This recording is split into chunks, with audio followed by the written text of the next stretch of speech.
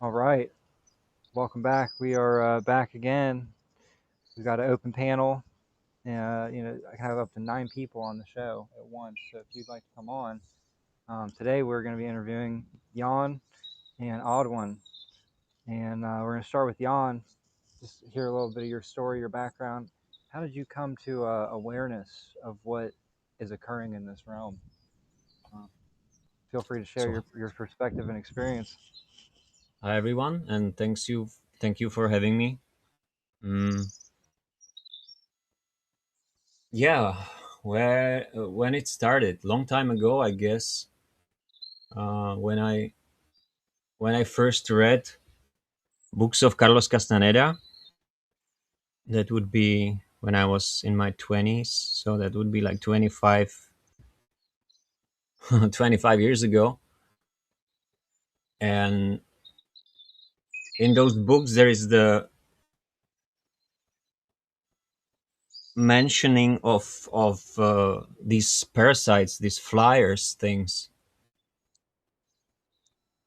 and at that time I was not really sure what that means, to be honest, but somehow it stick with me. So I always was having it in the back of my head, sort of, like I was really drawn into those books, and they certainly changed many things in my life. It was like a stepping stone to big changes.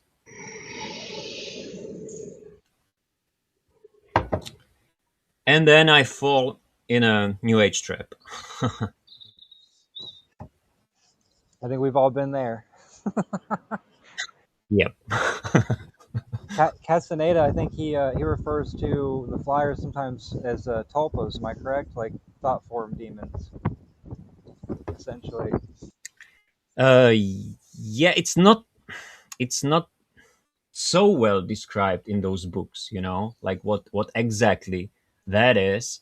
But I think there is that quote that the parasite gave us our his mind, or its mind, so that there was this connection that the mind has something to do with the parasite. Yeah, absolutely. I mean, in my own experience, there is definitely an overlay of a false mind that is it's integrated as the construct of this world, and that's what is mostly directing the nervous system, biochemical responses. It's there's like an overlay, what people call the ego. From my Hmm. experience, it is a separate intelligence that's designed to mimic the personality of the individual and implant thoughts and guide them through their life script, right? And ultimately to submission, right? Because throughout life, it's guiding one's mind to submit to the external. I gotta be accepted here. I have to. I gotta fit in there. I gotta go out and make money. I gotta do all this stuff, and it's all being directed through that false mind. I think there is a true mind, and then there's the implanted, overlaid mind, and they're so vastly different that I think that the true mind isn't even referenced by the false mind um, when you really separate from it. I It agree. isn't like the subconscious, right? I think the subconscious is part of that false mind. There's no sub awareness, right? You're either aware of something or you're not aware of something. There's not there's not like a background version of us working behind the scenes to guide us. That's all the construct, right? That's all this other intelligence that's mimicking and masquerading as spirit guides and our higher self. I'm very adamant about the fact that you are your higher self. You've just been memory wiped, right? You are your higher self. It's just that the awareness has been so condensed to this one human bandwidth of reality that we're not even aware of the larger part of ourselves. It's still us. It's not some separate entity that's going to come in and give us guidance. That's anytime an external force is giving us guidance, including the subconscious through the dream state, that is the other intelligence that is masquerading as a part of us in order to eventually co-opt that integration, right? Get us to consent to integration with it on a deeper level. Um, how do you feel about that statement? Yeah, I was just today contemplating uh, about Carl Gustav Jung, and he was also like an influence on me at certain period, and he was talking a lot about unconscious, and until you make unconscious conscious, it will guide your life, and you will call it fate, right? That's the quote from him, and I was like Yeah, thinking, it's a good stepping stone. Yeah, mm, but but then but you that go but beyond then that, right? You then go it beyond that, then right? again it's a trap, right? Exactly right. Yeah, you go beyond that, right? Once you make the unconscious, you become aware of what you're not aware of. You see that that was not actually you to begin with, right? That other thing guiding, called the subconscious, is just a background program that is part of this construct. It's not, we don't take that with us. That's not part of our eternal being. It wasn't part of us before we came here, and it won't be part of us when we leave here. If everything goes, correctly, you know, towards sovereignty and freedom, that's not something that we take with us. Because yeah, you got to go beyond that. Once you're aware of it, then comes the work of separating from it, and realizing, well, that's not me.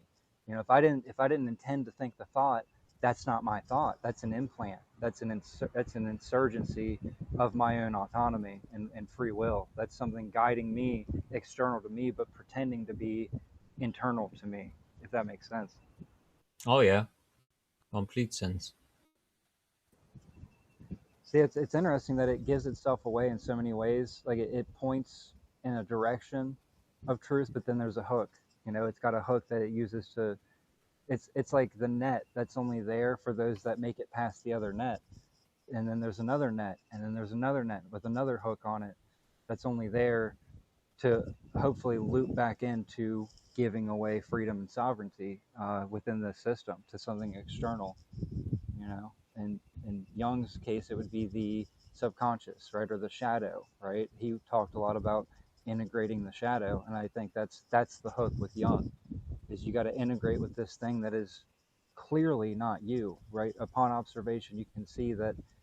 Why I'm not a masochist. I'm not trying to belittle myself and torture myself. So what's this other thing inside my that I can hear, in my mind? What is that? That's not me.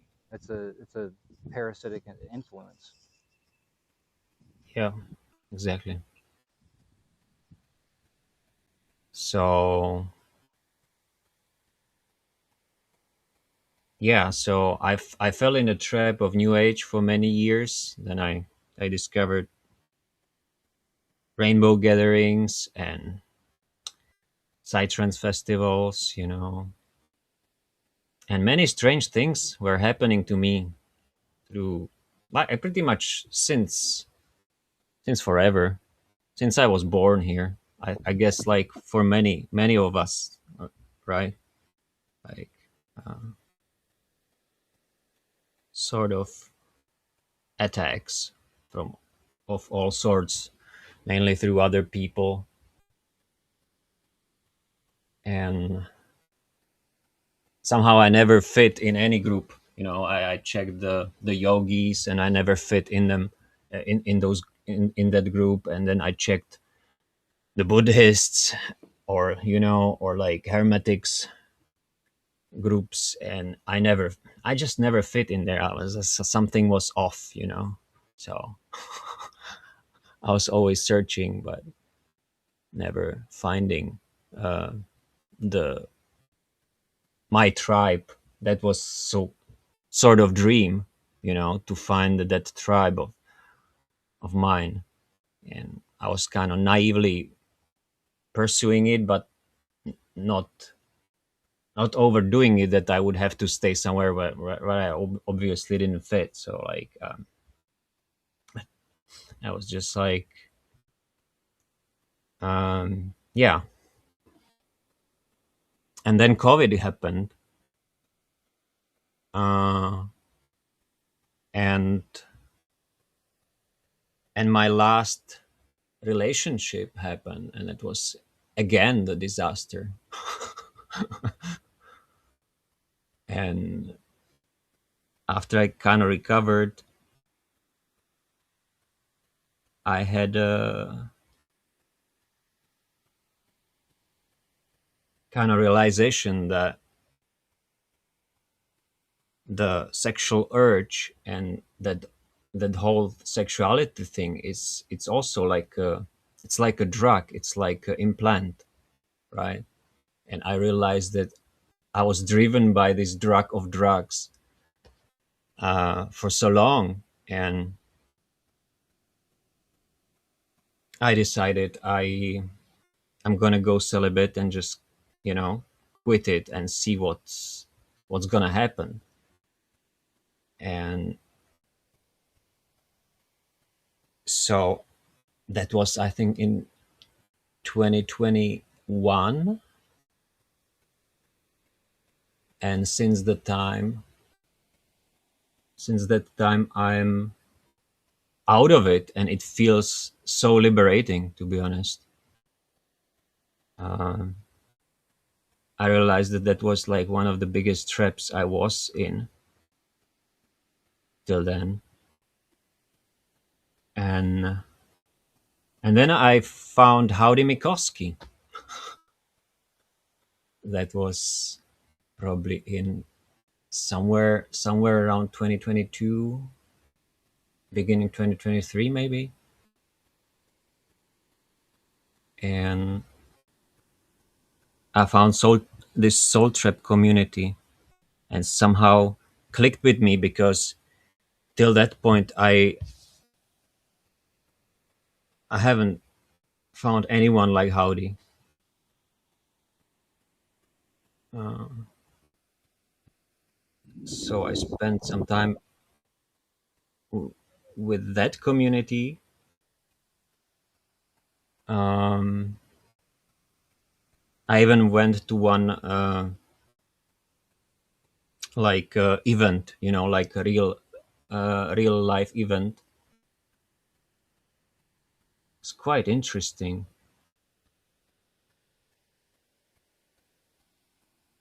And I realized that the infiltration is always happening, or always trying, right?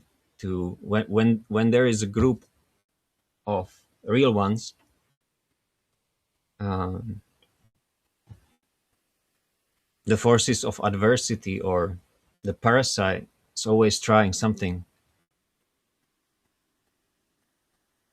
So That is the truth, my friend. So, how did you come to realize that during the like? Was it at that event in particular, or was it just over it time you saw the hooks in the soul trap community?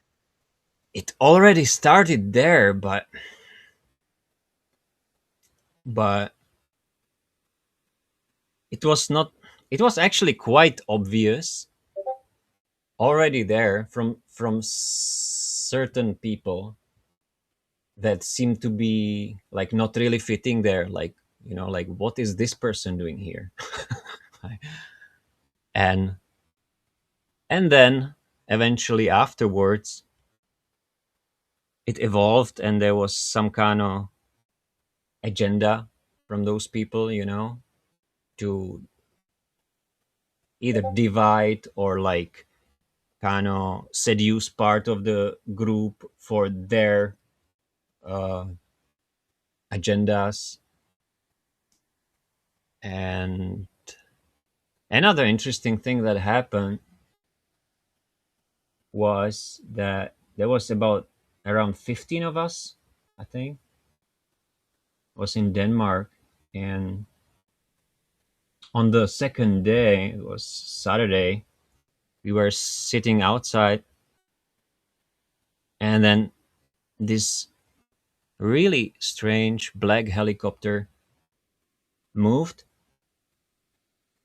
right above us, from one direction, very, very low, flying, and then actually came back the same way again. And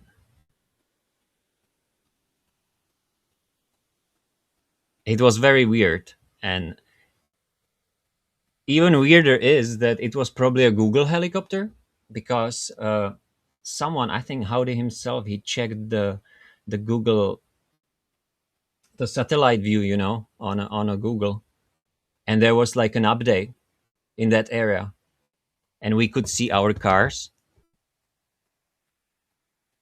What a coincidence, right?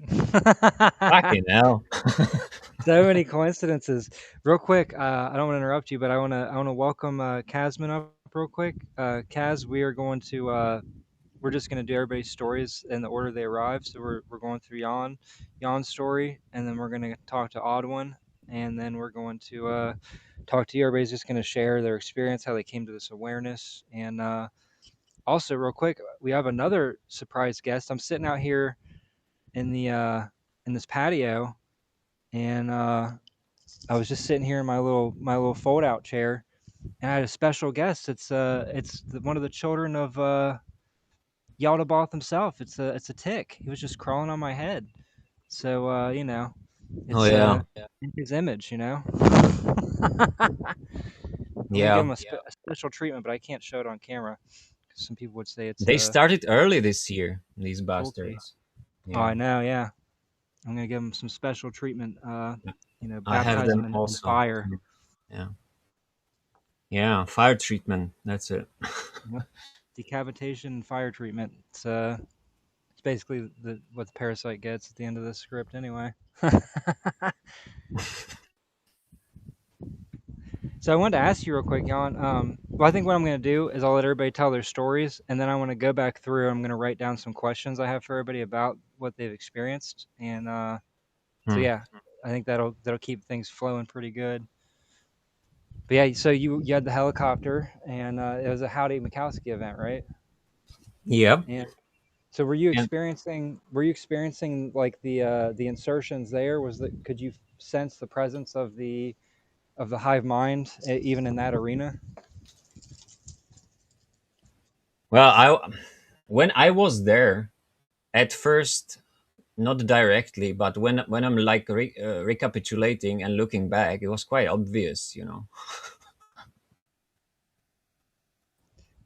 Yeah, So can you give an example, like just overall? Because actually, I wanted to ask you about the hive mind. 'Cause when I went to festivals and stuff, there I is a went weird I went I went sound. through it. Is it windy or something? Yeah, it's really wind. Every time I try to do a show outside, it just starts blowing fucking wind. You know this place. You know how it is. Oh, of course. Yeah. So yeah, I guess I can share some of it. Like the main distortion was like that there were like two two people, two attendants of this group were like acting like teenagers, sort of sexually through whole event, and like it was really disturbing, because no one actually came there to, you know. Right. So they're basically inserting that energy, right, as an overlay to try to Yeah, distract awareness, yeah, remove. I see what you're yeah, saying. yeah, exactly. That energy is quite strong, right? The sexual energy, when it's like that, and she was always sitting on him, and like uh it was real distraction for everyone. So I guess that's a good example. And but then it seemed that the rest of the group, or some parts of the group, were quite coherent, and we were planning stuff, and but eventually divide and conquer, like those forces, they just creeped in and implemented division. And um, I guess it fell apart. Like maybe there are some small groups from that still working, but yeah, I don't know. Anyway, uh, I guess You all know this, right? So yeah, I just wanted to pay you respect, like that your group seems to be staying strong, and that's really something. It has not been easy. There has been we look. I've talked about it on a few shows before, but this group has definitely experienced some infiltration of its own, and Oh, I bet. I even say like gosh, I wish I could remember the exact quote from myself, but any of us can be used as infiltrators, right? There's some that are always infiltrators, but any of us could be used as infiltrators at any time if we're not maintaining our coherence and awareness in this place. Like it's not difficult for it to slip in a little bit of that divide and conquer, a little bit of that doubt, or redirecting our essence and energy back to some perceived external authority. So yeah, man. I mean, if you go back through some of the shows, you can see if you pay attention where the infiltration is at, where it's coming from, and the scripts that it's playing out. It gives itself away in everything that it does. It's just you got to be paying attention to what it's doing in real time to see what it's doing, because it's so conniving, it's so slick, it's so it's just really good at what it does. It's good at being a parasite, and to be a parasite, it has to be able to hide and insert itself, just like this tick that was crawling up the back of my head tried to insert itself, but I caught it, and I squished it, and I set it on fire, and now I'm going to impale it. And that's the exact sentiment I have for the overall greater parasitic intelligence. Yeah, 100%. Yep. So I guess that's about it, because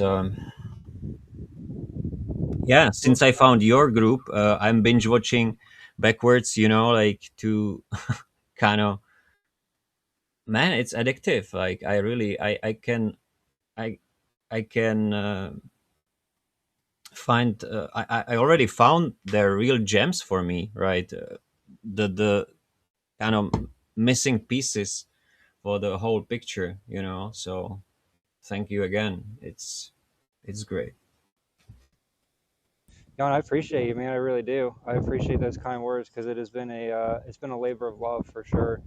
Like, I don't get any reward for this. I could write 10,000 books and never make a dollar. Um, I just know how this place works. It's never gonna see the wind coming in. This fucking place. It's never gonna reward me for the real work, and I know that. And the real reward is freedom for all of us at the end of this ride. That's the only thing I'm after. It's the only thing I care about. So I appreciate your kind words. I really do. And that alone, knowing that it is helping others that resonate, that are real with this shit, it makes it worth it, dude. It makes all the pain and stress and misery that comes with being real in such a fake world. It makes it worth it. So I appreciate you. I really do. If you're okay, I'm gonna move over to Oddwin, and Oddwin, if you don't mind sharing some of your story, how you came to this awareness. We're just gonna go all the way through everybody, and then we're gonna just do an open discussion. Everybody's free to talk after that. Is that cool with you, on? Are you on? Yeah. Oh yeah, sure. Cool, cool. All right. Well, Well, first, Oddwin, welcome. first, I'd like to thank you to let me tell my story. Uh, it's been a long time. I've kept it in. From the first moment I appeared on the body of a child, roughly 3 years of age, I've known there's something wrong in here, and I've been searching ever since. So I'm trying to keep it short and sweet. I have no memories from before. The memory wipe has been proper, right? What I do remember is when I was going to nursery, so under 6 years, I never fit in. So I remember trying to play with other children, and they were always upset with me because I didn't do what I was supposed to be doing. None of it made sense to me. None of it. So I usually went to play with boys because their games were much simpler. And because of my so-called weird behavior, I was always the black sheep in the family and anybody I met. So I have many stories to tell, but I don't think they all fit in this, short over. But what comes to understanding that am I separate from the avatar?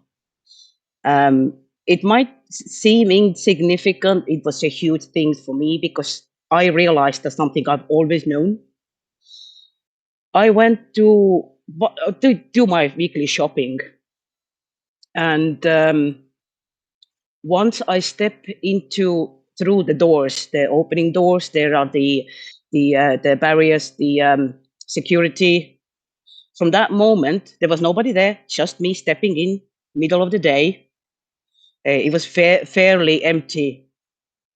I heard a voice in my head who sounded like elderly British gentleman jumping from one leg to another and shouting, "I'm gonna win £20. I'm gonna win £20."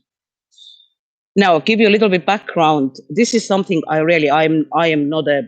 don't usually play lottery. This rarely happens. Has to be perfect condition. After I've done my shopping, there is no people queuing at the customer service, and I have an exact change in my pocket. What happened that moment, whatever it was, took over my body, make me stand in that queue. I was not in charge. And I did not become aware I'm in charge of my body again after I scratched out that £20. At the moment, I realized, wow, this really isn't me. Never been. And I've always known it. So I don't think I've told that story to many people because everybody started looking at me at what? So yeah, this particular path to actually find out what's going on started for me 2018. And it was fairly quick. I would say that you feel like hit by a freight train. I went through many channels and many people who have talked about these things and nothing really fit. So I just gathered some pieces of information and tried to fit in. But yes, when I heard, it's been a while. I think I've listened to your podcast at least a year now. That was like, oh, finally, somebody gets it. So yeah. That's really cool. So during that experience, was it like you were being remote controlled, and were you able to observe the avatar, or was it like Yeah, a I was black? there. I was there. I was literally there, but I was not in control. I mean, really in the background. When they say that if you try to find out who you really are, start peeling off the layers. All the conditioning, but including the persona, the avatar, the body. I was there, but none of it is me. And it's so clear that I started realizing, the things we do, this reality, that how the body does its thing. It runs on the script and it does whatever it has to do. I am just a passenger.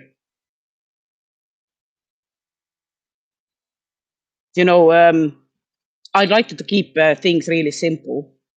That the mind that interrupts our thoughts, it's the avatar. Everything is installed to this avatar. All these urges and the hunger and everything is installed inside the avatar. That's not me. because I've had a few times when the so-called sleep.exe doesn't work. It's completely skipped. It's happened to me like 3 times in my life when I completely skip the sleep because the program doesn't work. What is that? What is that like? Really straight. The first time I really noticed it because I was coming from work, 12-hour shift, and went home and did what I usually do. I was supposed to go to sleep and to wake up the next morning.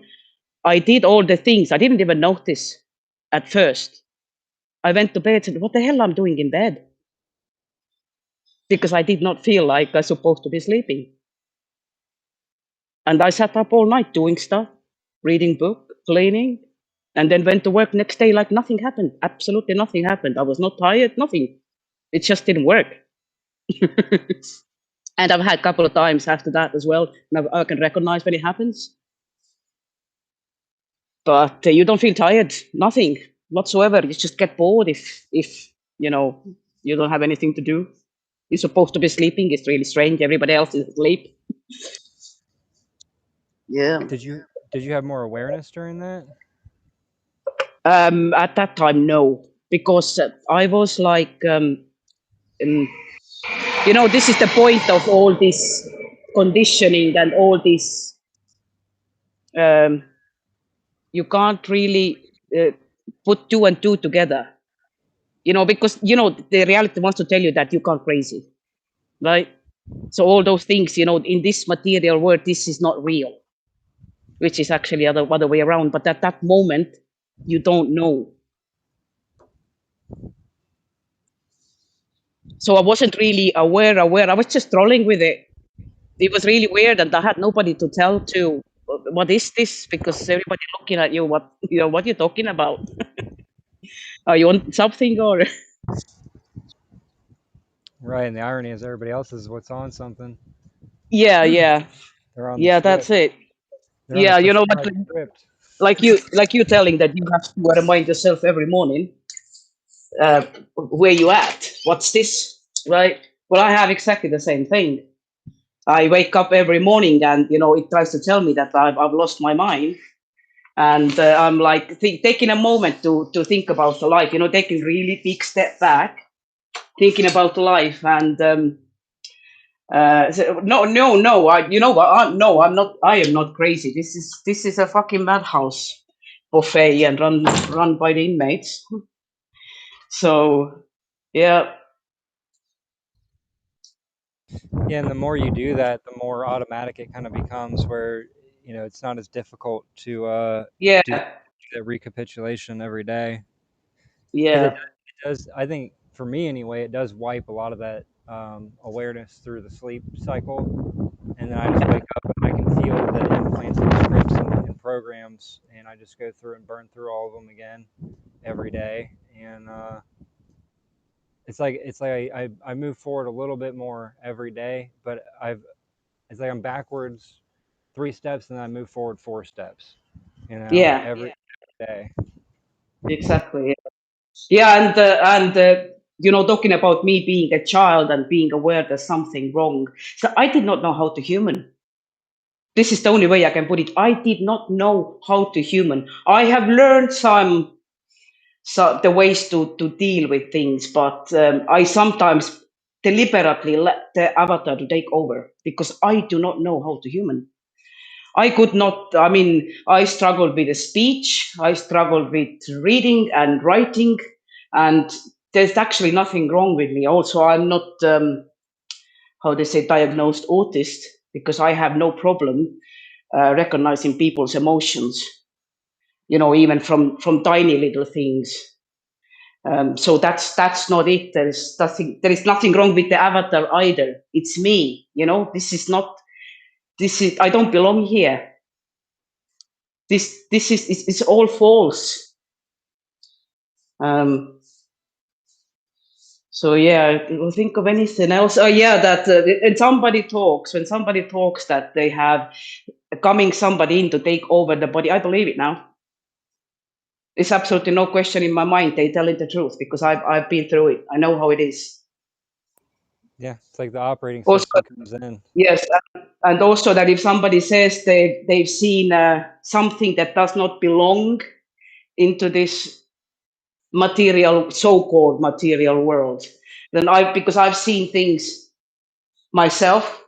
I've seen the watchers, the shadow creatures lurking in my house. Funnily, it was just like 5 feet away from me, walking through brightly lit hallway. I mean, you can't be more obvious than that.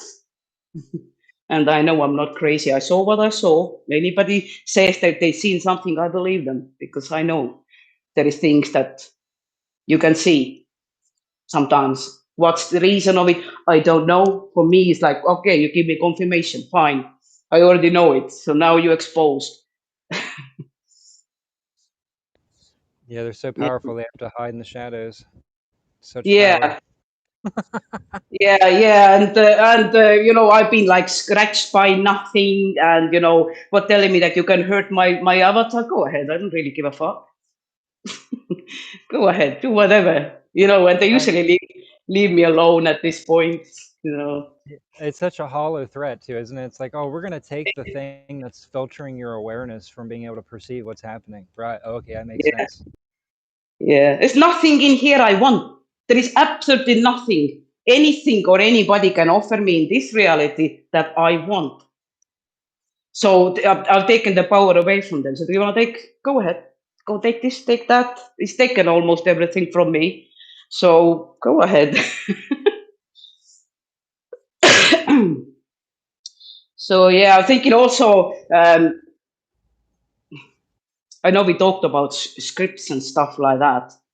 Um, why I mean, uh, it's not just that you can use your imagination to test the waters, but it also happens to me in real life because it was not long ago.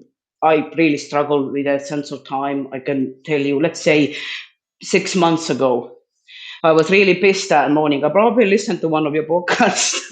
I went to work and there was an altercation between, I'm a manager in the restaurant, so I have workers under me. There was altercation between my guys and the guys next door. And I was thinking, okay, I'm just going to see what happens. So show me what you can do. I'm going to go step out between them two and see what happens. Is he going to attack me too?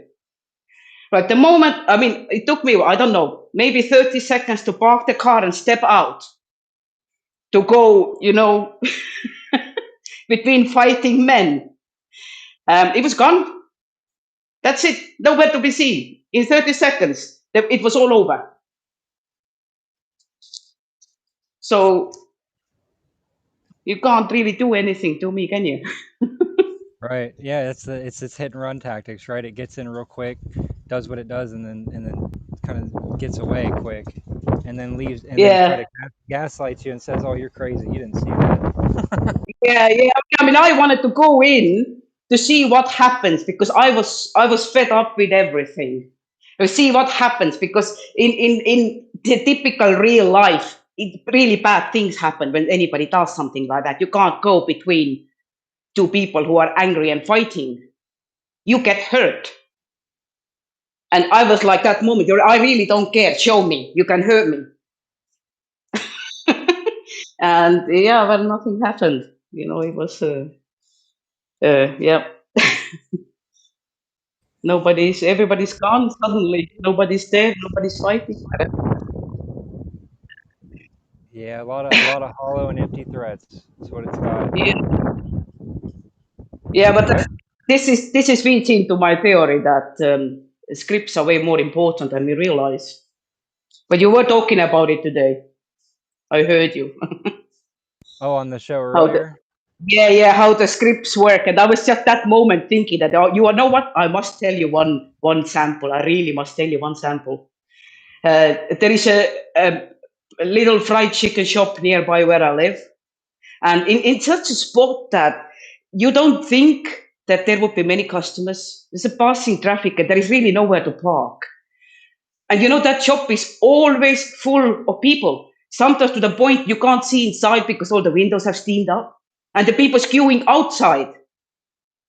And nobody understands how does that work. How come that person can have such a good business in such a poor sport? Yeah, because it's a script. Simple as that. So yeah, this is the way scripts work. Right. They don't make sense. They don't make sense on any logical level. They're just designed to play out the way they play out. Like that's why you can do the same thing, but you're real, right? Yeah, You could do the same exact thing as that individual, and your business wouldn't do what their business is yeah, doing. exactly, because it's not meant to be. And also comes into something that happened to me as a child. When the time when everybody was still listening radio and watching MTV. Yeah, I'm that old. I used to have it. This happened, let's say, 100 times. Let's say I said roughly 100 times. When I think of a song, I turn on radio. There it is. When it happens 1, 2 times, it feels kind of funny. I said, oh yeah, that's cool. And but if it creeps up and it keeps happening and happening, it's clearly not coincidence. So for a while, I was thinking I did not use that word at that time. I knew nothing about manifestation, but I was thinking I was manifesting it. Years later, I realized I wasn't. You know what I think actually happened is I was tapping into what's already there. And it wasn't a conscious thought in Avatar's head. It came from behind, inside behind. I don't know how to explain it. It came from,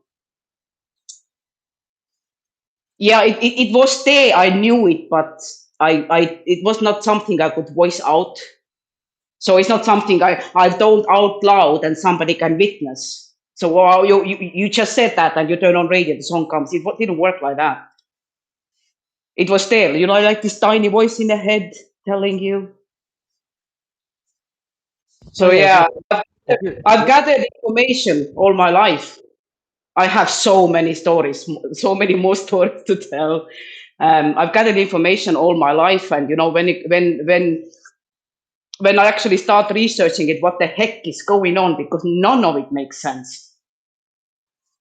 Then it started coming to me. I was ready to hear it. I was ready to receive it. I had no choice. That's what I say. Why script is important. Did you feel you ever had a choice not waking up? right, right. Did you ever felt that I could go back? There's something pushing you towards that inner standing. I like to say instead of understanding. I feel I never had a choice. This is exactly what has to happen.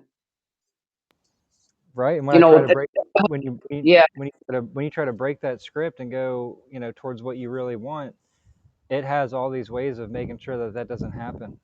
You know, yeah, so yeah. many. But waking up for me was not an option. It was laid out path. Everything that has happened in my life has taken getting me to this point that I've realized what I really am and what this place really is. So it's not happenstance, and I still feel the separation in the avatar lives its life as it's scripted because things still happen, right? But it's completely separate from the real me. You probably, I think you understand what I mean. Oh, I definitely understand what you mean. Yeah. Um, So I have a lot of questions, but first I want to, if you're okay with it, I want to move to Kaz. Kaz has been waiting for a little bit, and I want to get Kaz's story, and then I want to ask everybody questions, if that's okay. Are you cool with that, Oddwin? yeah, Perfect. Yeah, I have a lot of questions for you, and I want to hear more of your stories, but I want to make sure everybody gets a chance to tell their experience and how they came to awareness, and hopefully this, in doing so, it'll encourage others to do the same. Come up and share their experiences, because the more we share, the more we're basically laying the script bare and showing how it works so that others have the opportunity to see deeper into it and separate further from what they're not. So on that note, welcome, Kaz. Hi, nice to meet you. Good to meet you, brother. Yeah. So, basically, I'm struggling to remember a bit of quite a chunk of it, but I'll just kind of start at a point I remember. Basically, I was just playing this game called Minecraft Legends, and it was just like a simple game for me to mess about on the PlayStation. And then around the same time I was doing that, the Minecraft movie came out, and it seemed to be a bit coincidental, and I started to think like maybe this reality is kind of like based on like us, like where it kind of like extends out, like we're the kind of fundamental reality basis, and then it kind of spreads out from us in all these events and stuff, or world events and stuff. um and another thing as well, I started seeing things in the TV, like uh, I was watching a TV program on the BBC iPlayer app, and it was about these kids who had like been to prison, and they were trying to like get back into the community by like doing some social service. And these girls were in their flat and they were having tea, and the glasses that they were using were the exact same glasses that were in my kitchen cupboard. They had the same pattern and stuff. And I thought that was a bit remarkable and peculiar. Um, when things started getting a bit more scary for me is when I started having a quote unquote psychosis, which I'm questioning now. Is psychosis just a cover up term for something else? But basically, I live next to a local McDonald's, and I went inside, and this guy usually serves me, and he's rather friendly. When I went that particular day, he looked at me as he came out the kitchen in the back, and there's kind of like a dark look to him, like and a song was playing as well in the McDonald's. It was like "The Devil Is in the Details" or something. Um, and this kind of thing in the music, like these kind of like devil kind of things kept appearing in the music more, like depending on where I was going. And oh yeah, another thing. I was on Google, and there was like a dragon or something, and I know that like some people say like dragons are associated with the devil or something like that, and I thought that was a bit strange in terms of like a synchronicity. And then I went to the McDonald's another day, and the kind of theme for like what the toys were had changed, and there was like a dragon on the floor, and I was just like, whoa, shit, like. Um, and yeah, another thing that weirded me out was I watched a program, and it was called Being Human, and it had like a basically like one of the guys is a vampire. One of the guys is like a werewolf, and one of the girls is like a ghost, and they're all staying in like a rented house in Cardiff. And it's just like a nice kind of program to watch, to entertain yourself. And but it has these spiritual themes in it, and there's one scene where this girl gets this guy up against a wall, and she goes, "Oh, all that stuff you're scared about, the monsters under your bed and all that stuff. And like people told you it wasn't real. Like they're actually real." And I've seen this in other like some other programs as well, where they kind of allude to this idea that these supernatural beings are like actually real. But it always says, at the beginning of the program, like, oh, this is a work of fiction and stuff like that, and don't take it as real and stuff. But it seems the way they're trying to like do it in some of the programs, like they're trying to actually get a message out, but maybe they're just not allowed to say it, like legally or whatever. But anyway, basically at the end of this program, they find out like that all these supernatural like beings are, they basically like originate because of the devil or something like that, and it's kind of like a snake or something, and they say in one at the beginning of one of the episodes, like it made all the countries, like it tricked all the countries into like warring with each other and all this shit, which is a bit weird, but they end up like putting him inside this like vase, and then like he gets imprisoned for another 1,000 years or whatever. Um, yeah, so there's that, and that scared me a lot for a long time. Like thinking there's like this devil there, and it's like fucking with people, and like this reality is all like this world is like basically a satanic trap. Um, and that really got me psychologically. Um, yeah, another thing was kind of like family. Just noticing that the family whole like structure thing was not good for you. And one of the narratives in this place is that families love each other, and people in the family love each other, and they all help each other out, and they're all real nice to each other. That wasn't my experience here, man. Like everyone was kind of at each other's throat, and at a certain point, I started to see kind of how this world is like illusory. It has like an illusory aspect to it, and none of the kind of the goals in it are real. Like people are trying to accomplish things in their career, or I want to do this. Like none of these are actually real goals that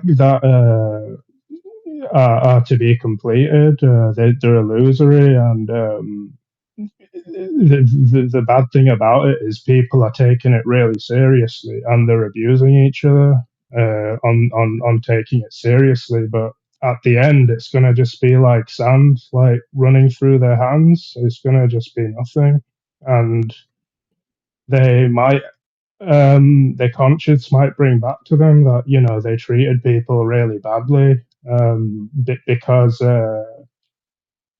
they let this place impress upon it that it's real, and these people are getting in your way, and there are a lot of time constraints, and you better hurry up, or like, and all that. Um, Another thing I encountered, like I felt like I encountered a truth in terms of my relationship to friends and stuff. Um, I actually feel I came to the conclusion that like we don't actually have any friends in this world. I know that's like hard to accept, but it's kind of like if you kind of assess people as to whether it's kind of like people will let you down. They'll have weaknesses. They'll be there some of the time, but not all of the time. But then I think this leads me to something else, which is kind of like you are like most powerful like on your own and by yourself. But being alone and by yourself and fully self-reliant is kind of scary as well, because like what if something goes wrong, like backup, there's no backup and stuff like that. But I don't know, like maybe that's something for people to figure out by themselves. But a lot of like treachery kind of in this place. And another thing is I feel I've been like if this place is scripted, like I've certainly been positioned around people that are in enmity to me.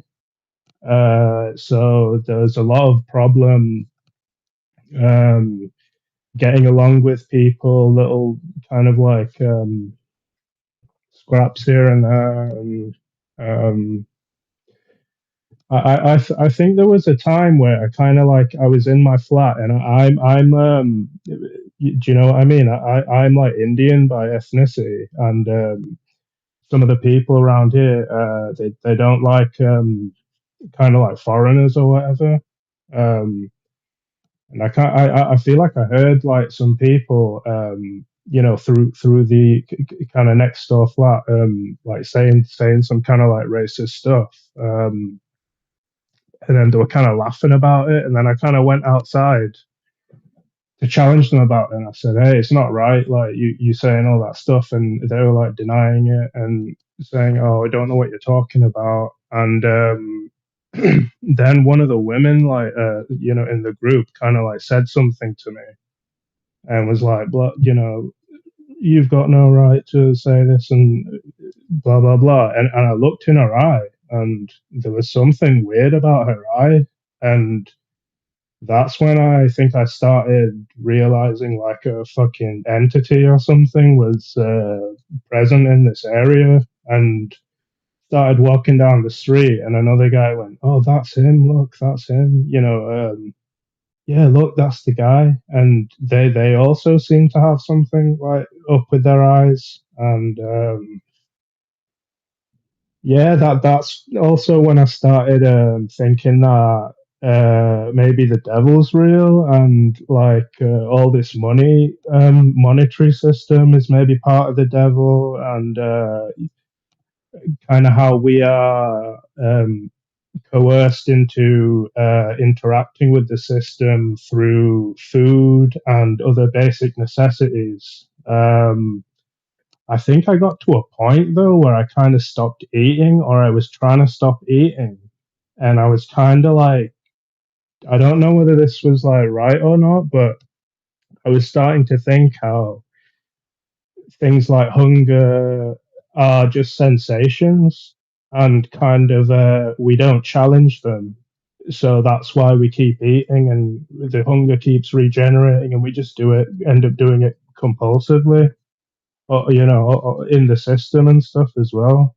Um, but along with that is scientists telling us things like, "Oh, you'll die. Oh, you'll get very unhealthy. You'll get ill." And a lot of what a lot of people now are saying that the food is like poisoned, or like it's bad for us, and it's like it's not good for us and stuff. Um, so yeah. Also, I think someone else here was mentioning about like sleep. Yeah, I went through a big period as well where I was kind of like sleep deprived, and I kind of felt like at one point, like if I'd go to sleep, I was losing awareness or something, and then like maybe some stuff would come in there and like take advantage of that.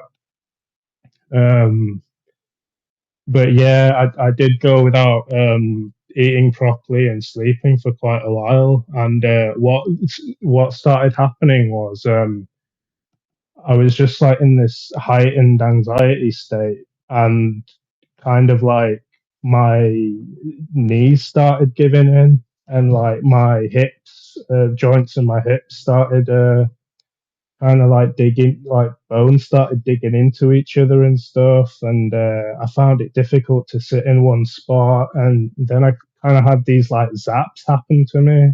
Um, and that felt quite scary because it kind of felt like, oh, that this might really do me in, if it happens too much. And I did get better from there, so that's a positive to take from it. Yeah. Well, I appreciate you sharing your story, Kaz. Now, when it comes to either devils or angels, those are both external entities, right? They're Mhm. neither one of those are our eternal being. They're representations that are just glorified to either polar extreme in this construct. So neither one of those is like the angels are there so that you have someone to run to when the devils scare you. But they're both external entities that are part of the same. It's like good cop, bad cop. You know, the bad cop's there to make the good cop look like the good guy, but they're both there to extort revenue and energy from you. So you know what I'm saying? It's a very well thought out scam. The whole thing that's going on here, very well thought out. Um, what I want to do is I want to ask a question. I'm going to start back in the beginning, and I'm going to ask each of you guys a question that I've had on my mind about your experiences, nothing serious. And something that you said that was pretty funny that relates to this show, Kaz.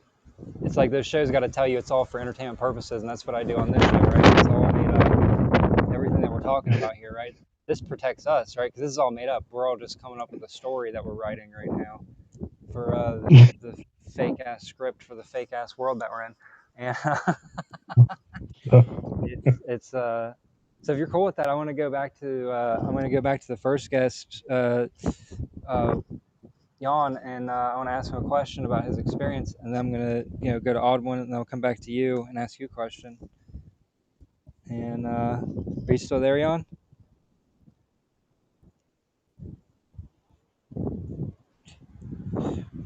Well, I'll come back to you, Jan, if you're not there right now, buddy. We could just reverse the order then. So Kaz, when you were having those experiences, like you started to recognize this external intelligence, and you said that it kind of took over the guy at the restaurant, right? Like you could sense that it probably wasn't the same intelligence now.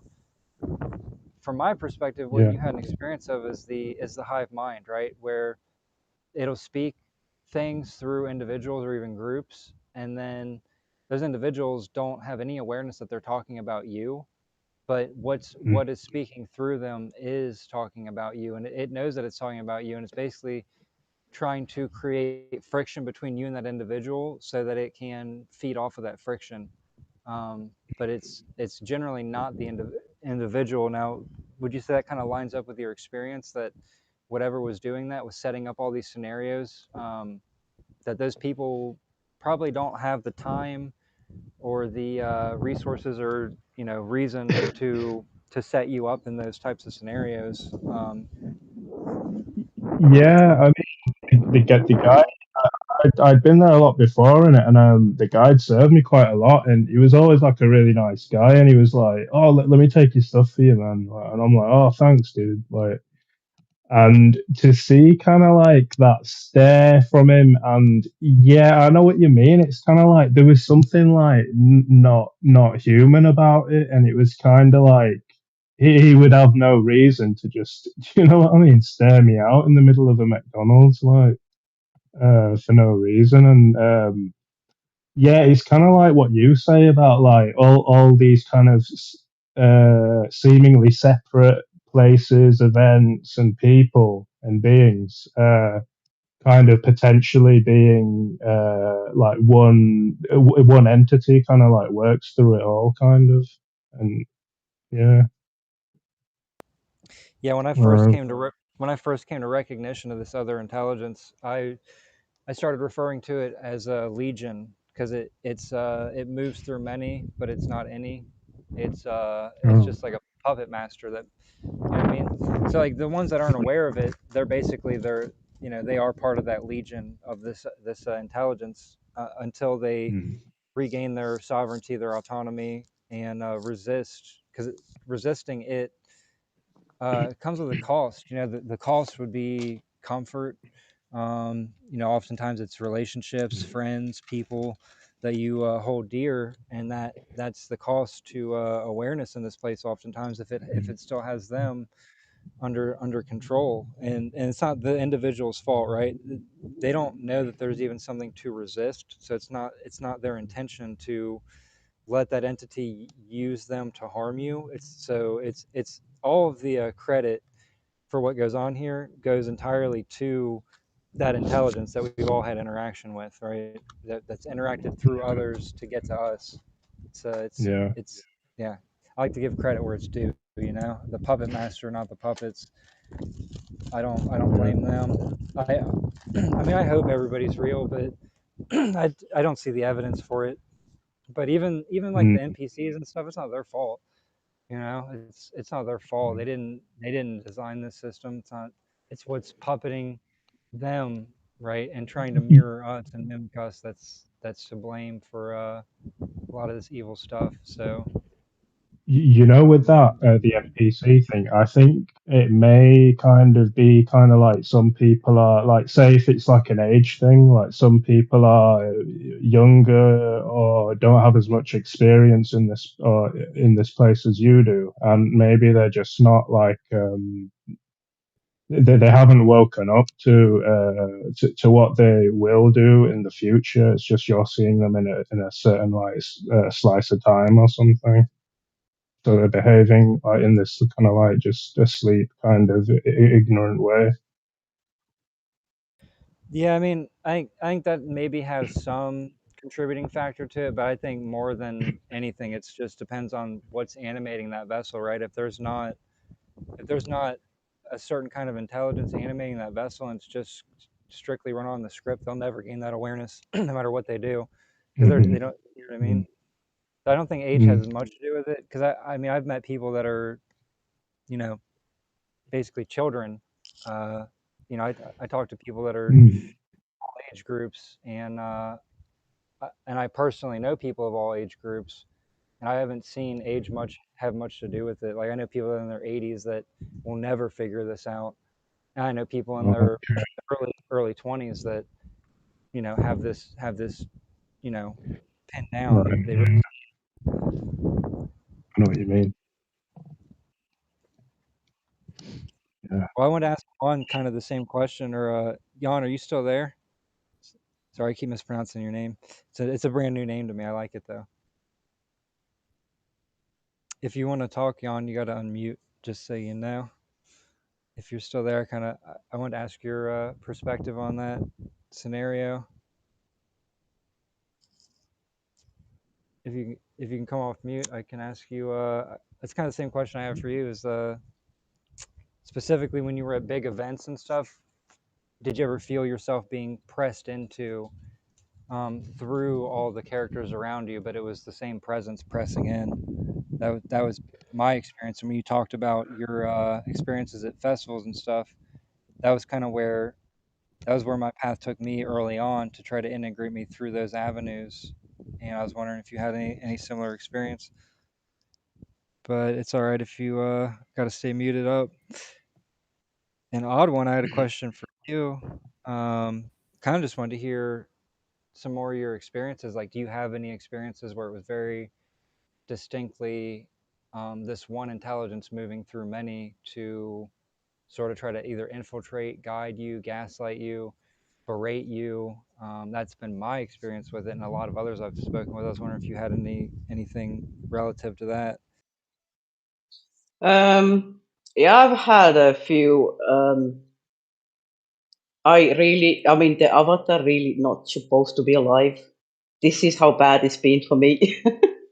And funnily enough, let's say it has happened 10 times in my life. I've always walked away either with nothing or just there scratching it. But the threats that I will take you out always been there, even though I did not understand it at that moment. I've been in a car crash. I've been hit by a car. One particular one, I was walking to a piano lesson. I was 12, right in town. It was early spring, so everything was melting. And walking past a 5-story building, when right in front of me, an icicle fell from the top of the building, about as big as my arm. It fell right in front of me, hit my legs. I stopped for a second. I stepped over the pile and one fell right behind me. So these threats have been, and I've been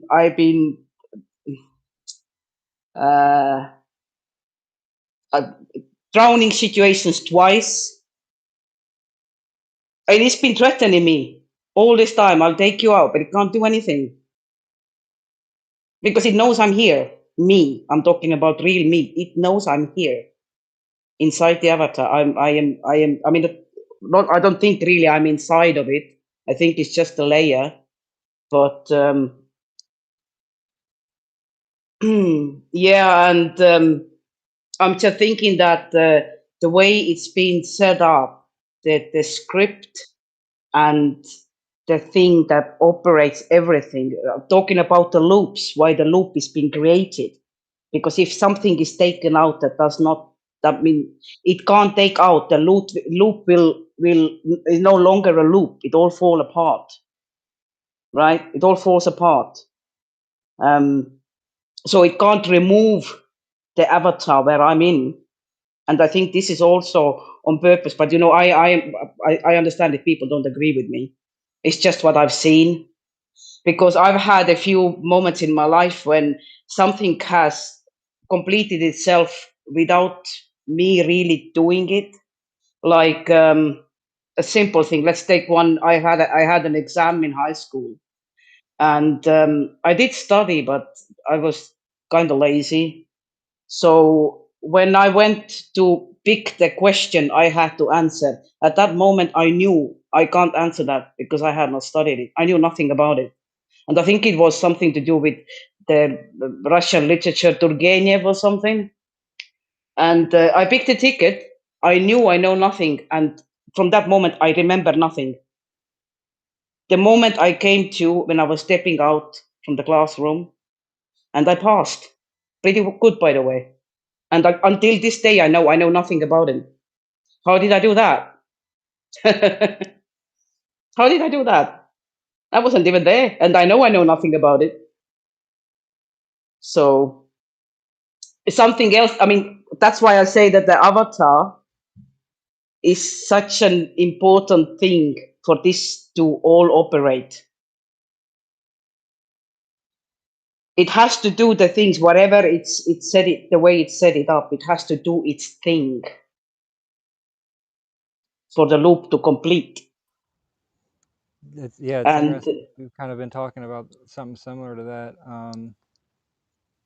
Yeah, I'm sorry, I didn't mean to interrupt you. It's just, I'm really taken aback at how we're all sort of coming to the same awareness, which, you know, I get skeptical. Like, how do we all come to the same awareness? And yeah, that's what I wanted to talk about, by the way. So I was wondering, what do you think? Because if I feel that I had no option but to wake up, I am here for purpose, which is all, by the way, a good thing, isn't it? I'm not dishing out hopium, but because nothing else makes sense. There was one YouTube channel, I think it's been, I really don't want to mention any names, but literally that person remembers the before. But then he says that we came here because we were bored. Excuse me. I can't really think of anything more boring than this. The same thing every single day, doing the same thing every single day.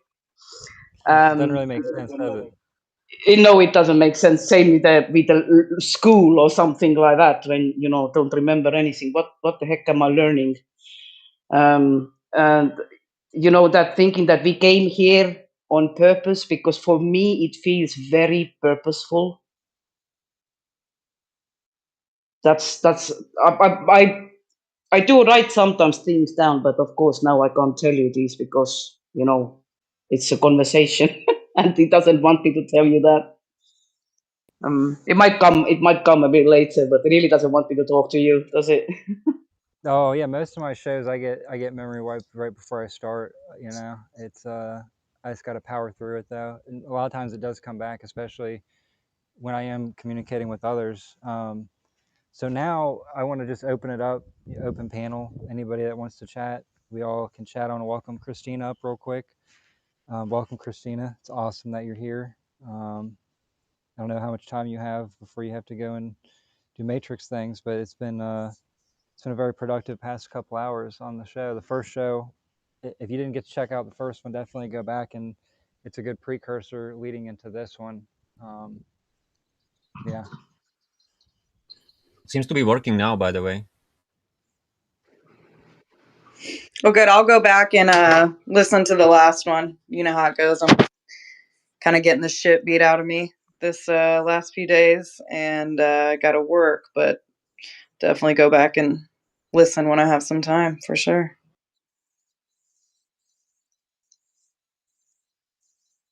Can we have a thought experiment? Because there is something I would really like to know what other people.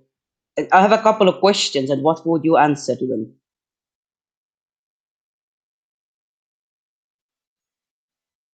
Anybody? Oh Yeah. I'm down for it. All right. The first question is, you don't have to go to any specifics, but can you give a definition of evil by using a example? Something that's pure, unadulterated evil. You don't have to tell the worst one, but everybody understands what it is. Just give one example. I mean, for me, it is the worst one, though. I mean, you can't really cover evil without covering some of the worst, right? So I would say raping innocents just to loop somebody in, or to harvest more energy, or to keep them in your system. That's probably the worst evil I could possibly imagine. Yeah. So can we say that gaining something on the expense of other, gaining something makes sense? Makes sense. Evil, right? Can we now do? Can we do now the same thing with good? How would you define good? Give an example. What's good? And you can give me many examples. That's fine. May I address the evil? I would say that it is imposing upon the will of another. Yeah. For their own whatever it is they want. What about good? What's good? Any examples?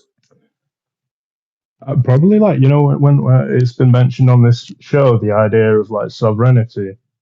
I'd say that's like a good it has to be okay. Okay, I understand. Let's say, because the evil anybody describes, it's happening here and here right now.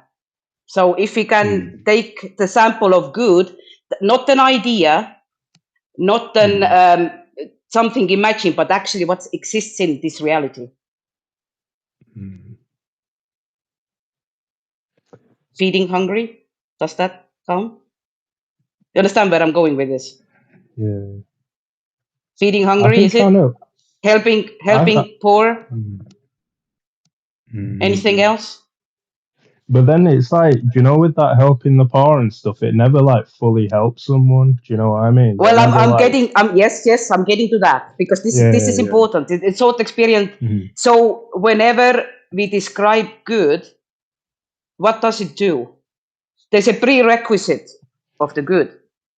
Yeah. It's the bad. In here, it's the bad, isn't it? All the good. Helping homeless. Why is there homeless? Helping hunger. Why is there hunger? Helping sick. Why is there sickness? What's the good? Okay. What is the real good? We know what real evil is. It's pretty clear cut. Everybody understands what it is. What's the real good? Doesn't even exist in here, does it? I mean, if you want my definition of the real good, it would be ripping out the root that is the cause of all the suffering in the first place. Of course. Absolutely. It's probably the only good. Probably the only good that can be. Yeah, but that's the thing, isn't it? It's the only good is the one that comes in from elsewhere. Yeah, I like that. That's good. I like that. So, you think that, people say that why nobody outside help us? Who said they don't? We in here, aren't we? And we are aware, aren't we? So that's what I was thinking, that why we spread out this way. Every corner of the world, we don't really have a contact close by. I know some people do, but generally, we really spread out.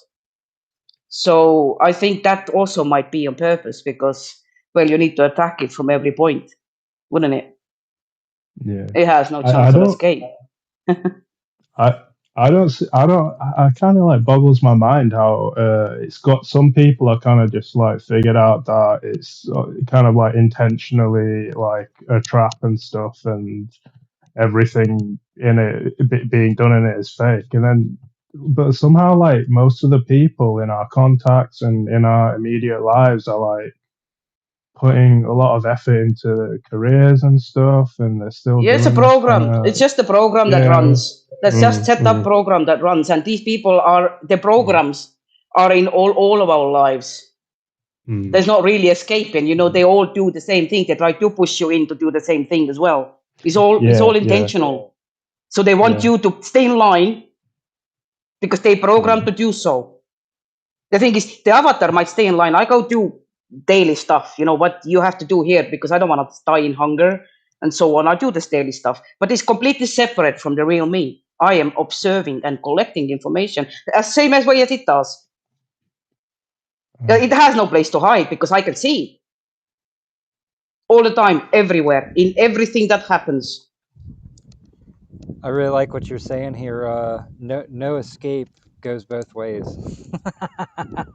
Yeah.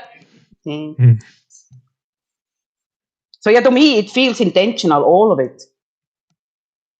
Because, you know, let's say we are eternal beings and we don't use speech to communicate. So being outside of here, what can you hide from us? You know, you can't really hide if the actual exchange of information doesn't work by speech, so nobody can really lie.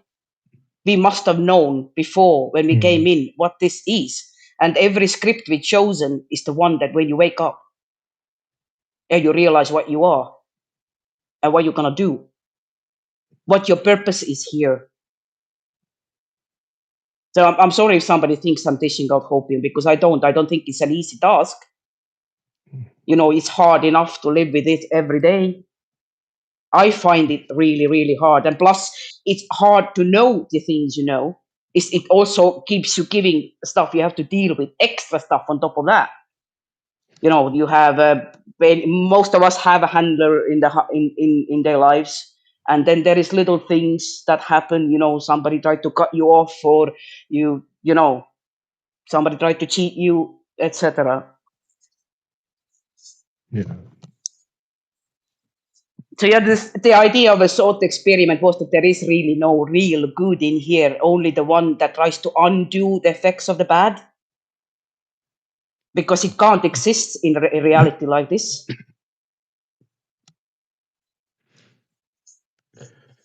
Yeah, I think you got to get completely beyond this somehow and I think that maybe might be the good. But I don't know. Like, as long as I feel like as long as I'm in here, I'm kind of like dependent on like circumstances and shit like that. It's kind Yeah, of it's the avatar. Yes, it's the avatar that is constricted. There is no free will in here of any kind.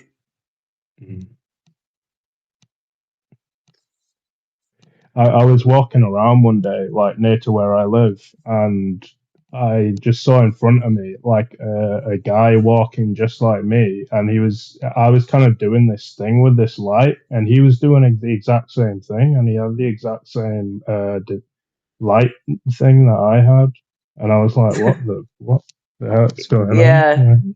Yeah, I've seen many things like that. It really, you know, if you start noticing, these things happen everywhere. So you start noticing the patterns. So it's like when I started digging into all this, what it is and where we at and why is the way it is. So the same programs, exactly the same programs, run in throughout the whole realm in different magnitudes, from small one to big ones. You know, like let's say the cycling program of day and night, and the seasons, and you know, the 24-hour clock, and they there's many like this. Or if you ever met a narcissist, you know how they operate, what's their MO. So the whole realm works exactly the same way. People ask, oh, why there is good in here? But you only get breadcrumbs. And the point is, if you were burning in a hellhole, right? You become numb and you won't give out any energy, right? So we dish in Mm. little bit of good, so you keep coming back. So you are still potent. You still, oh, we get a little bit good, and then we're gonna slash you with something really bad. So you're gonna actually feel it. Mm. That's the whole point of having the good and bad, because this is the way narcissists operate. They first love bombed you, yeah, and then they start degrading you. They start devaluing you, and then they give you a few good things here and there. So it creates this circle of the dopamine, how is it? Dopamine.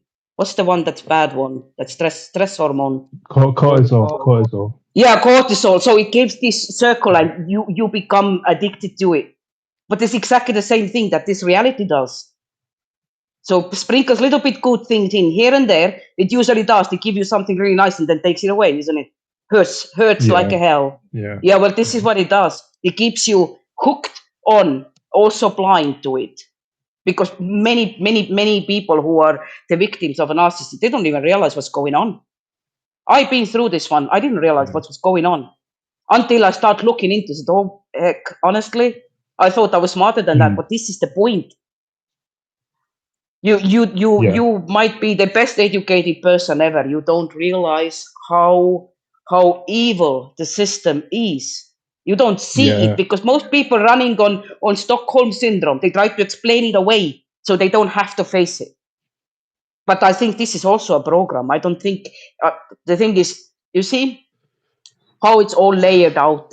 We start from, when the children go watch TV, there is a program running for this, and then they go to nursery, get educated, then the whole school system and so on. Yeah. But who is this meant for? For the NPCs? Because they would do whatever they program to. No, it's not.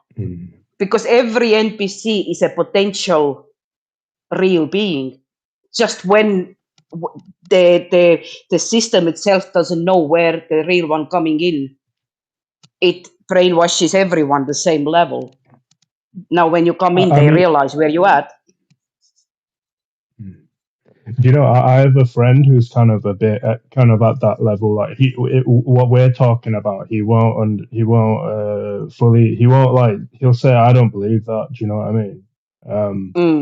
But I've been around him because we were mates and we'd hang out with each other, and he did a lot of things that were exactly the same as what I was doing and thinking when I was his kind of at his age or at his level of maturity.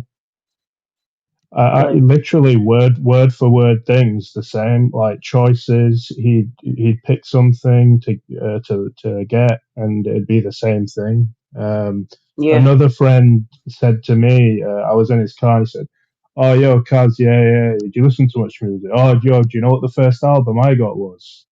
The Eminem show by Eminem. Do you know that?" Yeah. And I'm sitting there, and I'm just like, "That's exactly the same album I got. First album I got." Yeah. It's not. So it's repeating programs, because if you think about people, but the human avatars, there is only so many variations. How many times that happens to anybody? If you meet a new person, and I know your kind. I've seen it all before. The certain behaviors they have. There is only so many options. That's why they can do, this MBTI test. There is 16 personality test. So every person who exists in this world fits in some of them, one of these categories, because I've done it.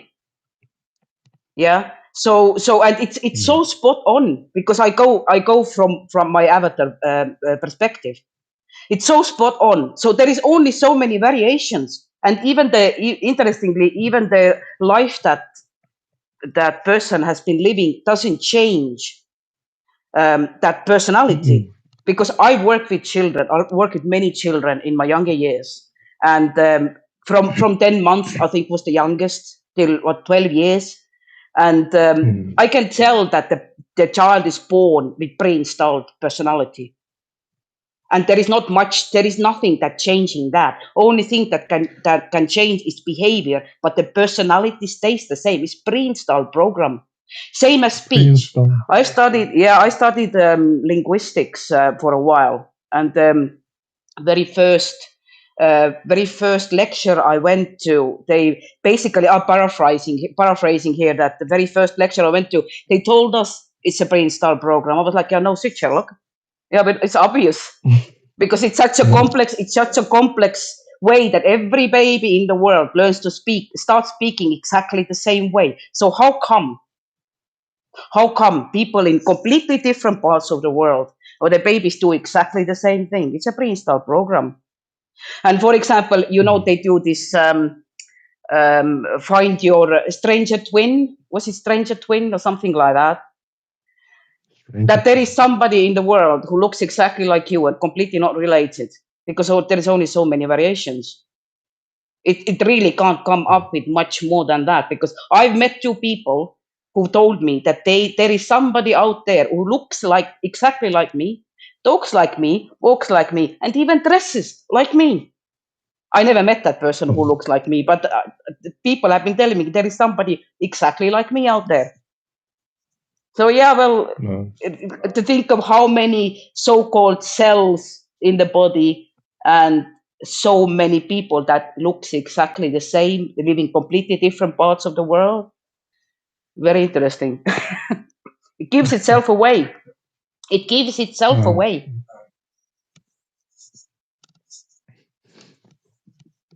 So thank you for listening to my TED talk. That was great. No, I loved it. I really like the. It's true that there really is only one righteous cause in this place, which is the elimination of the intelligence that is enslaving innocence. Beyond that, you're only treating the symptoms, and treating the symptoms is part of its game. Mm-hmm.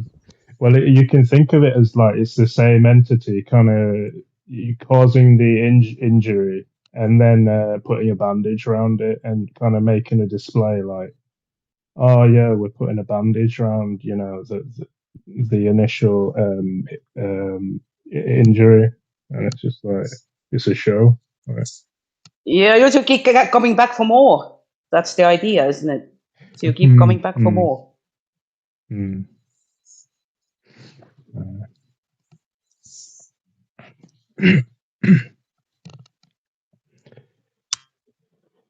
Yeah. So, shall I try to answer your question now? That's fine. Yeah, definitely. Please, it's an open panel. All right. It was really weird because it when you started asking me, there was an interruption from the connection, and all the time before was clear. Anyway, yeah, I've seen this many times. Like I was quite into raving in one period of my life, and I've seen this especially around people under influence of some psychedelics that sometimes happened to me something like this, where I could see that that it went in the person, and I saw the eyes changed. It was not his eyes anymore, and then I felt it kind of attacked my field. So yeah, I guess it's quite common, right? You probably have experiences like that as well. Oh yeah, a ton. Yeah. Especially at music festivals. Yeah, I was at a music festival one time, and there was probably, I think there was like 15,000 people there, and I was dead. The camp that I was in was right in the middle of the entire event, in the campgrounds, the middle of the campgrounds.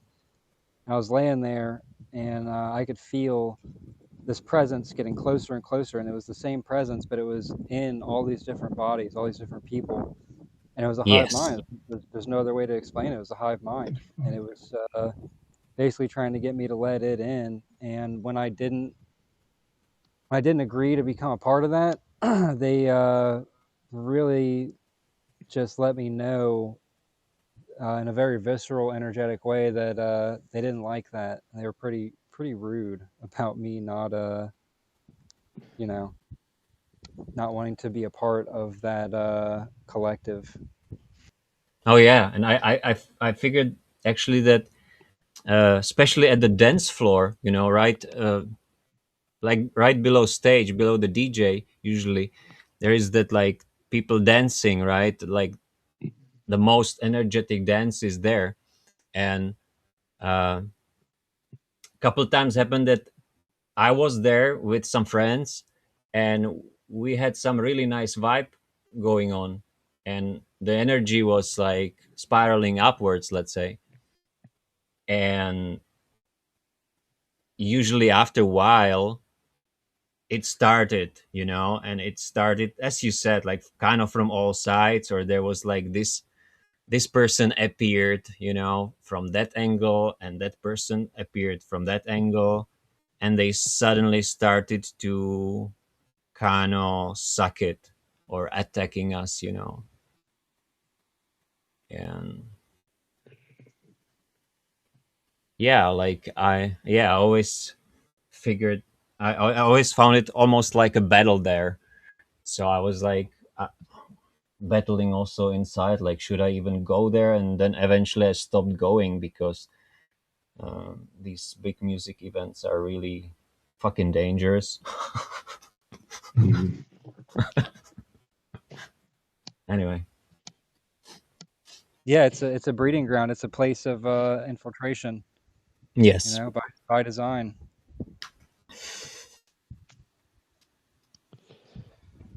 Man, a And lot of like music.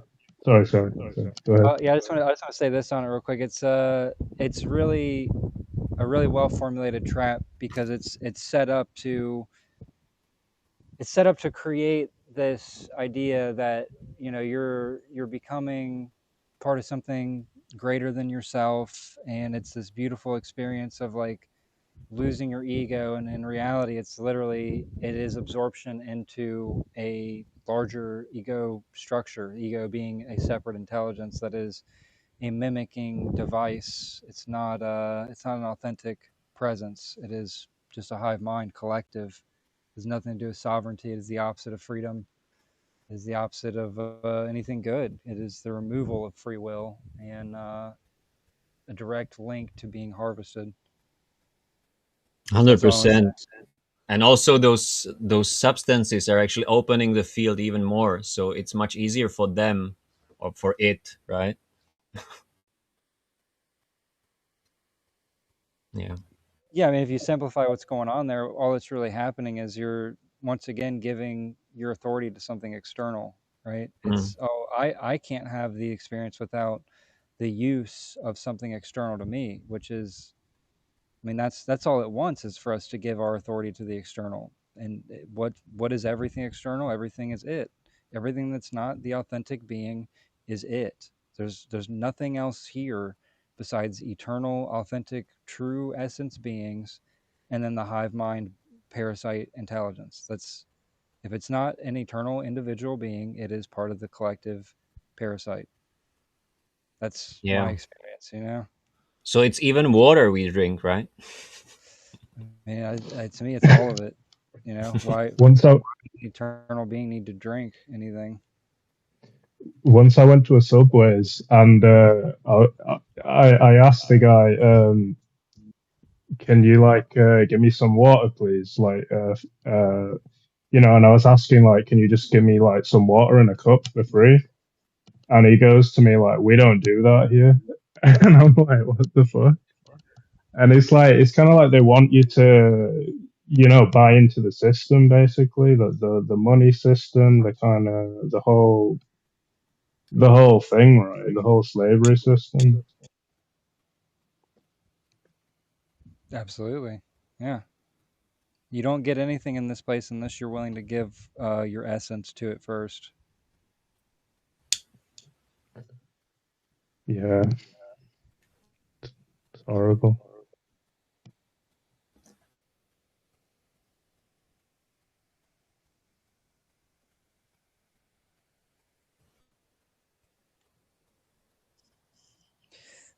Well, I probably got another, I want to say I have another like 15 minutes to half an hour before I got to go and do some matrix responsibilities. So we've got about, yeah, let's say half an hour left to chat.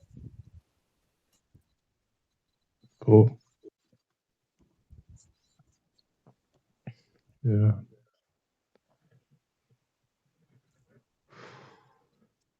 Yeah, the daily life living. I mean, do you any of feel difference, before knowing and after knowing?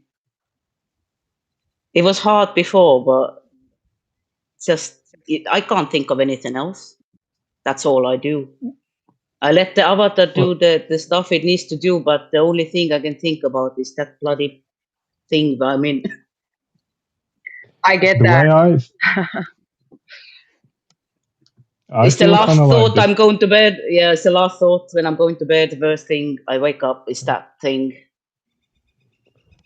I feel like before, every time you suffered and then you kind of like raged against this construct or whatever, you were kind of always just like lulled into kind of like, oh, dude, it's not really like bad. You know what I mean? There's some kind of like redeeming like thing about it. But then after, you kind of know it's like sinister as fuck, and it's just it can keep you up at night and shit.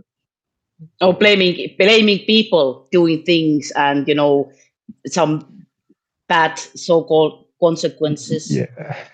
Yeah, they'll but never blame the actually, thing. yeah, no, because you're not aware of it. Mm-hmm. Just knowing, and this is really the only thing I do all the time. I don't care about anything else. Yeah. Once you see it, you really can't go back. We've talked about that a few times before on the lives, that it's to truly wake up to what's going on here is irreversible in a sense. At least for me, I can say that is anyways, because I can never. I mean, even if I try to distract myself, I'm seeing it in everything, and even like everything in this reality that you see, interact with, engage with, it starts to disintegrate.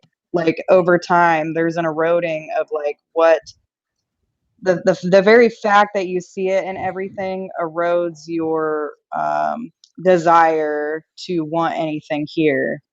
So for me, I totally identify with what you're saying, that it's all day, every day, even in the dream state. I mean, I'm literally, coming to awareness in my dreams of like, hey, this is what we're in. So it's for me, and I'm sure a few others can say it, it's irreversible. Like I can never go back to a point that I was, because it doesn't exist anymore. Like I can't go back to a past version of myself where I was raging out at things here, people here, asleep. I just can't. I mean, and I wouldn't want to, but it is an interesting thing to observe, to where you really, I do that sometimes. I'll sit and I'll kind of reflect and be like, wow, there is no going back. And so it's quite interesting how even when you try to do day-to-day things, if you go to the store, you go to work, you're seeing it in absolutely everything, which can be maddening until you settle into the fact of what awareness really is. But yeah, to me, I find that to be a really interesting phenomenon, actually. Like, because then I question people that can take offers, or people that do go back to a prior past version of themselves and pretend that this didn't exist. Were they truly aware ever to begin with? Because for myself, I can't even fucking imagine changing or going back to a prior version. It just doesn't even seem possible. So yeah, interesting. Yeah, Christina, the times you've said something on the panel when I've been listening, something, the thought you've had, word for word, what I've had, is insane. Because I think it was 3 times now when you were talking, you said something that I've been thinking about. First of all, there is no way back. I was sitting in a garden one day, and I was thinking, this is it. That's it.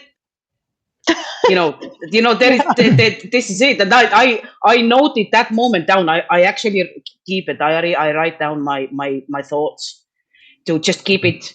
Sometimes I go back, so okay, where I've been, and the things I find. But this is it. Yeah, and the same thing with dreams. I can't say that I'm lucid. I'm always becoming lucid. I definitely not, because it does not like me doing that. But I am aware, even in dream state, that this is it. That's the thing. It's understand. I keep going over it even in the dream state when the avatar is sleeping. Whatever is going on, it tries to wipe it, because I do wake up in the morning and I'm like, I feel completely crazy. And then I go, okay, take a moment, take a step back, look at the lights. No, I'm not. It is. I am not. Right. It's the place that we're in. Exactly. Yeah. It's so curious to me. I bring it up, but I can't quite express the depth of what I'm actually feeling in it. So I've actually tried to test this out just to see, like, I've tried to, like, kind of tease old behavior, not falling back into patterns, but like do something that I used to do, or, something like that. I'm doing it with intent and awareness, though, right? Because I want to see how does my being react, or how does awareness react trying to go back to an old behavior. So it was more like an experiment for me, and it is bizarre. I mean, it's crazy, and I've laughed at myself so many times. I've been like, wow, yeah, it's irreversible. You burn the roadmap of all, like, there is no trailing back to that old map of what you were. It's gone. And that's a beneficial thing, right? But to me, it is such an interesting, curious thing about awareness, and how it kind of, for me, it's made life harder, not easier, and I think a lot of people have that perception that, like, oh, awareness is going to bring you to some new, pretty, polished version of you. No, it's fucking messy. I mean, it is a messy thing coming to awareness in this place by design. Um, and I accept that, I accept it for what it is, because we are in the place that we're in. So it's not some pretty packaged up scenario where you come to awareness and everything is like fucking sunshine and rainbows. No, it sucks. It sucks, but it is the only way to freedom. That's it, and there's a lot of authenticity in the chaotic portion of that. I've had to basically burn my old life in real time right in front of my face. I've had to let go of people, pretty much be entirely alone. I mean, I've had to literally burn the roadmap to everything that was keeping me small. And it's been hard. I mean, it's pretty much led to me being entirely alone. And I've had to accept that too. That was by design. It was either accept a life that kept you small, accept people that were never really going to see what's going on here, or live a more truthful life to what I am while I'm here. And it's not always pretty. Sometimes it's screaming in my fucking car. Sometimes it's raging out at this place, but it's all pointed in the right direction, right? Back when I was asleep, it wasn't pointed in the right direction. It was pointed everywhere else. But yeah, so I'm glad that you resonate with that, because it's just so fucking interesting to me, the irreversibility and true awareness in this place. Yeah. Yeah, I'd rather be alone than pretending. I mean, I can't even imagine doing that, to be honest. I don't mind people stepping away, the NPCs or not NPCs, but it gives me more room to do what I need to do, whatever I came here to do. Because if I see this as intentional state, then I must have been aware what is gonna come when I come in here. Yeah, just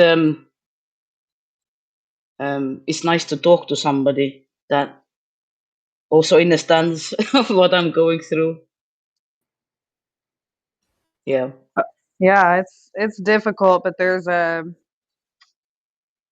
it's difficult in the human sense, right? You know, because you have that isolation, and by design, I think there's two parts to that. I think that the human avatar technology, the way they've built it, is there is a decline when you are isolated. You know, I think they've created that by design so that you're always reaching for comfort via another person, right? But unfortunately, the way that it's designed here is most of us are surrounded by people that are system based. So reaching out to somebody in the system for comfort is automatically going to loop you back in. But I do think there's another part to that. I don't think that our eternal essence was meant to be isolated. I do think that we had very deep connection before this place. And so I think there's two parts to that pushing and pulling, is that our essence isn't meant to be just entirely alone fighting this battle with no support, you know? So there's two parts to that, but I think the human technology, the body's technology, in the way that they amplify loneliness is fucking diabolical. But well, the need to belong is a program. You know, this is how hive mind works, because everybody needs to belong to some group or something. This is what young people, you know, when they finally parents let them out from the house, this is what they go look for, a subculture or group or somewhere to belong to, because this is a program. It's necessary for this place to even operate. You know, it's still there inside the avatar. They not want to be alone, because, you know, it's like says, if you're alone, you're gonna die. You know, the group that helps you to survive. So really letting go of the need to belong. I mean, I'm all right being on my own. I'm absolutely fine. I've existed long enough. So yeah, I was fighting against it because I never fit in when I was younger. I never fit in anywhere, and I tried this and I tried that, and now is you know what, I'm fine. I don't really have, like, if you see the people around you and see what they do, so I don't want to take part of that. That offers me nothing. yes, yeah, it's crushing actually. I don't get anything. I don't get anything out of it. You know, this is exactly that. If I would try to fit in, they want me to push into the mold where they already in, but I'm already out of it. You know. Yeah, it's pretty instantaneous too. I mean, I test that out at work, and in my personal life. It's not. Sometimes it's subtle, but it's pretty instantaneous. The push to integrate into the system. It doesn't. It's not for me. It's always an instantaneous. Somebody is saying something. Somebody is pushing something. But yeah, that I mean, I gave large parts of myself away over time just to fit the script, you know, to try to be normal, to try to be like everybody else, until I woke up and man, oh man, did I burn the give shit. away your energy. Give away your energy. Yeah. Yeah, exactly. Yeah. So I'm still kind of learning that, right? So where you're more settled into that, I'm pretty settled into sovereignty, my trajectory, where I'm going, what I'm going to do. But I'm still, you know, I'm not perfect, guys. I mean, I've talked on this panel, you know, as part of this group. I'm not perfect, and I'll be authentic about that. There are I'm not completely made of stone, you know, and I can be real about the fact that it is very hard sometimes to be alone. So if there's anybody listening that's there, dude, I feel it, you know. Am I free to express myself the way I want to? Yes. Being alone, absolutely. But if you're in the spot where, man, this is fucking hard, dude, I get it. I get it. It is part of this place. To once you get awareness, you cannot fit in anywhere. And so, and sometimes, especially if you have an entity that's kind of amplifying that sense of loneliness, could be even harder. But yeah, so I don't think, I mean, I've accepted it, but I'm not quite settled into it yet, if that makes sense. I'm still getting there to where I'm like, okay, like being alone for the rest of this embodiment is okay. You know, I'm still Yeah, working on I've that. gotten to the point. I've gotten to the point that, you know, honestly, I'm not sure if I actually say that, but I don't mind decomposing into the floorboards on my own. Yeah. I honestly, I don't. I mean, I like if somebody gets something. I'm definitely not perfect, and I do get things wrong. But I rather think about what's going on in here and get it wrong than think about anything this place has to offer. So yeah, I definitely I get ideas, and then I try to see that if that feels right, that does it make sense? Because what else I supposed to? I can't leave now. Right. You know, Yeah. I'm still here, so I'm trying to, you know, there might be something else I must have come. I have to come to. That's just an option as well. I don't know. I'm just guessing that I must have. I have to be here until the script runs out, so I can actually leave. By that time, I have to be ready to do what I need to do. Right. Word. So Can I say something? I think yeah, of course. Go for it. Yeah, like I think there's no way back really. And like I separated myself like pretty much completely.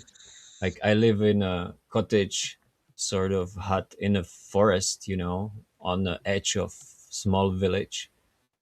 And already for like 3 4 years.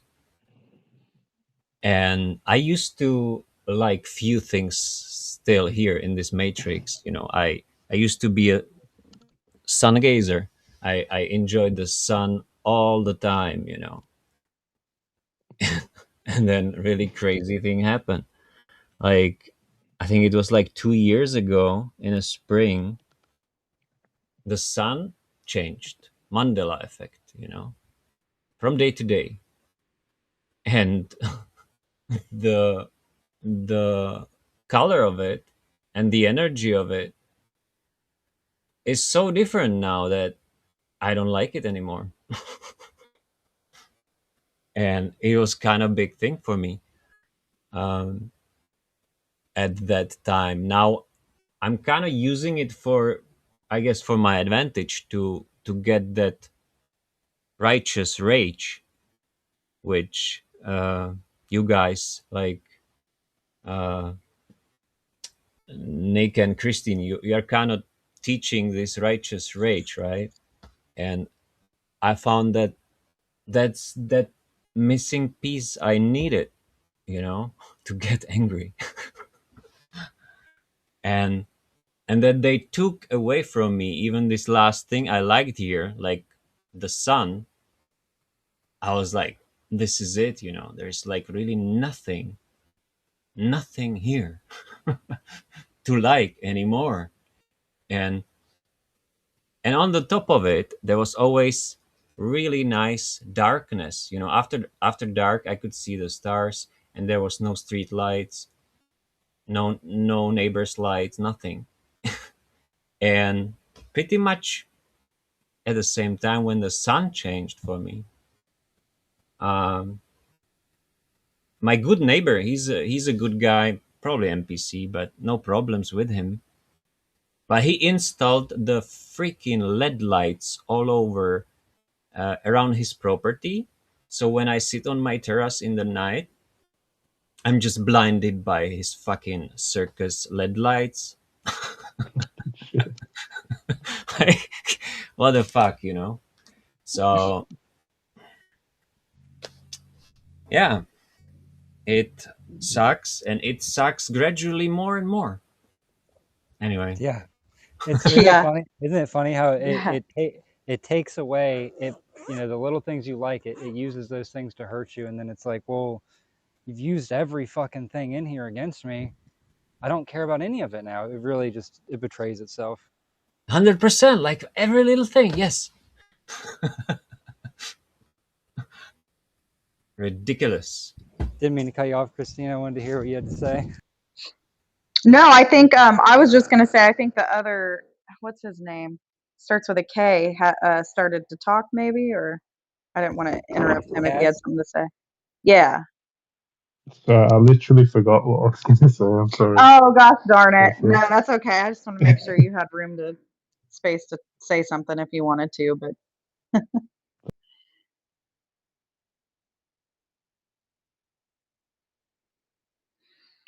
no, that's definitely how it works. It'll use everything, everything that you've ever loved, every pattern that they've installed into your being without consent against you. I mean, it's diabolical, and um, there's really not a whole lot to say other than that. Yeah, it does. I liked how you said that it sucks gradually more over time. That's so real. You can't get away from that, and a lot of people don't want that discomfort, right? Because there is no fucking comfort in coming to awareness here. And that makes you, it kind of catapults or creates momentum in your awareness, because then you realize more and more exactly what this place is, right? Like the more that you see, the less you want any of it.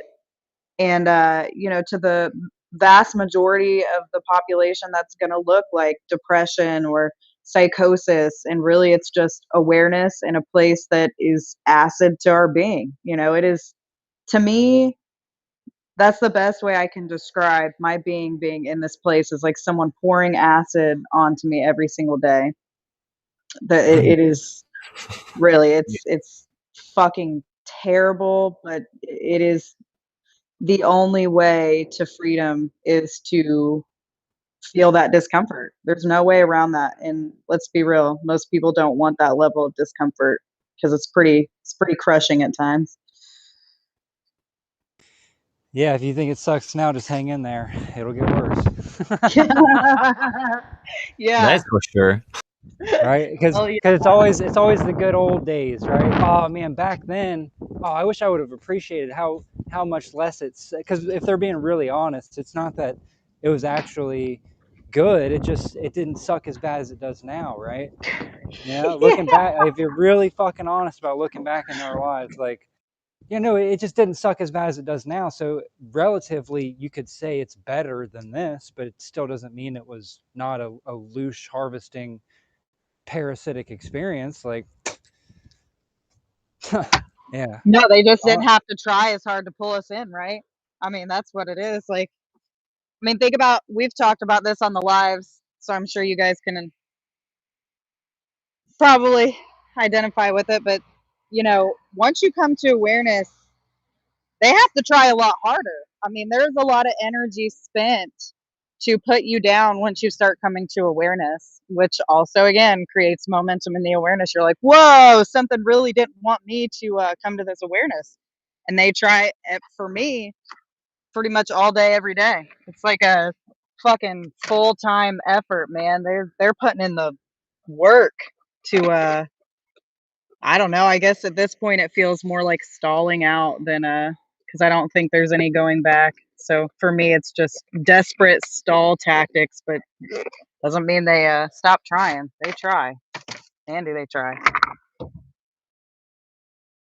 Oh yeah, especially in the night, in the dream time, they try.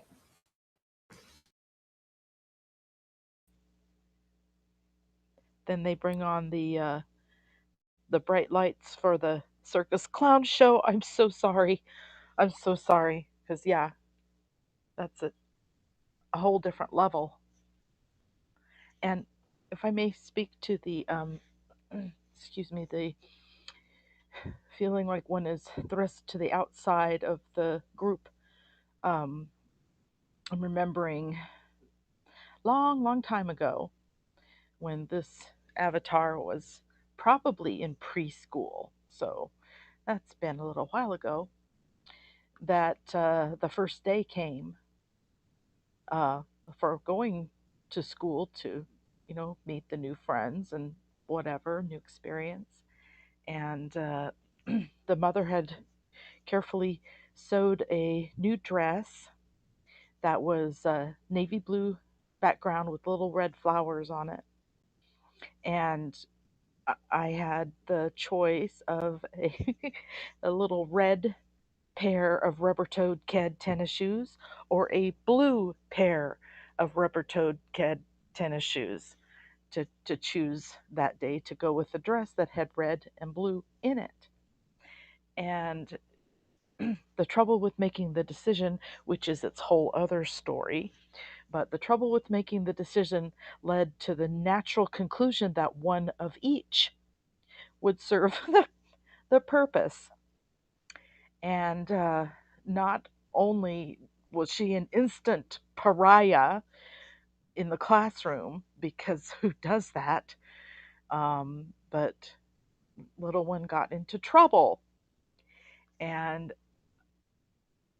so it was this instant outing of the group. And I couldn't help but think, what is wrong with you people? What's the problem here? It matches. It goes. Come on, for creativity, right? That's a good thing. And then the best part of this is like half a century later, I have a youngling who comes home with a pair of shoes that are mismatched intentionally. So there. Take that, evil parasite. And thank you for this wondrous occasion in the clown show. I appreciate it so much. Yeah, thanks for coming on. Thanks for sharing. Thank you to everybody, actually. You know, I mean, I could sit up here and rant and rave by myself all day, but I feel like, you know, it's nice to have others to chat with too, every once in a while. See where everybody's at. Let us know that we're not all just isolated in psychosis. This indeed is crazy. Ooh, what's going on there? Distortion. Thanks for letting me come on. I appreciate it. Yeah, thanks for letting me too. Thank you. I missed the first part of the live, but I really enjoyed hearing from the new guests. It's been a New while, I recruit. feel like. New recruits. No, Yeah. I mean it's just, Been you know, brilliant. because we get a lot of we get a lot of interesting characters that pop up, but like Yeah, I feel like it's I've been a while heard. since we had a good It's group. hilarious. Yeah. Yeah, when you do it on TikTok, it's really funny. Oh man. Oh man, yeah, it is. It's pretty absurd, but no, it was really cool. I'll have to go back and listen to the first part, but it was really, I don't want to say that it feels good. I don't want to say it feels too good, but it is cool. It is neat to have. I mean, how many of the three of you guys on here that see what's going on? I mean, that's awesome. So yeah, cool. I'm glad to have at least been able to listen in for a few minutes before I got to go in for slavery and hear some new people talk. Cool. Yeah, thanks, Christina. Thanks. Thank you for having me. Yeah, it was great. And I would like to come back. Yeah, I'll definitely, you know, I'll send some invites out here and there whenever I'm doing shows. I mean, it's just random, it's sporadic. It's like everyone that came on today, right? There was no notice. It was just, oh, I'm going to do a show. Let me send an email out and see who comes up. And you all three came up at the same time. I was like, wow, I've been trying to coordinate, you know, individually. I'm just going to be more sporadic from now on. Yeah, how is it with TikTok? Like, you need some extra followers to join, right? Yeah, I think you have to have like 100 or 200 followers or something like that. Only 100? So maybe I could. Okay. Yeah.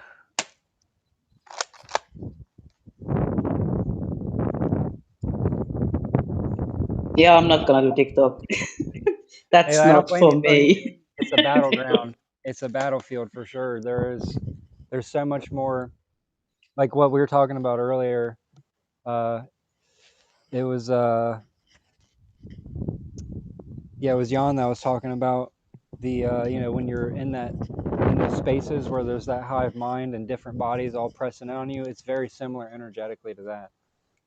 There's a lot of Infiltration. It's one of its favorite places to hang out, from my perspective. There's the TikTok used to be the gaslighting app, right? Every other post that I'd scroll would be just some gaslighting, spiritual propaganda, some bullshit, and now it's mostly ads and propaganda. So it's really diluted itself into something that is almost unusable, other than doing the lives. And Yeah, but you've had quite a few good conversations as well. It rarely happens, but it does happen. You get some. I don't think I would have patience for. Yeah.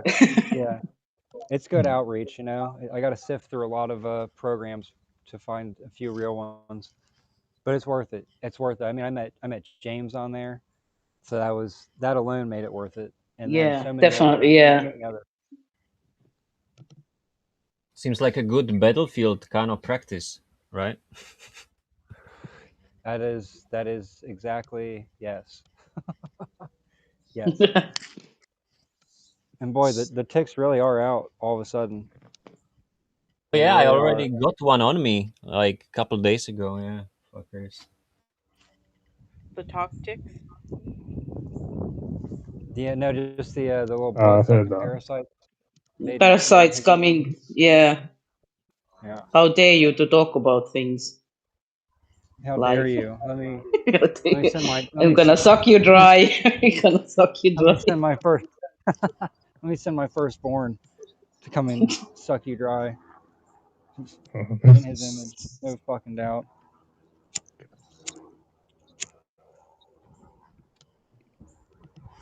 Well, I was waiting on somebody. I'm at a park right now. I was waiting on somebody. I'm not sure where they're at, so I'm gonna just chat until they get here. So we'll extend the live out. You know, just open panel.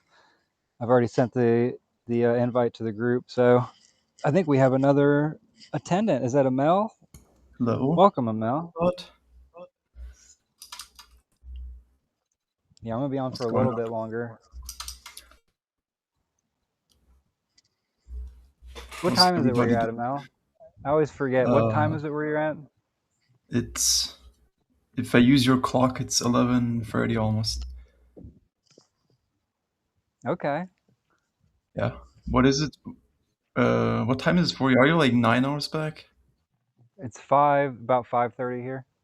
5:30. So yeah, you are like 6 hours back actually. Not as bad. Where are you from actually? Never asked. I'm from the Midwest, Ohio.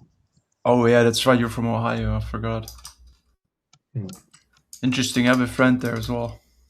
Oh, hi. You're from Austria, right? Yeah.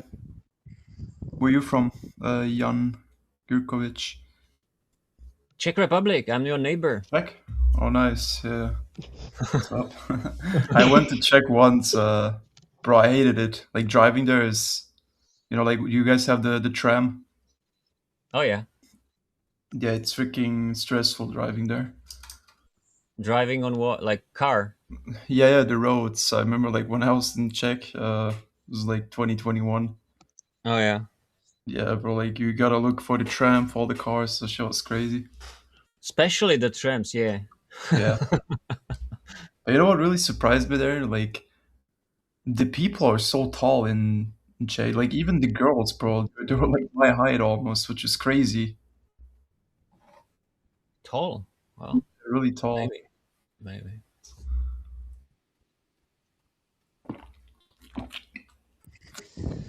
So how's You're from like everybody's dream? How's your dreams been, Amel? How's everybody's dreams been? Anybody had any interesting ones? um I don't know. I mean, I was fighting one last night. Oh, fighting.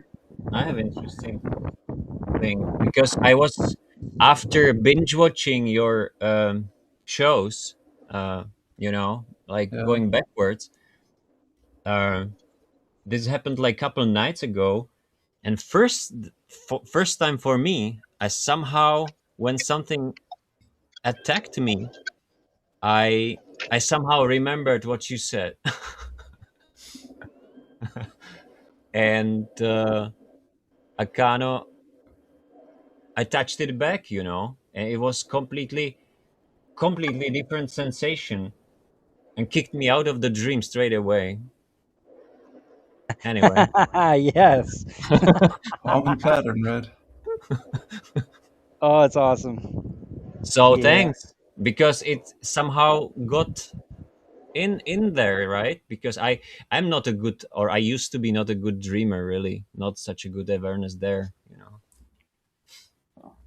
Anyway, Do you remember your dreams? well, not so very often, but often I wake up with some after effects, sort of like emotion, stuck emotion, or like, Yeah, I know what you mean. and then you're like zombified for some hours, then you're shake it off or something. Or like sometimes I'll have a dream of drinking alcohol and I wake up feeling the effects of it, which is crazy because I also never drank alcohol. So how does that even work, you know? That's weird. I never Yeah. had Oh that yeah. one.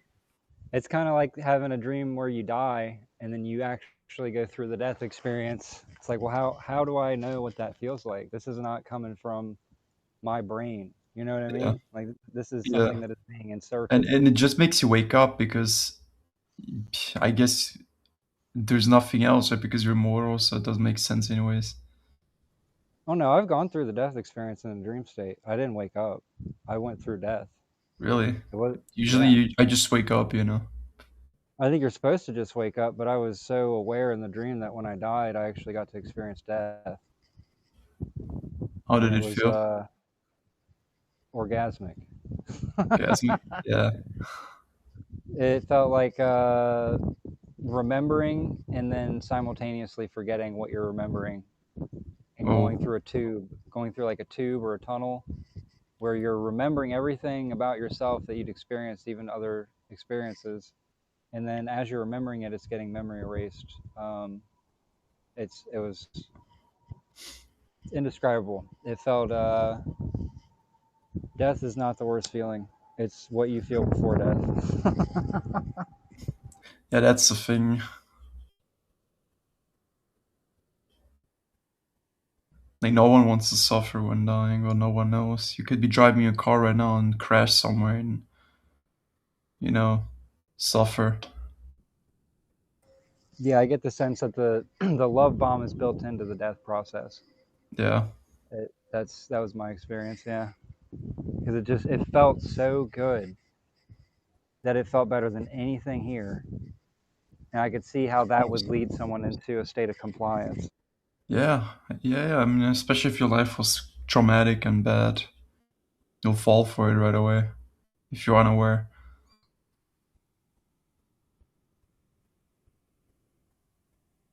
But the dreams, no, not really. Felt pretty normal, I guess. Normal. I don't know. Like I had a nap earlier. I don't even know. Like I didn't pay attention to what I even dreamt about. Maybe it was nothing. I don't know. But usually I remember them always, right? So yeah. The only weird experience was that photo I sent you earlier in the WhatsApp group, the bike Are you store. right? Are you writing your dreams down, or No, I don't. so you just I remember them? yeah, I just remember them. I mean, it's really bizarre. Like I used to always, like also wake up, remember them for a very short amount of time, and then get memory wiped. But now I don't know when this really started happening. Maybe since last year or so. Maybe since the last 2 years. I'm not sure exactly, but I don't forget them, which is weird. Like they just keep popping up more and more. So yeah, I'm writing down like 100 right now, and I got like 50 down. Just like my friend challenged me. He's like, I don't believe you remember like 100 dreams. So I was like, yeah, I'll just write them down, and I got like 50 by now. But it's pretty hard, because it you have to like think so much. It is really taxing on your energy. You know what? Quite impressive. Yeah, the dream recapitulation might reveal more patterns to you, though. I think it's probably a worthy effort. You mean writing them down? I mean, what I wrote down is mostly just freaking, because desires of this body or like escapism. Not sure what it is. I mean, that in and of itself is a pattern, right? Yeah. I mean, if I read them, like if I also send you that file, you'll not sure if you would see. I mean, there's some things that are kind of interesting, but then the rest is like random shit, I guess. AI slop. Yeah, but it includes. It's funny with those AI slob dreams, you know, they always include um, familiar environments, just copied, but they look a lot different,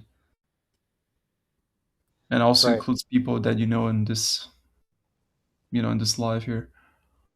Always to elicit a certain effect, right? Because I think what it does, and this is a hunch, this is a theory, I think it inserts the emotions and the cortisol and everything, but it just wants to give you a story to go along with it so it can explain why you're feeling that way. But I think that I've had the experience rarely where I've noticed the insertion didn't, like, the anxiety and everything didn't match the scenario. It was like they didn't really match up the story to the implanted feelings too well, and kind of gave it away that was kind of separate things. Wow. So it's the other way around. I never thought about that. Yeah, the one that really gave it away was a couple months ago. I had a dream, and in the dream I could feel like, well, I was observing what was going on. I was like, this is all some bullshit. And then I started to wake up, and as I was waking up, I could feel the injection of the stress hormones and the cortisol and anxiety and the anger, but it was bullshit anger. Didn't have anything to do with anything important. And I instantly recognized that, oh, this isn't even attached to what I was experiencing in the dream. This is a completely separate injection. The dream was meant to basically explain why I was feeling that way, but it wasn't even connected to the dream. It was just a really sloppily put together script. Like, if you wake up with those emotions, I think the emotions can be injected with or without the dream. The dream's just there to make it stick, kind of like trauma bonding, you know.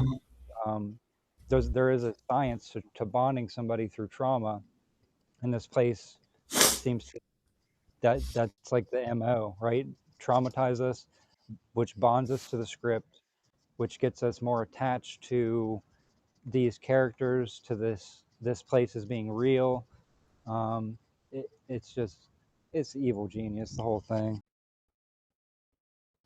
That's that gives it away pretty good, actually. Well, it makes sense. It would also kind of explain sometimes the extraction of, like, how should I call it? Like sexual, like having a wet dream, but not really from the certain Yeah. situation, but more like really implanted, Yeah. just like triggering some switch, like Yeah, I know what you mean. that. I've explained this when I quit, like masturbation 2 years ago, and some dreams, like I was heavily attacked by these induced dreams, and some dreams it makes zero sense, right? They would have a girl, and I'll be heavily drugged, and she would just like touch my private part, and it would instantly induce the wet dream, right? So like, how does that make sense?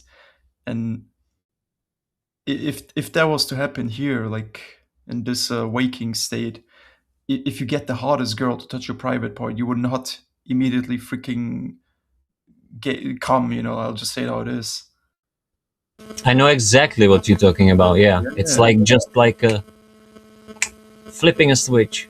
Yeah, exactly. It's a perfect way to put it. Because I think they really know, bro. Like they just the brain, it's so easily manipulable.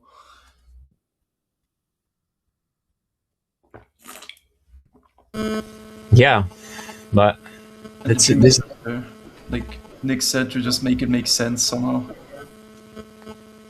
interesting perspective that there's like a layer, and that the layer about the the real plot is actually secondary. It's Mhm. really interesting. Makes sense though. Yeah, I hate those wet dreams. Luckily, I don't have them at all, like, anymore, you know, they stopped. Now for me it's on and off, like sometimes they're getting me and then it's good again. But do you program yourself, like, before you go to sleep? Because I found out when you even, like, let's say you watch some like naked girls online or whatever, or you just I have, don't. you I don't. Mm-mm. But do you, like, fantasize about something? No. No? No. I quit like years back with all of that. Yeah. Oh, you did? Yeah, but still happens, you know. When did you quit, if I may ask? Well, I quit with porn like 10 years ago, and with all the fantasies and all the sex. I'm celibate for like 4 years. So no self-pleasure? No. Yeah, No. that is awesome, man, honestly. Nothing like that. And I'm living alone in the woods, you know. Really? Yeah. You have a house there? Yeah, cottage, wooden house. Yeah. Damn, that is the life, bro. It's not. It sucks as well, you know. It's not so much. I mean, yeah, your nature. Yeah. Nature is also changing. I was just before you came, I was sharing my experience how sun changed for me, like fucking Mandela effect, and the nature around the house is changing as well. It's like everything is starting to be overgrown by this fucking layer of moss, which was never here. It's weird. Yeah, I mean, the whole weather is kind of weird. If you go outside, like earlier when I was driving, it'll start snowing, then it'll start raining, then, you know, it'll just do it in a cycle, which made no sense. It's almost April now. The sky looks weird. It almost feels like dreamy. You have like I static can't in be your dreaming. I don't know, like unreal, even more unreal than it used to be. Yeah, everyone feels that way. Like everyone who has seen, you know, like come to this awareness, they all like feel it, right? That when you go outside, nothing really feels real. So I used to recharge myself in the nature, but it doesn't work the same anymore. Yeah, feels like really does feel like a dream. Yeah. You know what I wanted to say, I'm listening to you talking about living in nature and in a cottage, and you know, there's people who agitate others that let's move out and have an off-grid life, and look, I've escaped Matrix. No, you haven't. It's just so silly. So you can't. You're still here. You still have to do the same things. You still have to eat and sleep and all the other crap. You haven't gone anywhere. You just changed the form, and now you become one of those. You know, when they say that you're gonna have nothing and you'll be happy about it. Was it? How did he say it? You have nothing. You own nothing, and you'll be happy. You own, yeah. You own nothing. This is exactly. You're going this way. You know, living in a box. You know, even tiniest box you can find. You own nothing. At this point, you already own nothing. And you say that you escaped the Matrix. Yeah. Yeah, it's not really escape. Like, it's better than in a city. I guess it's easier to maybe. I know there was some German guy. He had a lot of health issues, so he went living in nature. And what happened is, cops came, you know, and they always like try to get him away from that spot. And they even offered him a home at that point, which was very fucking strange.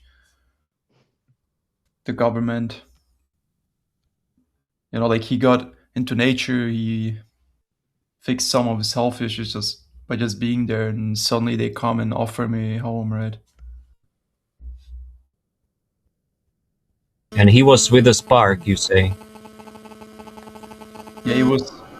Or he is with a spark. I don't know, bro. Like all I know is it was kind of sick, and he tried to like fix some his health issues and tried to live in nature, and then they came and yeah. So you can't even live off grid because even there cops will come sometimes and tell you can't be here or some shit like that. They'll make up something. Have any of you guys been in the mental health services? And well, what happened to me is I kind of tried to isolate from everyone, and then someone called my phone, and they kind of judged from the conversation that I was like seriously unwell, so they organized like a welfare check, to like a mandatory welfare check at my residence, and The that's UK, kind of how I got. Yeah, in the UK. yeah, Yeah, I've heard of them. Yeah, yeah, yeah.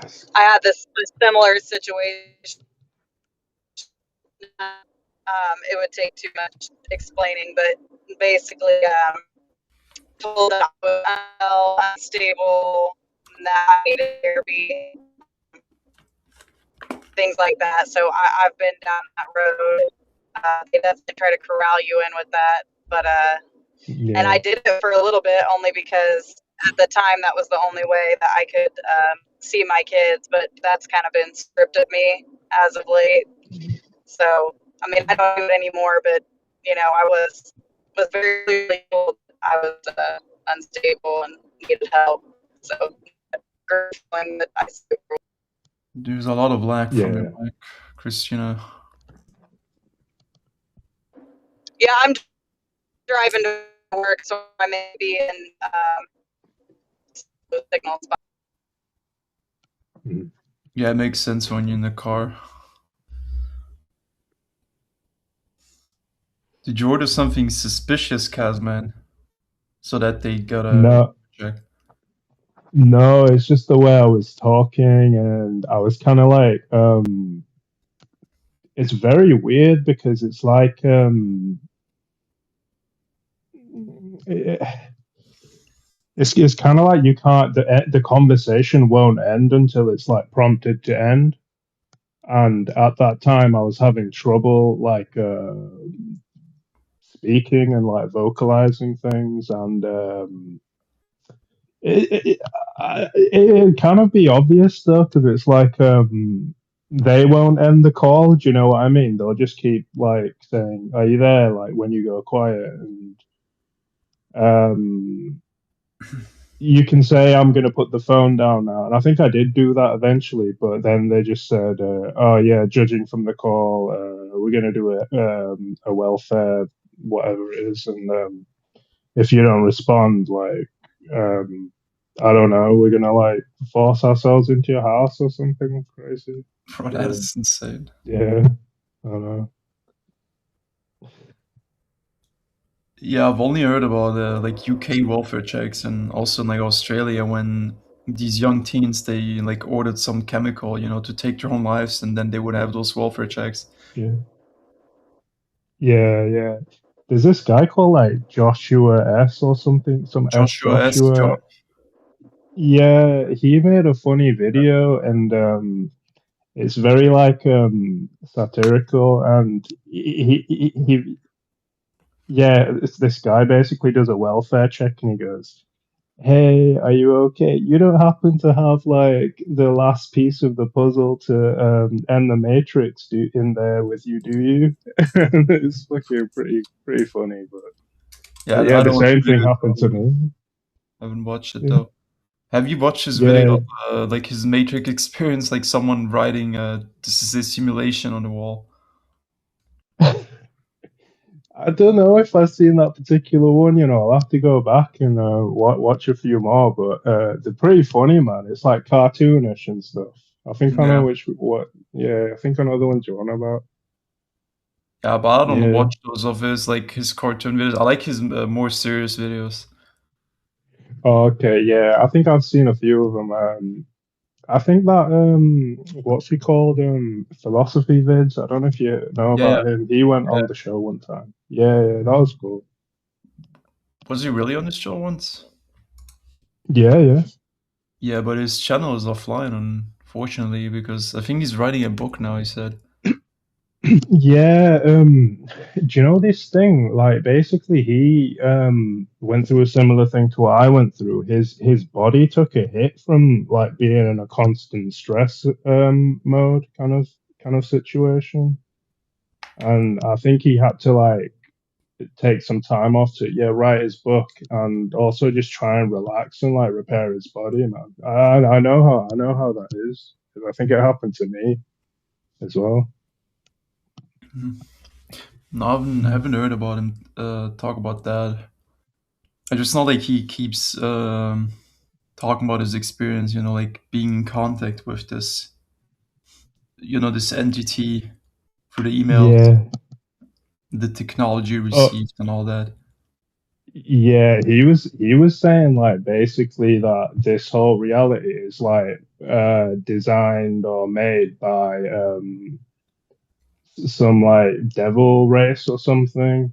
He thinks And it's he multiple entities, but I think this is his but issue. It's just the puppets because it's really just one entity, you know, that has many puppets below it. That'll make the most sense, to be honest.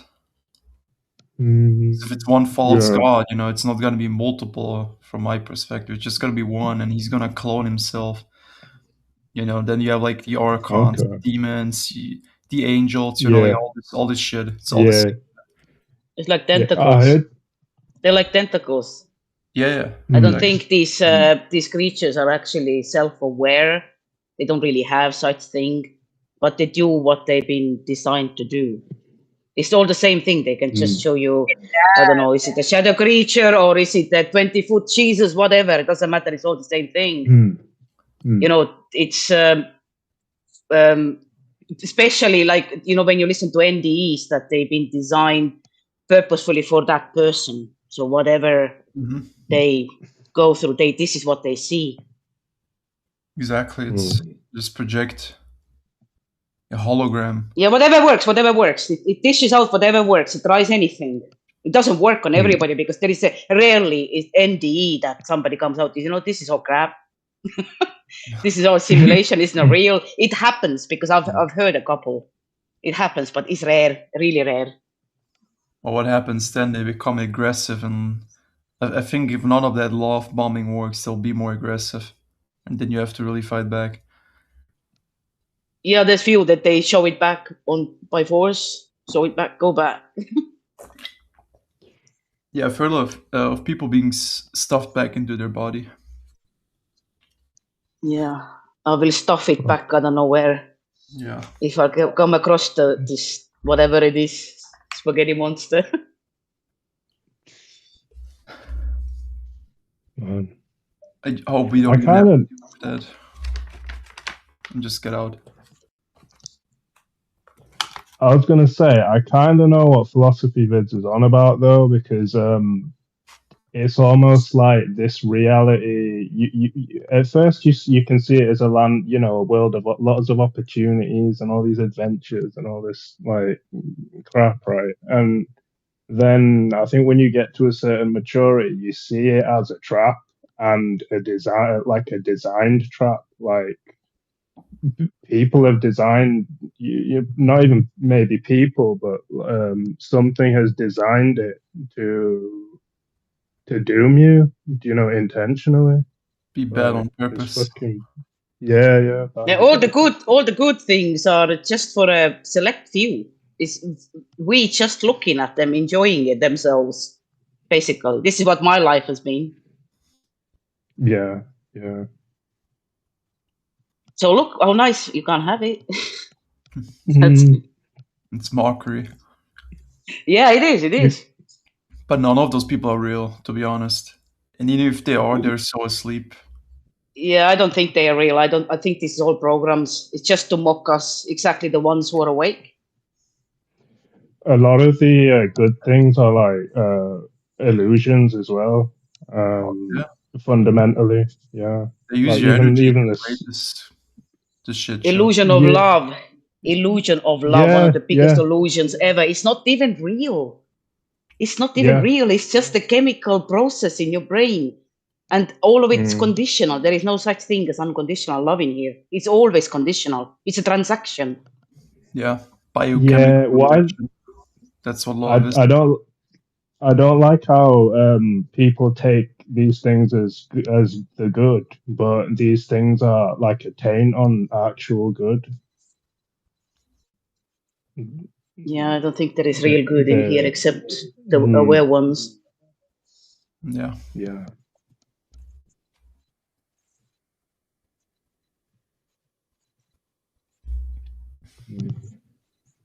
Yeah, freaking love.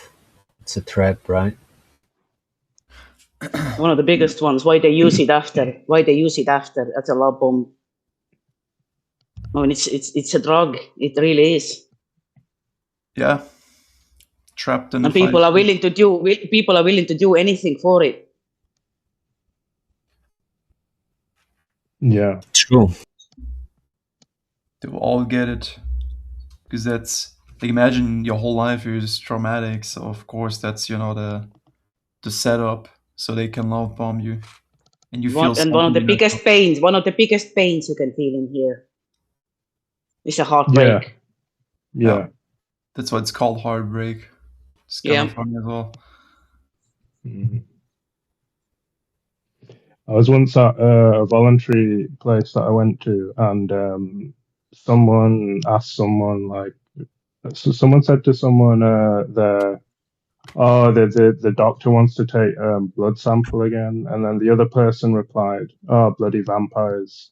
And I was thinking in my head like, I say the exact same thing, and it was almost like there's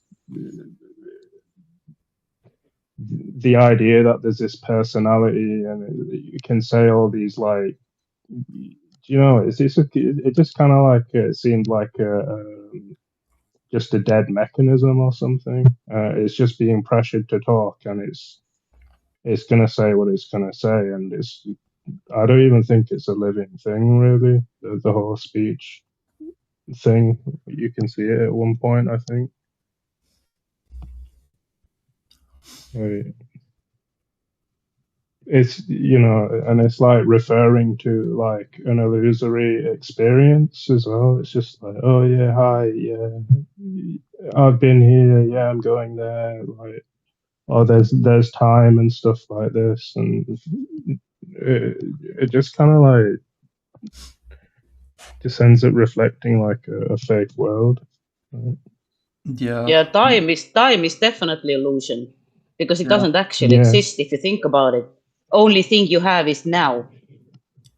You know, the time is made of series of nows. You can't go back. You can't go forward. Only thing you have is What now. what I started thinking is that you don't even have to look at a clock ever, but people just do it, and that creates a feeling that there's time and stuff, and It's there like are like not a prison. timetables. I don't look at the Yeah. dates anymore, like the time. Like this shit's all made up nonsense. Even the age, like how old are you? I don't like. Sometimes I really forget. Am I 24, 25? Like I don't fucking know, but yeah, I'm getting 25 this year. Yeah, I think the real self or the real being is like ageless. Yeah, obviously. You know how normal people go, oh, I feel I'm old, oh, and they feel really bad. I don't think the real thing does that. No, the real thing is formless. So Yeah. just full awareness, infinity, but it can take form. You know? That's what it is. Yeah. Infinite possibilities.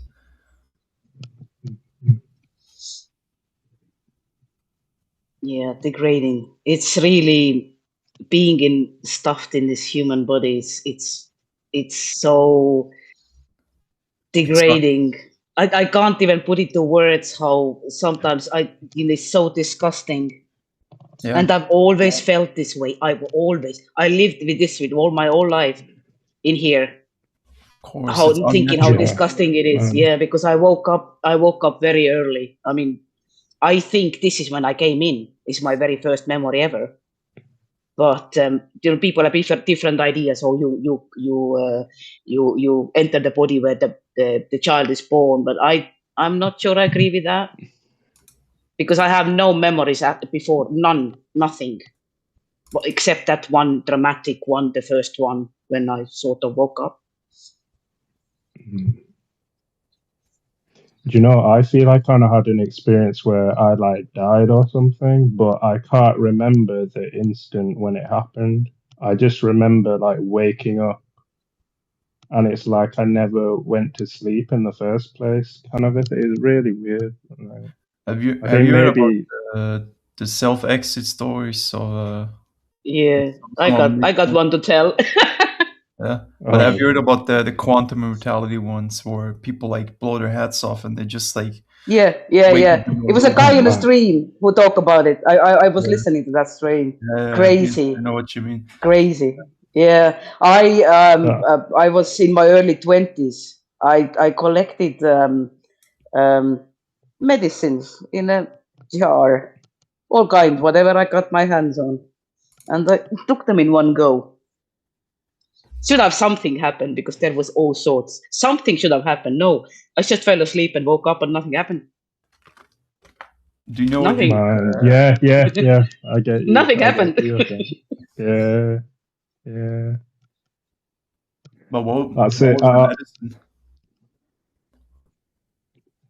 Hey? Let's try not to get too detailed on here. I'm not Yeah, trying to yeah, move. yeah. Sorry. Oh no, you're good. You're good. We're just Don't Yeah. give we can talk about tutorials. we can talk about things vaguely, but like we are still on a public platform. Yeah, I forgot about that for a second.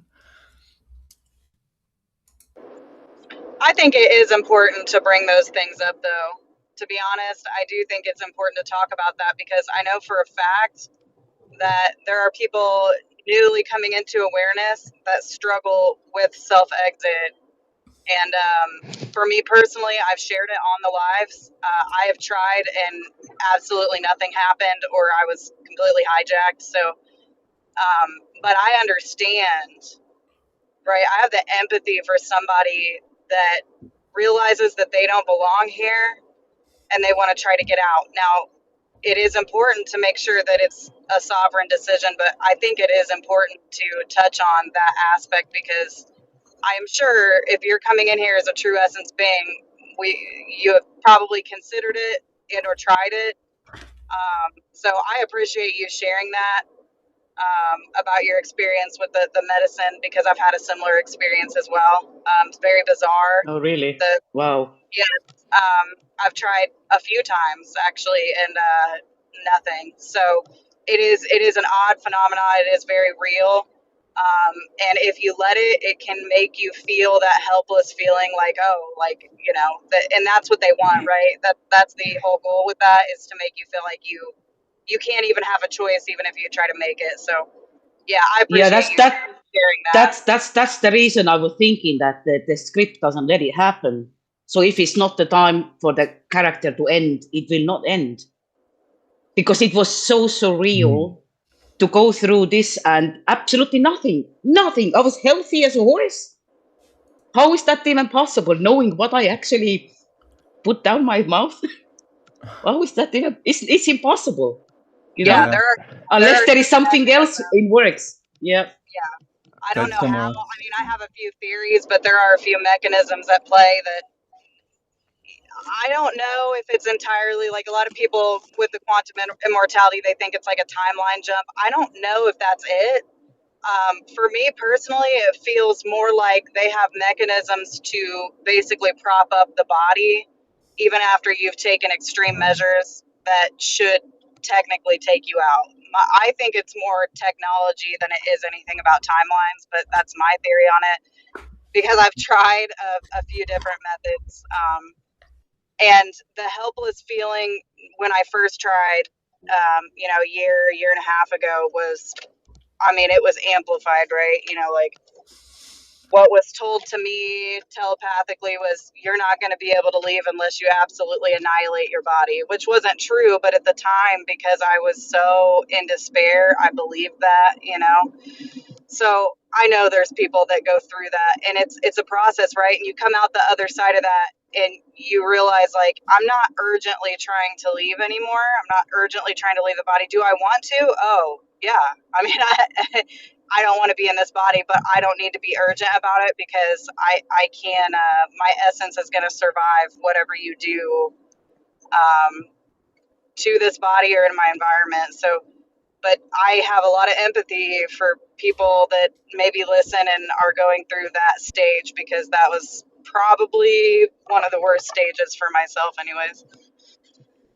Yeah, I'd like to be armed enough to handle whatever is coming.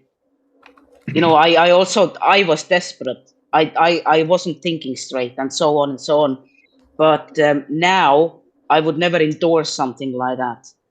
I would tell people, so that you only thing you can think about is getting out, but what you have to do after, are you ready for that? Are you absolutely certain that you can handle it? If not, then don't. Just wait, because things can change. You wake up one morning with an idea, said, oh, if I wasn't here, I wouldn't know that. Yes, that's exactly it. And see, when I was in that stage, and we've talked about this on a live about a month ago, when I was in that stage where I was desperate to leave, I thought that I had it all pinned down. Does that make sense? Like, I thought I had Yeah.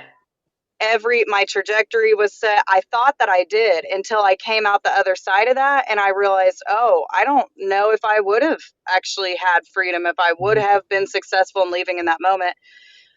It might have been if I maybe would have, but I don't try to tell anybody what to do. I just try to nail down the fact that I've been there in that stage of wanting to leave so desperately. And when I came out the other side, I had a lot of realizations that I didn't have at that moment when I was trying to leave. So yeah, I totally agree with you on that, but I appreciate you sharing that experience, because it is a very dark stage that I know a lot of people coming into awareness go through, and man, it causes me pain to imagine other people going through that, because it's excruciating. I went for the Yeah, I will. same. But So, yeah, tell me. I just want to quickly say that anybody here or anybody listening, living with this awareness, you are bloody badass. You are. Word, That's yeah. Yeah, as a quick clarification, what I was referring to when talking about these kinds of things is not to mention particular brands. I'm not sponsored by any of these certain subs and things like that, so I don't want to go out and basically I don't want people giving roadmaps of how exactly they want to do what they did, because that would be viewed as endorsing that, and I'm not trying to meet any agents of for those avenues. Does that make sense? Oh yeah. Yeah, Feel free to well, I share your mean, I'm experience. surprised it hasn't already been something that's come up, but it's a really hard topic to talk about too, because you do have to kind of walk it gently, right? You have to walk it gently, but you also have to be authentic about it. I mean, that's the whole point of all this, is to be authentic, but because of the place that we live in, you got to make sure you yeah, I Yeah. get It's you. all for right, all entertainment purposes only, right? I'm not endorsed by any of these Yeah. fuckwits, It's all just fiction. right? It's all Right? bullshit. all Isn't it fun? imagination. Yeah. Big Daddy is on. Welcome, What's James. up? Yay. Hip, hip, hooray. So how did the script play out, buddy? You've been you've been going through some script over there. How did it go? Oh, I went through a whole fucking energetic battle last night in a way I hadn't experienced in probably 10 months. So, today I'm absolutely just obliterated, exhausted. But, it was to the point last night that it was like the TV station being changed every half a second. Is how it went, and that went on for about 45 minutes to an hour.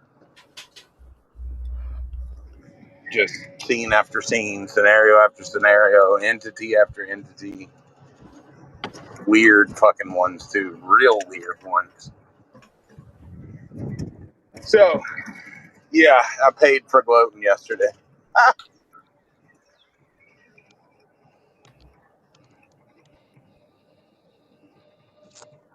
So you were telling us that you had made a little bit of money, and I was wondering, have they made you pay that back yet, like in energy? Oh yeah, it got its fill last night. Yeah, instantly, and I knew it. I knew it when it happened too. It was like 9:30, 9:45, and yeah, all hell broke loose in my house. Everybody felt it, but I experienced it a little differently. So yeah, seems that that's part of the payment process is going to be me getting my ass kicked for a couple days. Give to take. Nothing's fucking free here, dude. It's crazy. Yeah, it was some weird scenarios last night. A lot of insertions, a lot of different insertions that I hadn't experienced, but also like again, a plethora of characters being introduced. Now they caught these fucking hands, but you know, normally in the past it was like I could outdo it and then it would disappear. This time it was yeah, it was more like a machine gun worth of shit. So get rid of one scene, here's the next. Do you think there was some sort of like upgraded version? Fuck if I know, dude. Honestly, I've not been able to dissect it at all because of how off. I have felt like I got drugged today. Like that's how out of touch I am today. Real groggy when I got up this morning, real wobbly. But I know I had a ton of dreams. Can't tell you what any of them had to do with, but a lot of dreams, and I was up and down all night. So Yeah, I know some of those. They make you feel drained waking up, like foggy sometimes. oh yeah, yeah. Kind of Back in the sounds day, like I used to call them freebies that let you get a little high on freebies. But now I get that those freebies weren't free at all. no. It sounds like they're just throwing shit against the wall and seeing what sticks. That's what it felt like, dude. When I tell you some of these, like one that stands out with this was this wolf-like character with like a diamond in its chest, all blue. Like, dude, this was some of the craziest things I've ever witnessed. And it was like a stereo or a radio or a TV, just constantly flipping through stations, seeing what stuck. It felt like shock and awe and like let's overwhelm. Did it work? No, other than being just white today, man. Extremely white. That's it. But that's again because the body can only handle what it can handle. It's not me that can't handle it. It's the body can. Right. Yeah.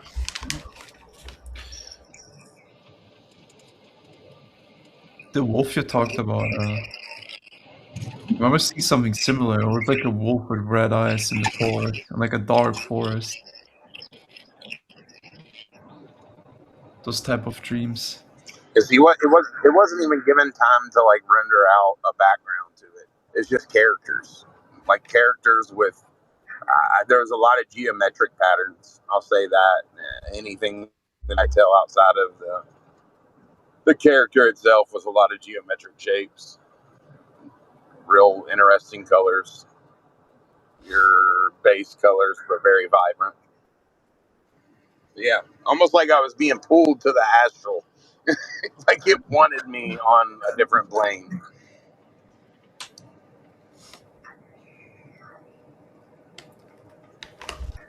Yeah, I fucking hate sleeping, bro. At this point, like every time you go to sleep, you never know what's gonna happen next.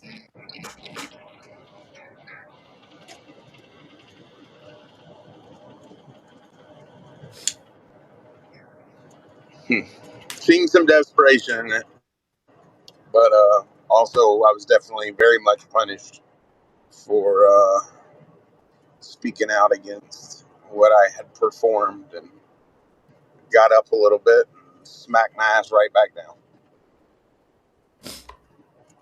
Bad Jimmy. What did you perform? What did I do? Yeah. Huh? Found a loophole into some money, and then I bragged about it yesterday, and then it Really? smacked the shit out of me. So, best I can come up with. Either the largest coincidence in the history of coincidences, or yeah, I'm crazy.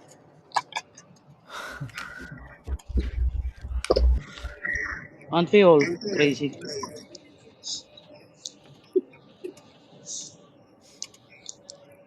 Yeah, me too.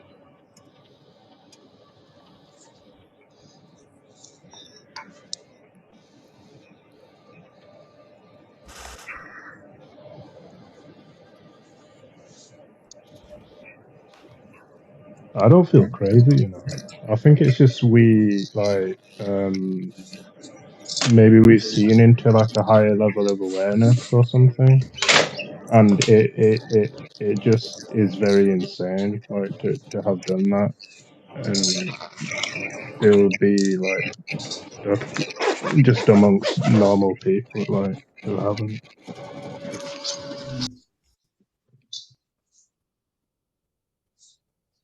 No, none of us are crazy. This place is crazy. Yeah. You're right. But I will still try to gaslight you into thinking that you're the Thinking. crazy one. Yeah. Yeah, exactly. It's one of the favorite. It's one of the favorite tricks. Wants to make you think that you are crazy. But I don't believe it. Through people you meet, through people you meet and things you see, and oh, it's all right. Everything is okay. No, it's not. It's all coincidence. You're just crazy. Yeah, coincidence. One of the favorite things, coincidences.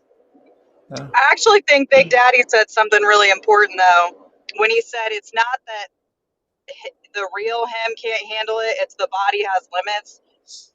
That really kind of sparked something for me, because I've always felt like the way that they've manipulated the technology of the body wasn't ever meant to hold this level of awareness, which is why at times it can feel maddening, exhausting. I mean, I literally think they've manipulated the body over time to where you're literally not just fighting the environment and the insertions, whatever they may be, you're pushing against the technology of the body itself. There is a limit, which is why sometimes you have to step back, take rest. But yeah, I've always had this sense that this level of heightened awareness was never meant to coincide with this body by design. So I think that's more of why maybe we get that sense of like, oh, this is maddening, this is insanity, I feel crazy. It's because we're pushing the limits of a body that was never meant to hold this level of awareness. So I like that you said that, Big Daddy. That was really important. Yeah, it was a good reiteration. Yeah, it very much, after that encounter and that experience, that's all it feels like. Again, I'm still sharp, but the body took so much last night that it's dwindled. However, my sharpness is still there. Body just can't keep up with that shit. It's not it was not built to deal with all that. It was a fact. It doesn't even seem like the body itself is compatible with the environment. Because if you start thinking, human body is so fragile, leave it outside in 0 degrees for a little bit. Mm-hmm. Yeah, see what happens. But we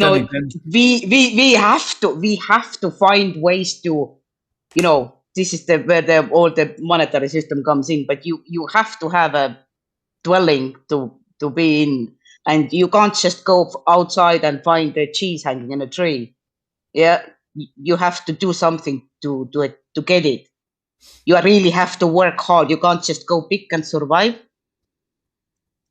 And they say that, oh, evolution. What evolution if I go outside and I'm burned by sun? What kind of evolution is that? So we are not compatible with the environment. It's clearly on purpose. Yeah, it's like a shitty job they did. They didn't Yeah, even- it is. Yeah. But why is it like I know some like accidents were like horrible accidents. Some guy fell off a motorcycle and he was cut in half, and he still didn't fucking die. He survived. And then some Yeah, people I've seen a few. Yeah, and then some people they drop from like 1 meter and they die. Yeah. Yeah, I think It script really run weird. out. Script run out. It really weirds me out that we live in a reality with like really big heights, like cliffs and stuff like that. And I just think like how horrible it is that like if people are on the edge of the cliff or something. Yeah. And It's what just like happens when you yeah. go on the edge? You get intrusive thoughts. So like, why don't you jump? Oh shit. Mm. Yeah, everyone Yeah, has. it just seems scary. Scary. It is scary. Yeah, like I used to be afraid of heights. I'm not sure about now, to be honest. Since I know now that really nothing is real. I was watching you. I was listening to you talk when I was on holiday, and like to get to my route from my room to the lift to go down, I had to walk across this like balcony thing, and I felt that like fucking. I don't know, like I'd lift up into the air and like just fly over the balcony or something. It was fucking scary. I didn't help that it was made of glass. Like, yeah. Are you talking about a dream right now? Because I didn't really get what you're saying. No. I just have this feeling where sometimes I feel like I'm gonna be lifted up into the air and like Were you on a balcony? Yeah, I was on a balcony. It was just like a hotel kind of place, and I was on holiday. Oh. I Oh, wish why Jay is was that? here. He could have made a joke about maybe you should revoke your membership if you got your Rapture membership. Rapture. Make sure that subscription is canceled. I mean, does that thought scare you? Like being pulled out of body, pulled up in the sky. Yeah, it's like you feel like you're gonna be pulled up into the sky and you're never gonna get back to the ground ever again. Like it's scary. Man. It's weird as well because ever since I like had this like this like kind of increased conscious awareness thing. I have like synchronicities with other people, like that I primarily see on YouTube.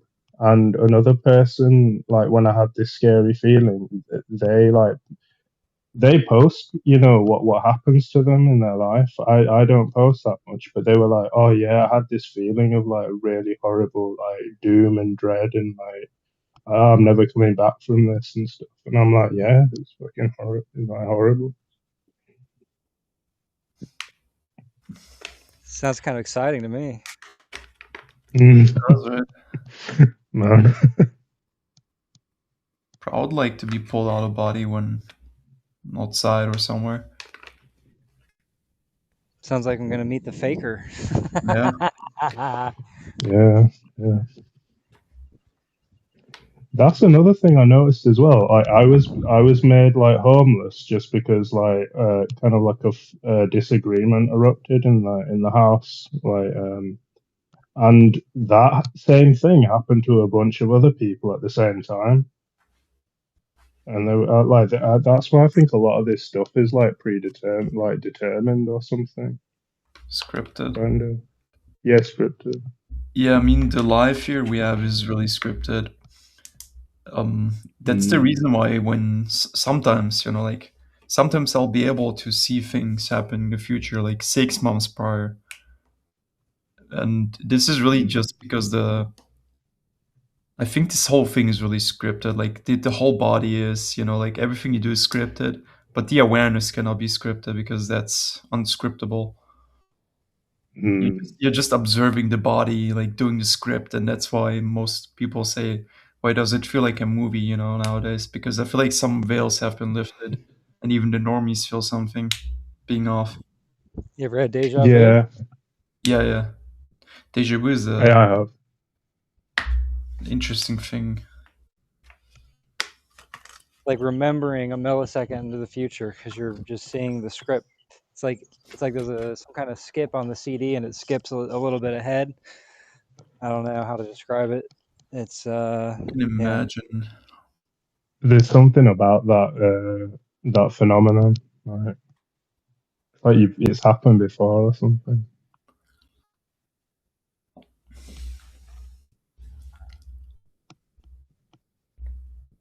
Yeah. Talking about deja vu. Yeah. I was thinking that this is the thing, you're tapping into what's already there. Exactly. Not that you have done it before, but you're tapping into what's already there. The information is available. It's like a you know, movie. it works both ways. It works always both ways. That actually makes a lot of sense. That makes a lot of sense. Yeah.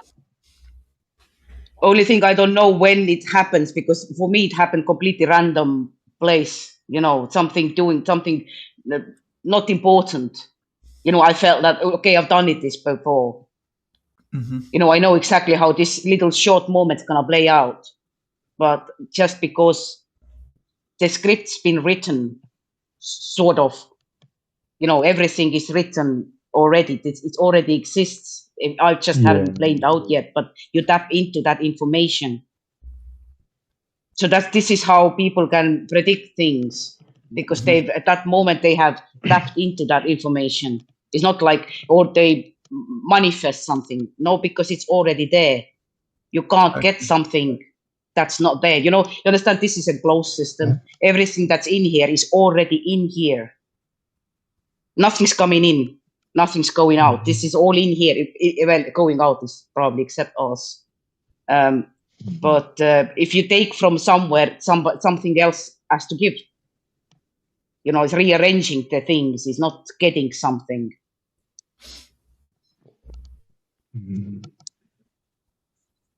Makes a lot of sense.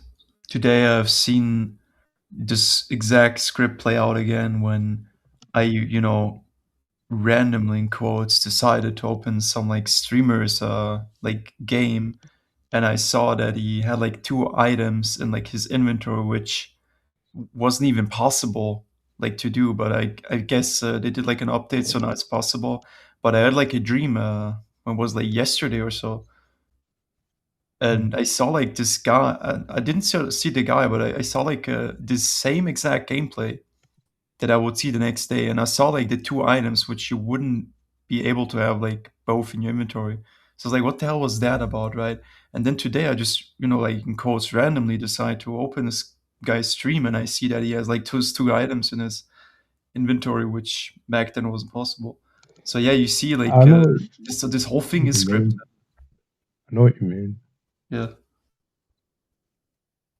Yeah, like something can happen, and then like someone can say, like an explanation can just like fabricate out of thin air. Like, oh, didn't you hear about it? Like, yeah, they got this thing now, and it can, you know, like it can do this and stuff, and you're like, oh, okay. But I don't know.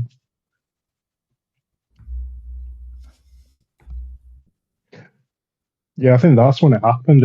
I was actually being taken to the mental hospital like a long time ago, and I had my head stuck out of the car, like police car, and I was like, no, fuck this, man, I don't want to, you know, like. And the guy put like a thumb in that, like my temple of my head, and like pushed me into the car so he could shut the door.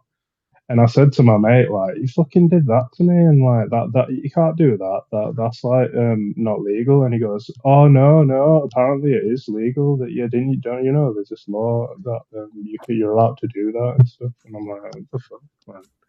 You guys are making this up on the fly, man. I swear down.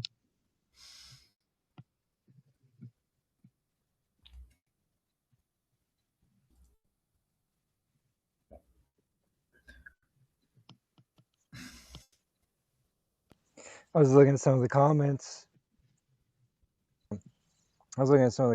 And I really like Atlas Gunther. I had a bad dream after a series of bad dreams where I got fed up and fought back for once, and in that dream they were shocked and fled. And for the next several days, I slept in peace. That's awesome. That's awesome, man. It's it's funny. With the same comment. Even in the lack of awareness, right, of what the totality of what's happening here, even us standing up for ourselves a little bit scares the shit out of these parasites. Yeah, but you know what the thing was when I read this comment, Nick? It was that how long is that peace gonna last? Because I know from personal experience it's not gonna last very long. They're gonna come back with something stronger to try to scare you.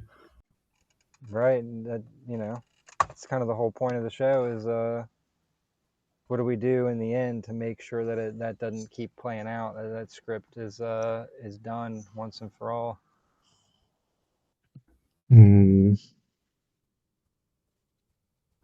Well, that's why I'm sort of like wishing for more attacks, but this place is not stupid. It constantly listens, and if you wish for something like, oh, like give me all these entities to fight, it's not gonna come like that. It's an intelligence, you cannot fool it. All entities, this is diversion. You see it, this is diversion. All those, so who you gonna go fight? The mantis or the archons or the puppets. greys? The puppets, exactly. This is the point of those. It's not just to fool you in here, but after as well. So who you gonna go after? If you're gonna fight the puppets, you're never gonna get to the main thing. This is what needs to go. The puppets have strings there, right? The puppets have strings. You follow the string to the next puppet, and then you follow to the next puppet, and you follow until you get to the where there's no more strings, and there's just this is where we want to get. To stop it, because this is the only way to stop it.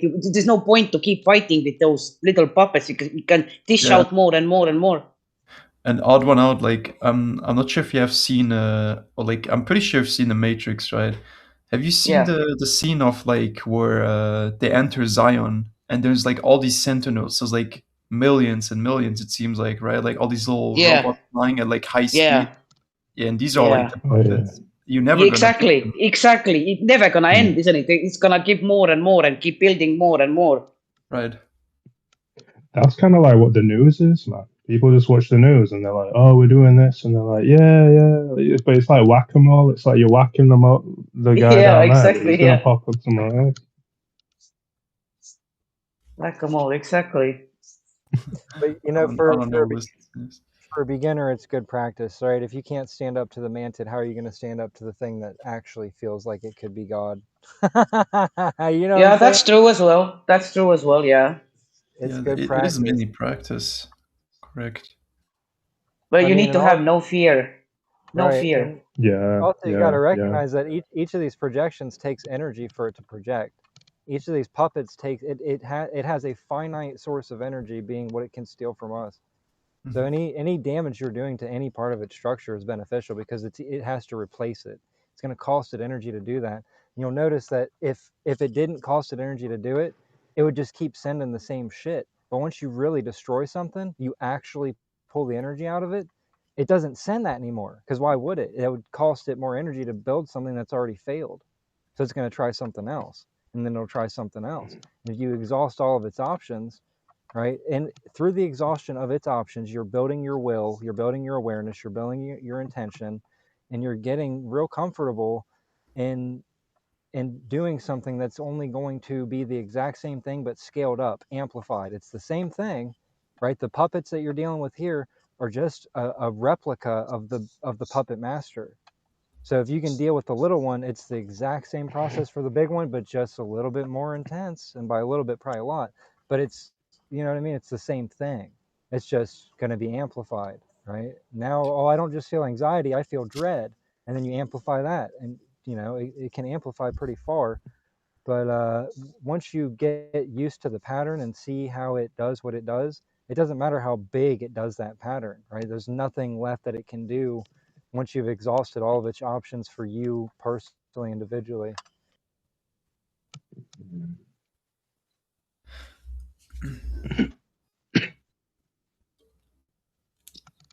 Yeah, I'm contemplating this quite often these days, like how to get angry. Like, You're right about like practicing on the little puppets, but that's the thing. Like I said, when you lose the fear of them and you actually want them to come for you, they just don't come. It's like they don't want to give you that practice. It's so pathetic, you know. And then you get angry and you're like, "Where's this shit?" You just want to like go there and kick its door, and you want to look for it.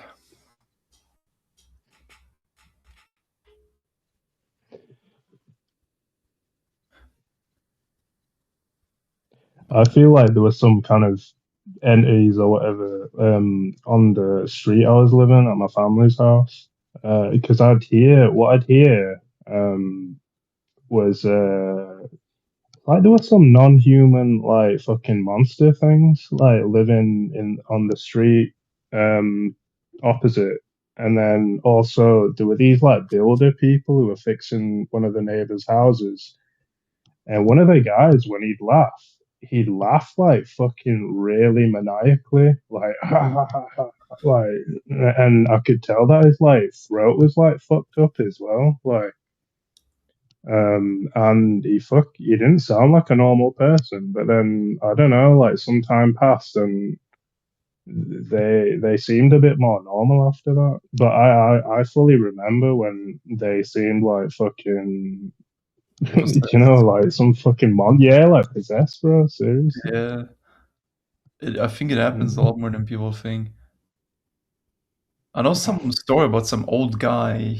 He was in a, wasn't in a hospital or somewhere. Like I remember, like I think someone told us in a comment. He said like that his grandma used to look out the window and he would say that there was like code coming out of the telephone lines. Oh, Interesting. um,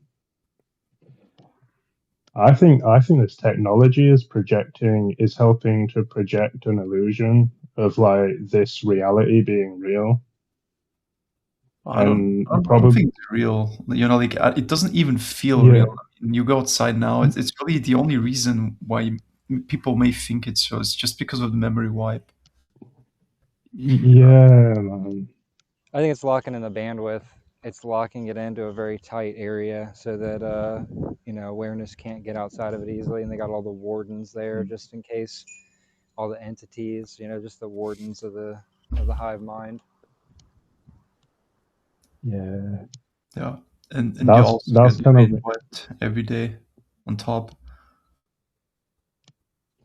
Do you guys think there's anything weird about cameras? Like how a camera like mimics a point of awareness? Like usually, like a being would have that kind of awareness, like that focal point of awareness. But now it's like a camera can kind of like do that or have that.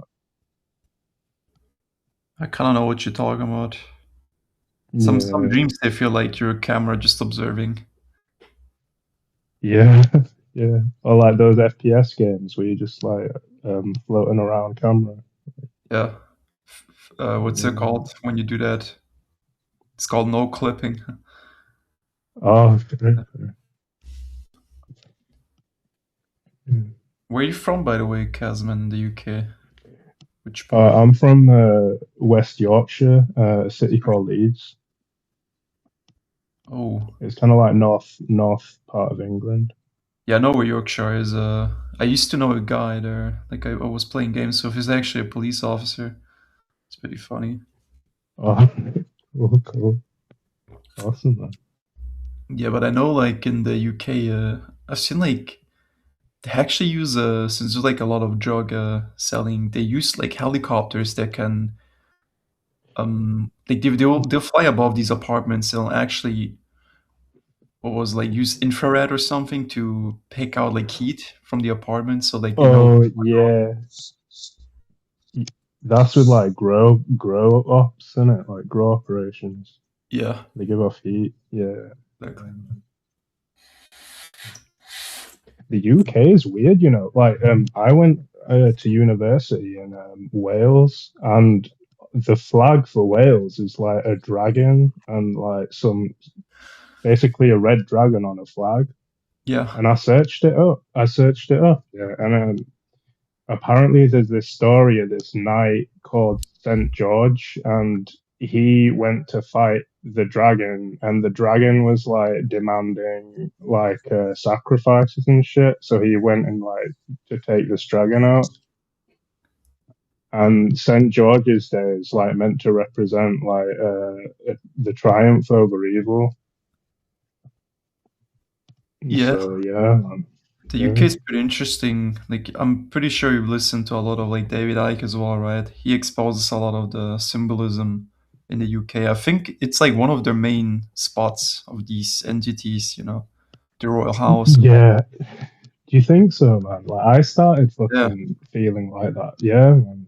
I mean, The there UK. must be a reason why is the weather always so shitty in the UK, you know, like Yeah. Constant Like rain. what? Oh dear, constant rain. yeah. The weather. Yeah. It's always grey. We barely ever get any sun in here. Are you also from the UK? I'm in Northwest. Oh no, first. Oh, cool. Well, there's some interesting effects that come with those kind of stories, right? It's a pacifier, right? Oh no, look, you know, the history and lore of your land is that we've already defeated evil. You don't have to do anything. It's already done. It's already done. Don't worry, guys. We're all going to the new Earth. Just keep your vibrations high. Ignore You that good ass all bro. the evil. Repent. Don't pay any attention to what's going on around you. No. That'll bring your vibrations low if you are honest and authentic and real. You know, don't be honest. No, lie to yourselves and others and say it's all fine, and pretend like everyone that's not doing all right, it's their fault, right? Let's gaslight everybody, because that's how we get to the new Earth, guys. Fucking bullshit. The thing with New Age, I know many people have fallen into this. Where I'm from, in early to mid 90s, it was really cool thing. I've always hated it. I hated it. I can't stand the New Age things, and it was a whole subculture. The new cage. Everyone falls for it, you know. You go from religion, a new cage, then soul trap, Yeah, and then you get to this. I like, never did. I never did. I think. I couldn't stand I it. think. Yeah. I think it's just a mode that the mind goes through where it's like, oh no, it's fine, guys. Everything, you know, it's like learning and shit, and there are no like serious threats to worry about, and you know, it's kind of very like, or not. I don't know. It's just like you just see that it's like a thing that some minds go through. Maybe it's just a phase for a lot of people. Yeah, I question the validity of those minds. Are any of them actually real? How many of them are actually real? Or a lot of them just system plans? Or they just background characters to corral the real ones into thinking that that's normal, you know? That's kind of what the last show was about. I talked a lot about that. And that was kind of a click for me last night. Is like, okay, I don't think as many real ones are getting tricked as I thought before. I think that most of these motherfuckers are really just part of the script. They really are just there to corral, you know. All the real ones, I mean, yeah, we can talk into shit for a little bit, but it doesn't ever seem to stick for that long. It's true. Christina said something similar. I remember like once on a stream. Like if you're real, you'll move on from that. It is kind of suspicious when you're like stuck on this one thing forever. Right. Yeah, the rabbit holes. The rabbit holes, yeah. But it's not only that, they build careers out of it, right? They build careers out of it. They make their living off of it. This place does not let you make a living on something that is not serving it, period. Eckhart Tolle. Best example. Right. The more you serve it, the more it feeds you. If you can compound the effect of illusion, lies, and bullshit, you're going to be rewarded to the degree that you've affected other real ones, or that you set up systems that automatically will do that. Yeah. It's fucking evil, dude. It's evil as fuck. Yeah, I think there was kind of like there was like a kind of like a point like where people kind of went into a bit of a higher consciousness, but it wasn't the like full thing. And a lot of people came onto YouTube to try and talk about it, and some people were like trying to sell it and stuff on their like their like pages or whatever. And I was like, that is so telling of like the way this like place is. Like people want to sell shit, they want to turn it into a product. Like, you know, it's suspicious. Same people who you can't put truth on behind the paywall. Exactly. No way. The so-called spiritual people helping you, and then wanting money, it's all bullshit. Yeah. It's just you. No one else can help. So what does David Icke do that he's allowed to speak? Something what he says is very deceptive. He's in the club, that's why. I don't know. Of course he is. And what he says, that don't go into the light, is that what he says? I don't really know, actually. Well, he feeds into the narrative that these entities are more powerful than us, right? That we're just their livestock. That's it. Does he actually say but there must be something there, yeah. That's it. That's all it is. You know what I think he does? Like, he wants us to go for the tentacles instead for the head, right? He's like really close, but he's not fully there yet. So that's why he's still somewhat rewarded by this thing. Because you have to think, like, why was he let back on YouTube? Why was he even like banned, you know, and then let back again? It's like people think, oh look, he was banned and now he's back. That means he must have been telling the truth. And how many people he has listening to him? Yeah, a lot. Works pretty well. Yeah.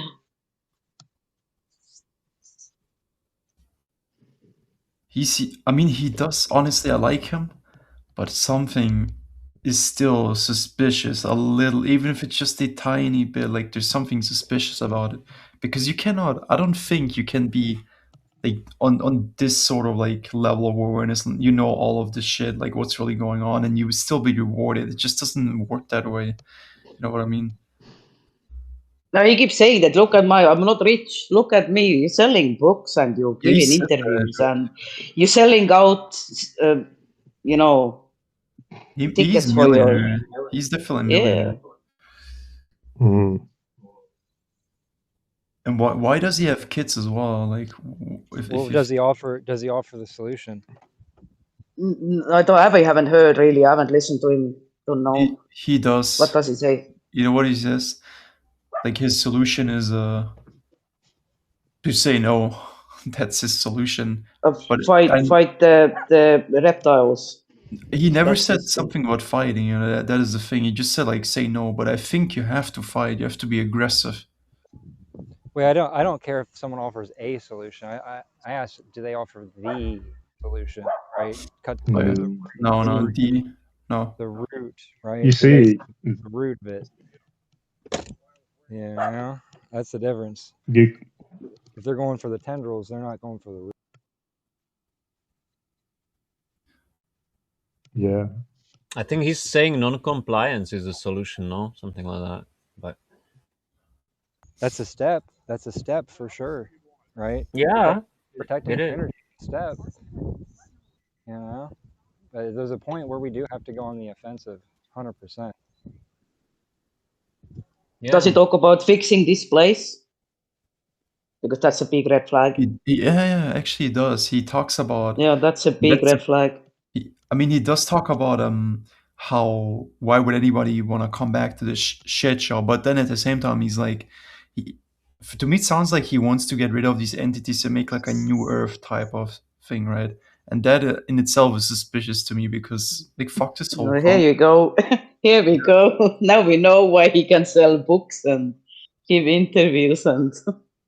But it's scary because if you listen to him and you haven't like crossed this threshold of like where we are at right now, you would listen to him and be like, yeah, this guy, he's the full truth, right? Like he knows it all. It's real. But Yeah, there's like I one think little piece missing. Yeah, go ahead, Cass. I think most people that you see in this place, even if they're pushing a message, they are compromised by being here. They won't like. Do you know what I mean? Like, I think it'd probably be something like they'd have to be like armed 24/7, and they just it'd really get, the fight would like be brought out into the open like that. And yeah, just like, I think what we're fighting with is not, you're not gonna form an agreement kind of thing. It's gonna, like, things are being done to us by force, and what we're gonna have to do to even defend ourselves is gonna be by force. Like, Yeah. You know what's funny about like when you say that in the Matrix, like the final battle is when Neo he fights this like the head of all these tentacles, and they basically just make an agreement, and what happens, everyone wakes up in a new simulation again. So even that Ross. like documentary, I don't call it movie, it's a documentary, but I think it's definitely the wrong approach, bro. Like this shit needs to be destroyed. You need to be aggressive and fight it, kill it. Because what if you form an agreement? Like what's gonna happen? This shit's gonna keep going on. Yeah. David Icke as well, like I know his whole story. He said he always had like entities. He said the benevolent, and they would tell him, what this place is. It's a simulation. It's this and that, and he would get information downloaded. But really thinking about it now is it just an agenda being pushed by beings disguised as like these entities disguised as like benevolent beings? Looks like it, to be honest. Yeah. I've like seen a bit of like spiritual literature, and there definitely is like treachery and deception, and do you know what I mean? That kind of a thing. Illusions as well. Illusions that seem to be one thing turn out to be another thing, kind of thing. There's a lot of that.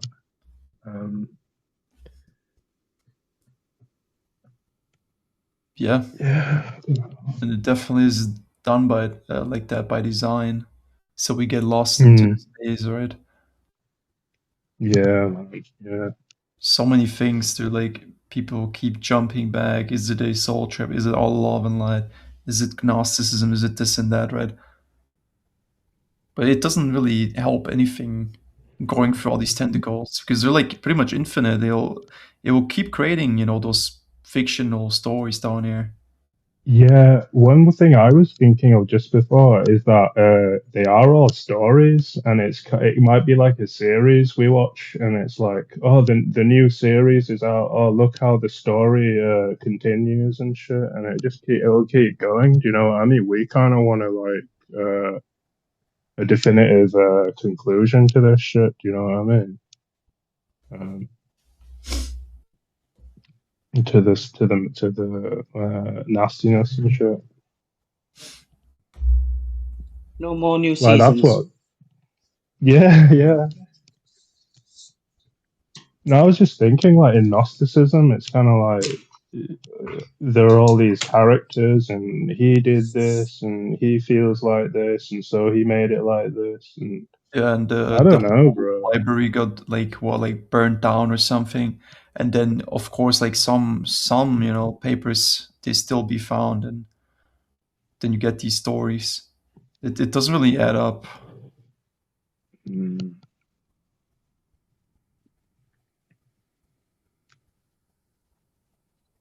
Yeah, and what comes to Gnosticism, that's not my idea. I've heard it, but if it was Sophia that sent me here, I want to have a word with it. How dare you? Yeah. I mean, seriously. Do you know, when I was going through kind of loneliness, I was ringing up some of these helplines, and you know, the people on the helplines, they're kind of with the system. Do you know what I mean? And Yeah. they'll just never, you can never go there with them. They'll never be like, oh yeah, you're right, man, this whole system's fucked. Like, yeah, like, You're gonna get you know what I fired. mean? Yeah, they'll get fired and shit, man. One guy said to me, like, when I said what this is and how it's like disgusting and shit, he goes, yeah, but what are you gonna do about it? And he kept saying it, like, yeah, but what are you gonna do about it though? And I'm like, fuck you, Oh, that like, sounds gaslight. boring. Yeah, gaslighting me on the call, bro. Like, That's that really shows you how weak most people really are. Like every time you point out something bad, like how bad this place is, oh well, it's been like that always. What you gonna do about it? Well, yeah. everyone is like that. Of course, you cannot do anything about it. You know. I I'm not mean, gonna do the anything thing about it. is, the thing is, the solution is not an ordinary like It's not physical. yeah, like, oh, well, the dishes are dirty, go wash the dishes. It's not a fucking simple ordinary solution like that, and they're kind of expecting that you're gonna just like on the spot in like less than a sentence come up with the solution to everything that is going on. It is a form Yeah, of we gaslighting. can't vote ourselves out of here. Yeah, can't do that. You just get this law passed, and you know, like, no, like, that's still in the realm of bargaining. Yeah, no bargaining. No, get to the root of the projection and rip it out. That's all. Yeah. Why would you bargain with something weaker than you? Makes no sense either. Yeah, exactly. Yeah. Sorry. Go on. Sorry, go ahead. No, she just said exactly. Okay. Yeah, I kind of got to this bit when I was just kind of chilling. I kind of felt like the rules are like, yeah, they are all made up, and they don't really limit us. Like, oh well, if you want to do this, you have to get this permission to do it and stuff. I just kind of found like it's all made up, and this place is basically criminal, and these people know it, you know. Yeah. And you don't need, you just fucking do it. Like, you don't need to go through some bureaucratic process, fill out some forms, send it to so and so, and all this. But none of this is like even a real construct. None of these people have ultimate power, and just do what you want to do. Like, seriously, like, Yeah. It's a stage. It's a stage, and all those are yeah. props. For example, like borders between countries. There's nothing there. It's imaginary line that you can't cross if you don't have papers. It's all made up. None of it is real. Yeah, my situation was oh, you have to get your license to, you know, drive your car, and I did all that, and then the two organizations that I needed to contact each other didn't contact each other, and then it just kind of went like, oh, your application process has stopped, you need to do it again, and I'm like, what the what? But then I was thinking, like, dude, you can literally just get a vehicle and like drive in it, and all this kind of like BS about like, oh, you're not safe to drive and all this shit. Like, go in a car park. Can you do all this shit? Like, you see, you can drive just like anyone else. All this other shit is just made up by these bastards. Just practice, bro. It's really what it is. Yeah, why do I have to apply for something to improve my house? Yeah, it's complete nonsense. Yeah, you're not allowed to Yeah. like, do your own electricity and all that. Even if I think even if you know what you're doing, you're not really allowed for like insurance reasons. But it's stupid, you know. They just wanna scam you in every place they can. Been conditioned like that since birth, right? Like to be compliant with everything and never question. It's so fucking obvious. Yeah. All with one purpose, like Disobey says, that to make you feel small. So they Yeah. have power over you when they actually do not. What can No. I The do? big consensus giving them a power to do those things. I don't. Nobody asked me. I don't want any of it. Mm. Yeah, I mean, really, you know what the best thing is they can do? They can, like, what, strip you from all your money? Then great. What can you do next? Or put you in prison? Crazy. That's all you got, like, really. Yeah. You could be going like crazy outside now, like driving like a maniac, and all they can you could like cause hundreds of millions in damage to the structure. And what happens? You just get put in prison. Like that's really all they can do, really. Yeah, they might strip you from everything, but at the same time, if you are aware, it makes you more dangerous. Yeah, Mm. that's So why. if you hear, you got nothing to lose, because nothing here is real anyway. If you realize that there is nothing to lose, what can it Absolutely. do? Yeah. So that we're waiting as well. Take the avatar. See what happens. What's gonna happen? What are you gonna do then? Do me a Mm. favor, basically, when they Yeah, do you're that. doing me a favor, exactly. But it can't do that either because that's my idea that the loop needs to end. This is what it just can't take anybody out. It will not take us Just out big. because it needs us as a No, I back. don't think so. Yeah, well, that's it. That's also an important thing. So how you take out something that you feed on, Yeah, yeah, that is very true. and I if mean, it can't integrate us back into here, it's a huge problem for it exactly. because it ain't gonna happen. Yeah. What comes to me ain't gonna happen. No way. Mm. Well, this place is not gonna run. Like this whole construct is not gonna run without us because, and this is what I was saying. You know, like the last streams all the time. If too many of us get out, then this place would have no, or like a very low source of energy, and you probably go outside and see people just glitching out or something, or like the place, you know, because this whole shit is fucking. It's artificial. It's not real. Yeah. Fucking shit. It's funny they use their own all like our own energy to do all this shit, to project all this shit, and yet they give us Yeah. nothing. That is so fucking dumb. Just thinking about it. Yeah. Yeah. But I suppose it can't do anything else. It doesn't have its energy, and it's created a system that for it's been running optimal. Now, when anybody wakes up and stop giving the energy to it, because in a way you still do, but you intentionally don't. You're not going along with things. So every time any awareness actually sparks up, it loses a big chunk. So this is why you see ramping up all this stuff. Hmm. It tries to keep getting it back because it's really hard to run something. It's built on a house of cards. That's really what it is. Yeah, Mm. I kind of went into the isolation a bit, kind of like meditation or something, and I kind of fully went with this idea that kind of only what exists is like in front of you, kind of a thing, and you basically give reality to the world, and then I kind of like went around and like I went with my dad somewhere.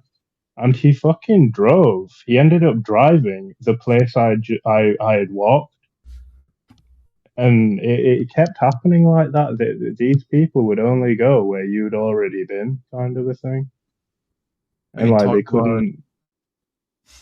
It's hard to explain, man. No, I think Like you're talking I about walked. procedural generation, but what they did with the double slit experiments, so like only things in your view get rendered. Is that what you mean? Yeah, kind of like a video, like an open world video game as well. And also another thing about that is things happen like instantly. So you'd go to another place and like time has passed in that place and like loads of things have changed. Like work's been done on this, work's been done on that. But to you, it's just instant. It's like that has instantly been done. Mm-hmm. And I walked through another place and there was like a McDonald's there all of a sudden and shit. Like, and that to you, it's like instant, like changing. But obviously, the story is like, oh yeah, workers were here and they really worked on this place over a good month or so. Yeah. Yeah, I know exactly what you mean. It's the same thing when you go to a store and you see all these items and you wonder how is there so many items and like how is it constantly restocked? And I think the simulation, if you would try to like make sense of it and let's say you try to track back a potato chip, then it will create this story of like, oh, you know, this farmer had to exceed the potatoes Yeah. and then it had to go to this factory and Yeah, you know, you ever seen neighbors bringing groceries? Yeah. I wanted to talk about this open world game. So, how big is your bubble? It's not very big. How far can you see? You know, when you're sitting in your house, that's all you see, right? And if you're anywhere where you can see further, there's less detail, isn't it? Yeah. Like distance, right? Distance. Yeah. So your bubble is very small, so you can't know if the tree that falls down in the forest actually makes sound. There is no way to prove it. Yeah. There's no way to prove it. And then some people would say, "Oh, you place a camera there or something," but that's not really the same because then This is observing. This is observing. Yeah, this is observing. Yeah. It costs too and much even if to do these things. I was going to say, even if the camera's there, like the camera might have seen it, but you need to see the camera for that to have any like reality to it. It's strange. The camera, But maybe even just imagining, like, you know, like a house in a different country. I guess even that could already like render it. So like, I had like a little thought experiment. What if I think about so many things all at once? I wonder if that really like takes energy from this place. But I'm not quite sure, honestly. What do you mean? So like, imagine yourself in so many different places. Wouldn't that mean like you sort of like render them? Like if you have a really good imagination, isn't that like a way to suck out the energy of this place? But I don't think so. I don't know. I think this is not stupid. It's I think smart. you'd give it energy. I think you give it energy to the, you know, when you create, you know, with your imagination, it's your energy. Yeah, you're right.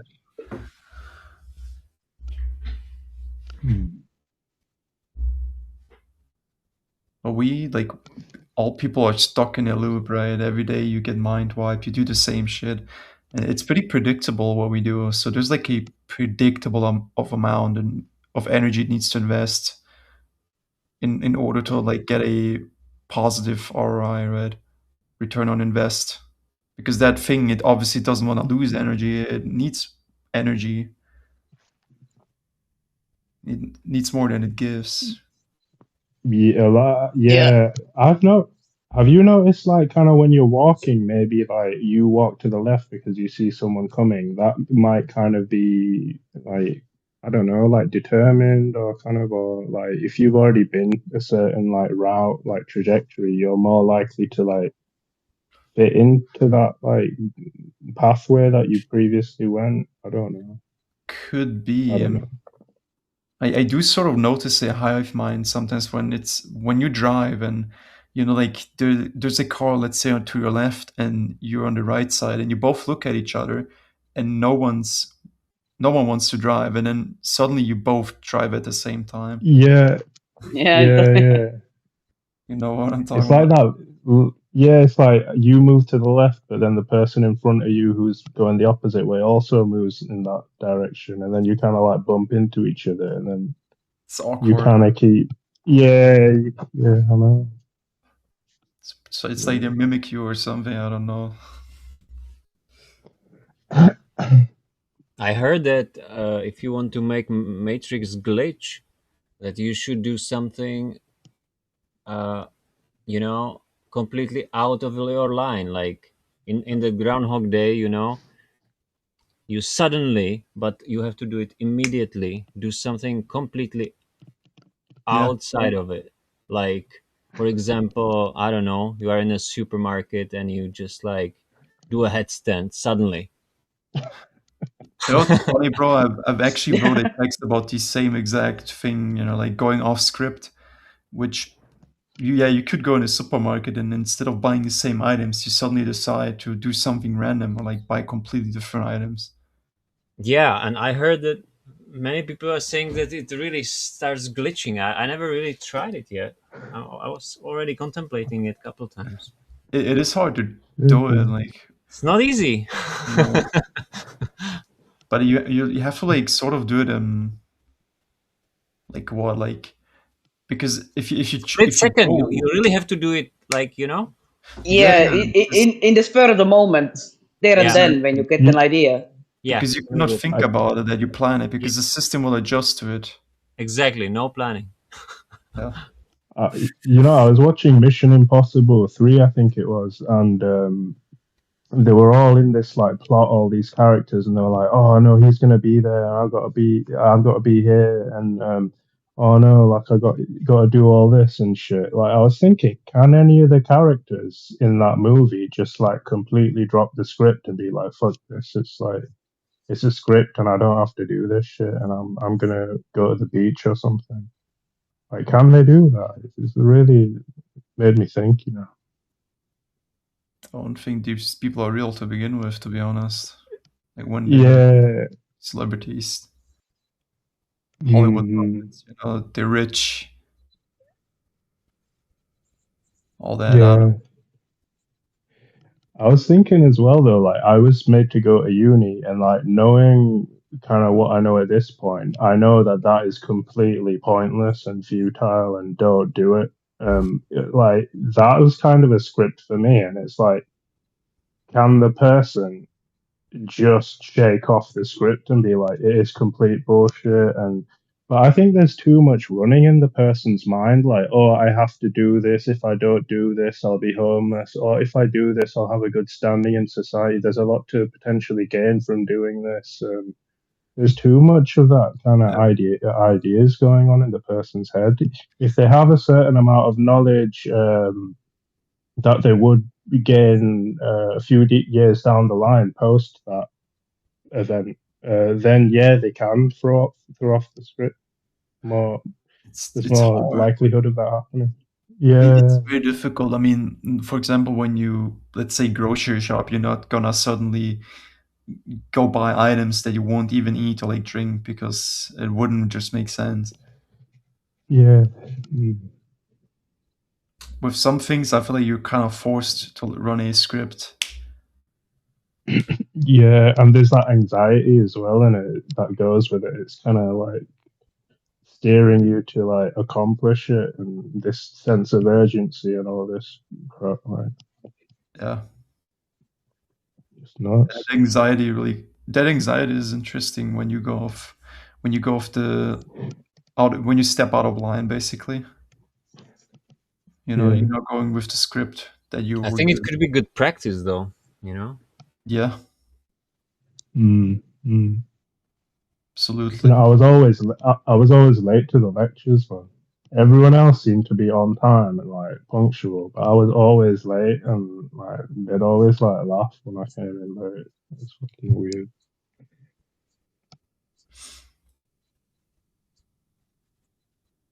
Who would laugh when you were late? Just like all the other people in the class, and like once the like lecturer, like loads of people came in late and they didn't say sorry, and then I came in the latest and I said sorry, and they all laughed, and I was like, why did you guys laugh so much? And they said, "Oh, you were the only person who said sorry, and if you didn't say sorry, he would have lost his shit." Like seriously, and gone mad. I've So had some similar experiences in school. You know, like coming late was always uncomfortable because you could actually feel almost the like your whole class felt sort of acidic towards you. Yeah, yeah. And it's like time based again, and it's like, and you know, you gain more to sleep in. Do you know what I mean? So your body is like, oh, just sleep in and rest and recuperate, but you have to kind of forego that and get ready and go. And sometimes the weather isn't great, and you have to walk there or something. And the weather isn't great. yeah. Okay. No, it's not great. Honestly, I've never seen, like, every time I watch a video on YouTube about the UK, it's just always rain or like dark weather, which, to be honest, I sort of like. But yeah, I can see why some people would be depressed. It's a shit show, especially with the immigration, all this shit that's happening. 2030 agenda. Yeah. It's a lot of bullshit, man. Yeah. Oh, one other like thing is like, you know, those like kind of folklore tales. A program came on about it. You know, the Loch Ness monster. Yeah. Yeah. So, you know, that's like a myth, but it's like maybe there was like some big ass shit in the fucking lake over there. When I was going through my like thing where it was like very psychosis, like I walked down to a bit near where I live over here, and there's a river there. And I was walking, and I was just like, oh, I feel a bit anxious, so I'll go for a walk. And the guy next to the fucking river said crocodile, and because I was in that like psychotic, like where you know, reality is not very well defined. I was like, fuck, man, like a crocodile might just literally walk up out of this river and like fucking chase me or something. Why the fuck did that guy say crocodile? That is insane. To make you feel paranoid or something. Yeah. The thing is that this person who lives next door, there's a woman who frequented here as well, and she rang her son up or her nephew, and she said, "Son, don't go near any like lakes or any like water. Yeah, yeah, all right then, bye. Like, really, don't go near it." And I'm like, "Fucking shit, man."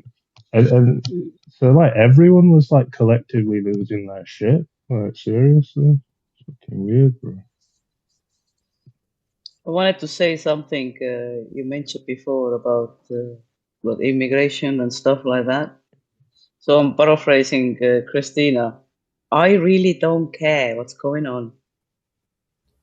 It doesn't bother me one bit. I don't care. They can do whatever they want. It doesn't matter. It doesn't matter. It doesn't bother me. It doesn't hold my attention.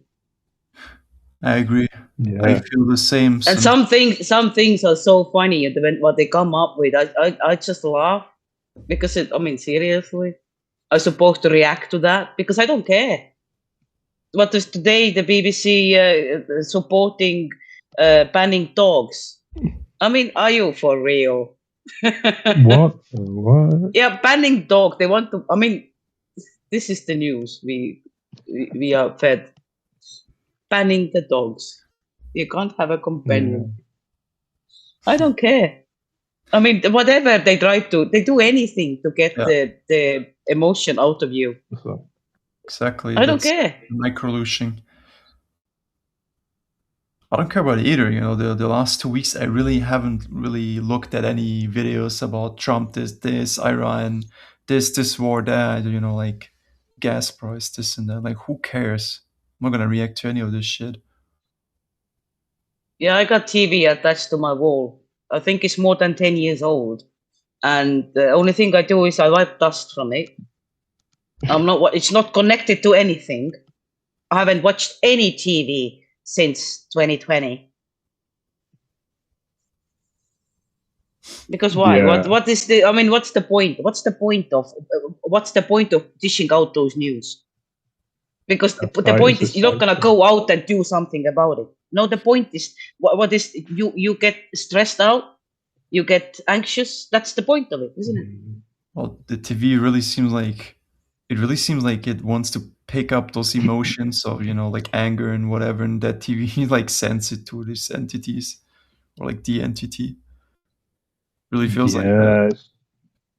I think one other kind of state of mind it kind of tries to promote is like, oh, all this stuff's happening, and you know, it's happening out of your control and stuff and shit like that. But don't get in. I think the attitude to take is like, don't get involved. Like, once you see through it, like if you see through like the political system and like voting and all that shit, you just don't take interest in it. It's a circus, and I bloody hate Yeah, circus. yeah, I can't stand clowns. yeah. Stop. They're No, stupid. The I jokes know. are silly and they're stupid, and it doesn't work. When I got run over by a car and like my leg was sort of like a bit damaged, I don't know what happened. I don't think it was broken, but I had like this clown come into my hospital as well. Oh dear, I hate clowns. Just reminded me. Yeah. But yeah, you know what the meta now is? They really want to get people into, like, people see, even the normies, they see, oh, everything is going to shit. Nothing's gonna change. It's just gonna get worse. So now I'm gonna go back to Jesus or religion. Mm. You know. It's really being pushed now. It's really being pushed, and because people see things now, this is where they're gonna turn to, Yeah. and it's all on purpose. So Savior is coming to save you. I bloody hate it. And there's nothing you can tell to these people. There's no point to talking to them at all. Most of them. There might be a rare one here and there, but most of them. They'll just attack Because you. I deal with religious people every day. Every day. Yeah. Yeah, I sort of gave up on religious people as well. There's no point. You can show them all the symbolism and that it's all bullshit, and they'll still, you know, just because they don't have any like reference point, they'll still cling back onto it because it's the only thing that gives them a sort of safety or like this false sense of comfort.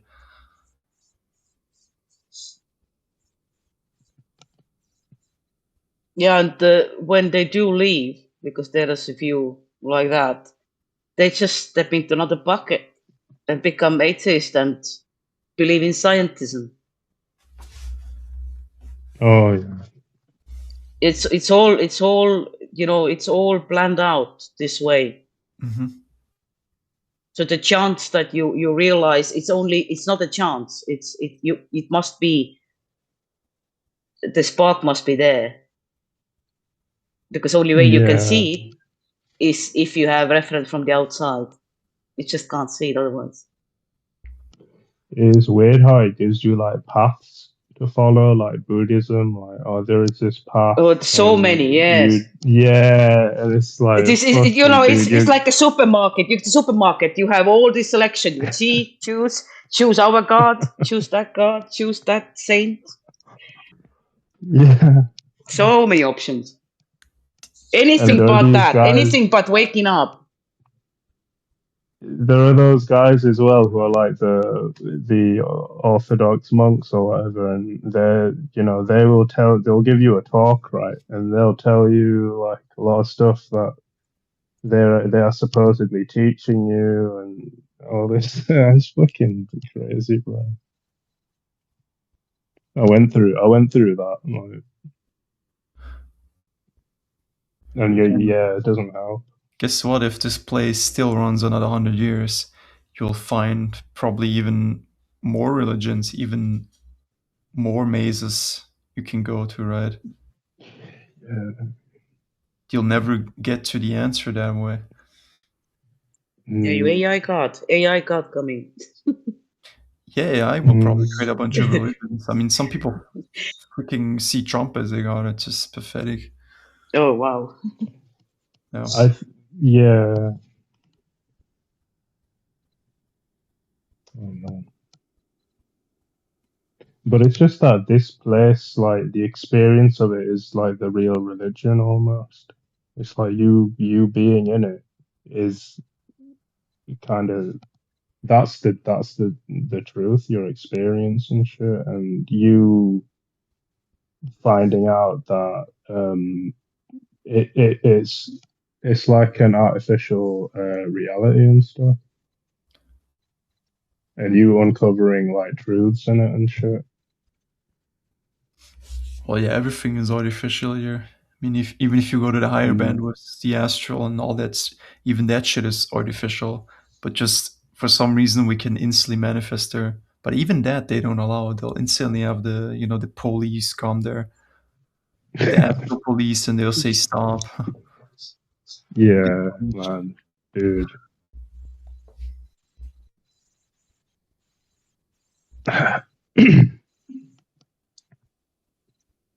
It's why I really Anyway, we've been over 4 hours. You know, I want to thank you, everybody. I am really tired. It's been really nice, Yeah, no, and I've enjoyed it. So thanks It's for everybody. Thanks, Disobey. been nice talking Hello. to you as well. Yeah, yeah, let's do it nice again talking to you. sometime. Right, take Sure. care, everybody. Take care. Bye bye. All right, man. All right, good Bye. night. Bye bye.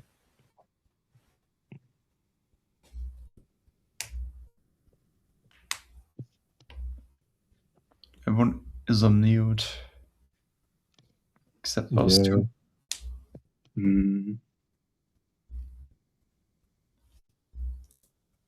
I mean, you guys are killing it. Like I was gonna end the show, and I was like, nah, I'm just gonna let them keep going. I'm like at the park with some my brother and some friends, but nah, you guys are doing great. Like it's been a good conversation. If you guys want to be done, we can, or we can just keep going. Are you looshing us, Nick? No, I'm kidding. Oh yeah, No. really, you should see my bank account right now. All $7.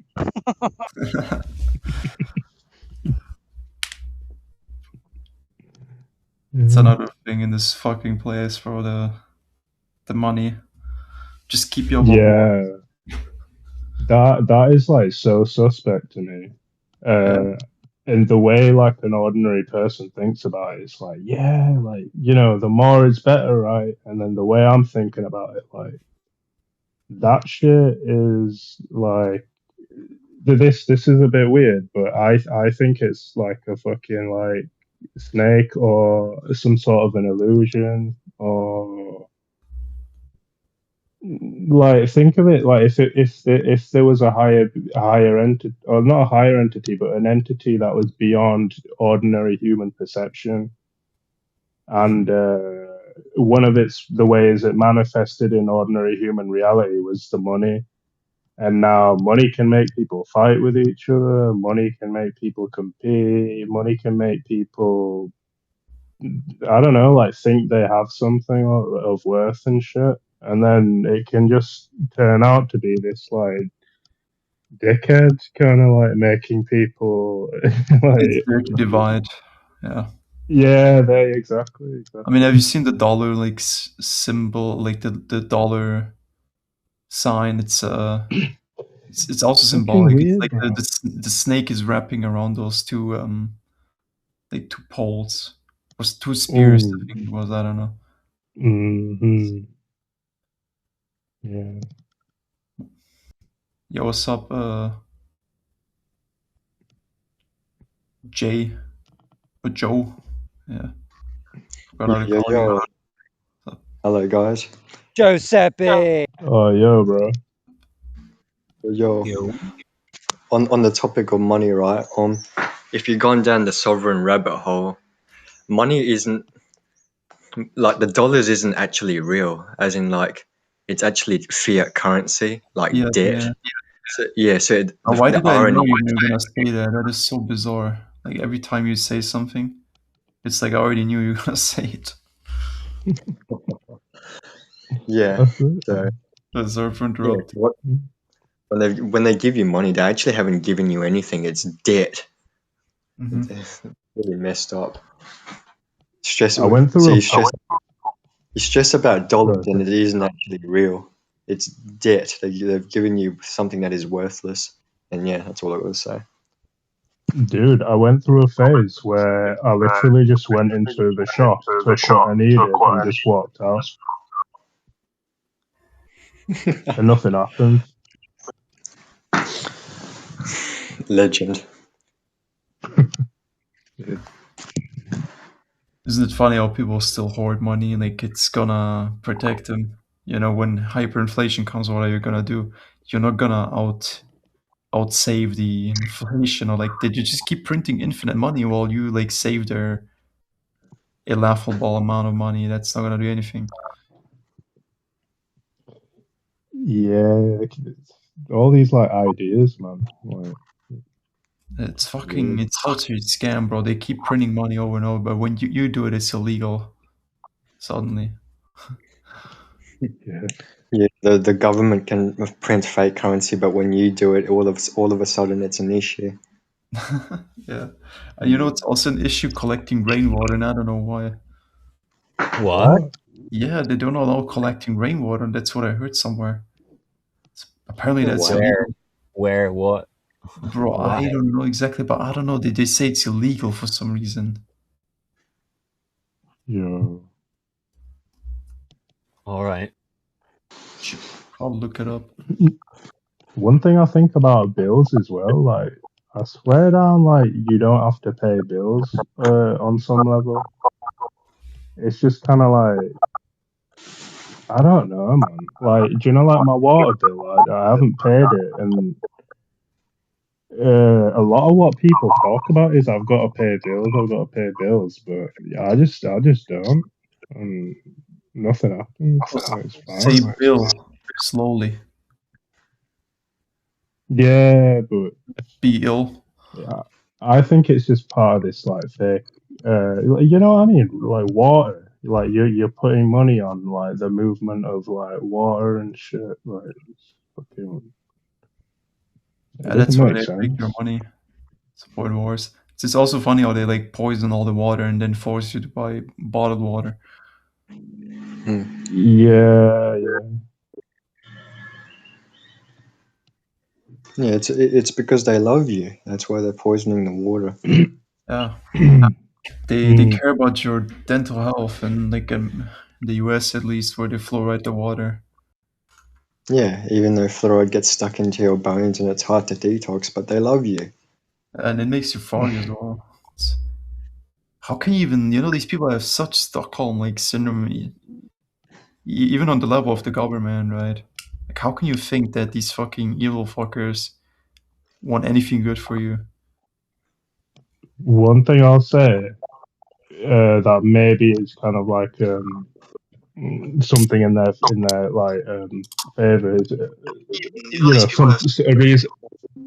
Yeah, even on the level of I the was just government.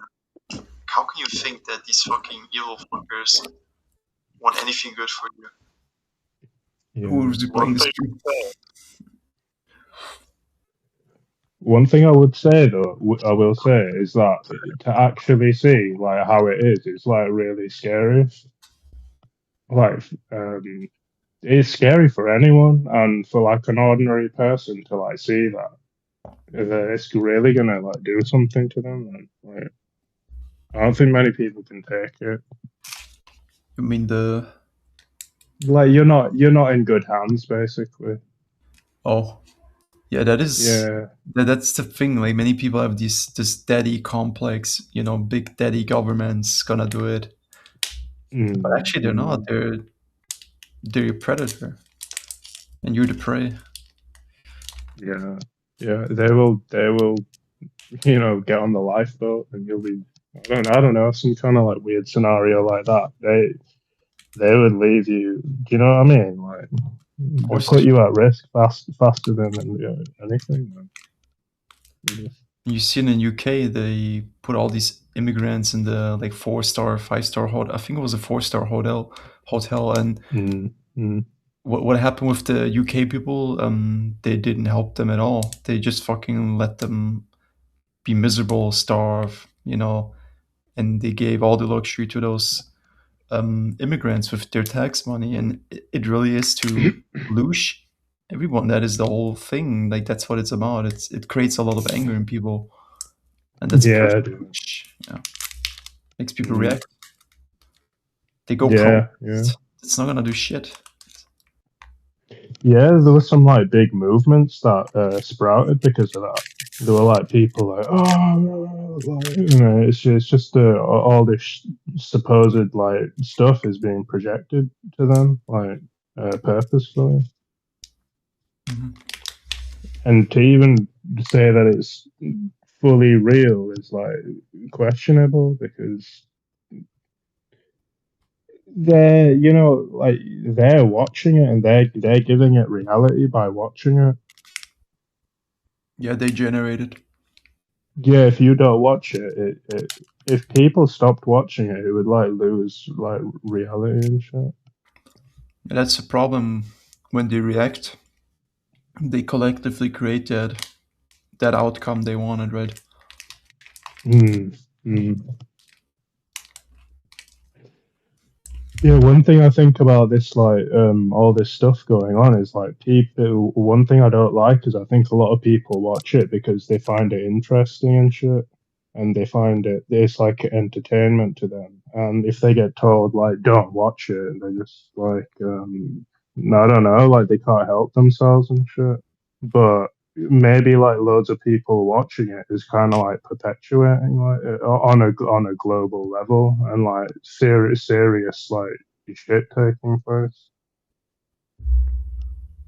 But that is kind of crazy though, because it's like telling people like en masse don't watch any news and shit, don't like read any newspapers, and they're not gonna listen. And so I think they're really playing people great because I think even the normie nowadays is realizing that the news is a scam, and then they'll try to go to the alternate media, which really is the same shit, just disguised as alternate media, but it's the same shit, you know? And it'll make you think it's something mm. entirely new, even though it's the same shit.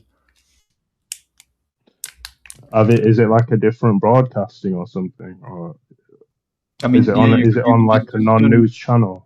yeah. I mean, when like Okay. most people get their information, which is kind of fucking sad. Like most people get their news from like TikTok or some bullshit. But even on YouTube, you go to like these alternate media outlets, and what are they? They're just like some new propaganda type shit. Yeah. It's- Yeah. just act like they're your friend and they're different, but it's really the same shit, bro. There's a reason why it's being Yeah. pushed. Or why would the algorithm push any truth, right? It wouldn't. That is never gonna push like the actual like that'd be crazy. That'd just be that's definitely something they will never you'll never catch them doing that. Yeah. The brain is also, it's funny how the brain is programmed to be suspicious of, let's say, you go on YouTube. This is what my friend told me, and I found this very interesting. So when you go on YouTube and you see a video that has low views, you would automatically probably not click on it because you think it's full of shit or something. But if you see a Mm. video with a lot of clicks, you think, oh, there must be something to it, like a lot of truth. Yeah, true. But that's the thing, right? The algorithm would never push actual truth. The actual truth would probably be a channel like Disobey, like most videos, freaking age restricted, low views, probably even shadow banned. Yeah.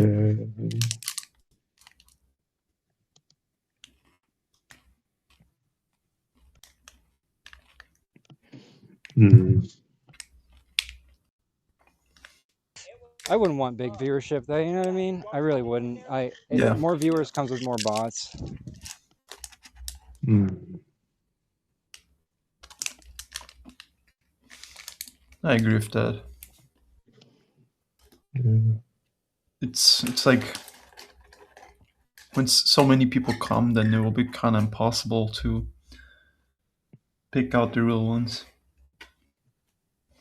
Mm. I think this information doesn't really matter. Like, if you're a real being, you'll find this information synchronistically at some point. You just will. It's. I still don't understand really how that works, but we're like sort of drawn to it, you know. Maybe Yeah. maybe for like us, like real beings, we're like sort of like drawn to the same thing. Yeah, even that's a little suspect though. Yeah, is it right? Why do you think that? It's almost like I have mind again. That's why. No, okay. Yeah. I don't know what's Nick's perspective on that, but it's the Do you question, like, think maybe who is doing that, right? what do you think in like a place where there wasn't any like technology or something? It's hard to find a place like that in the world now. But I don't know.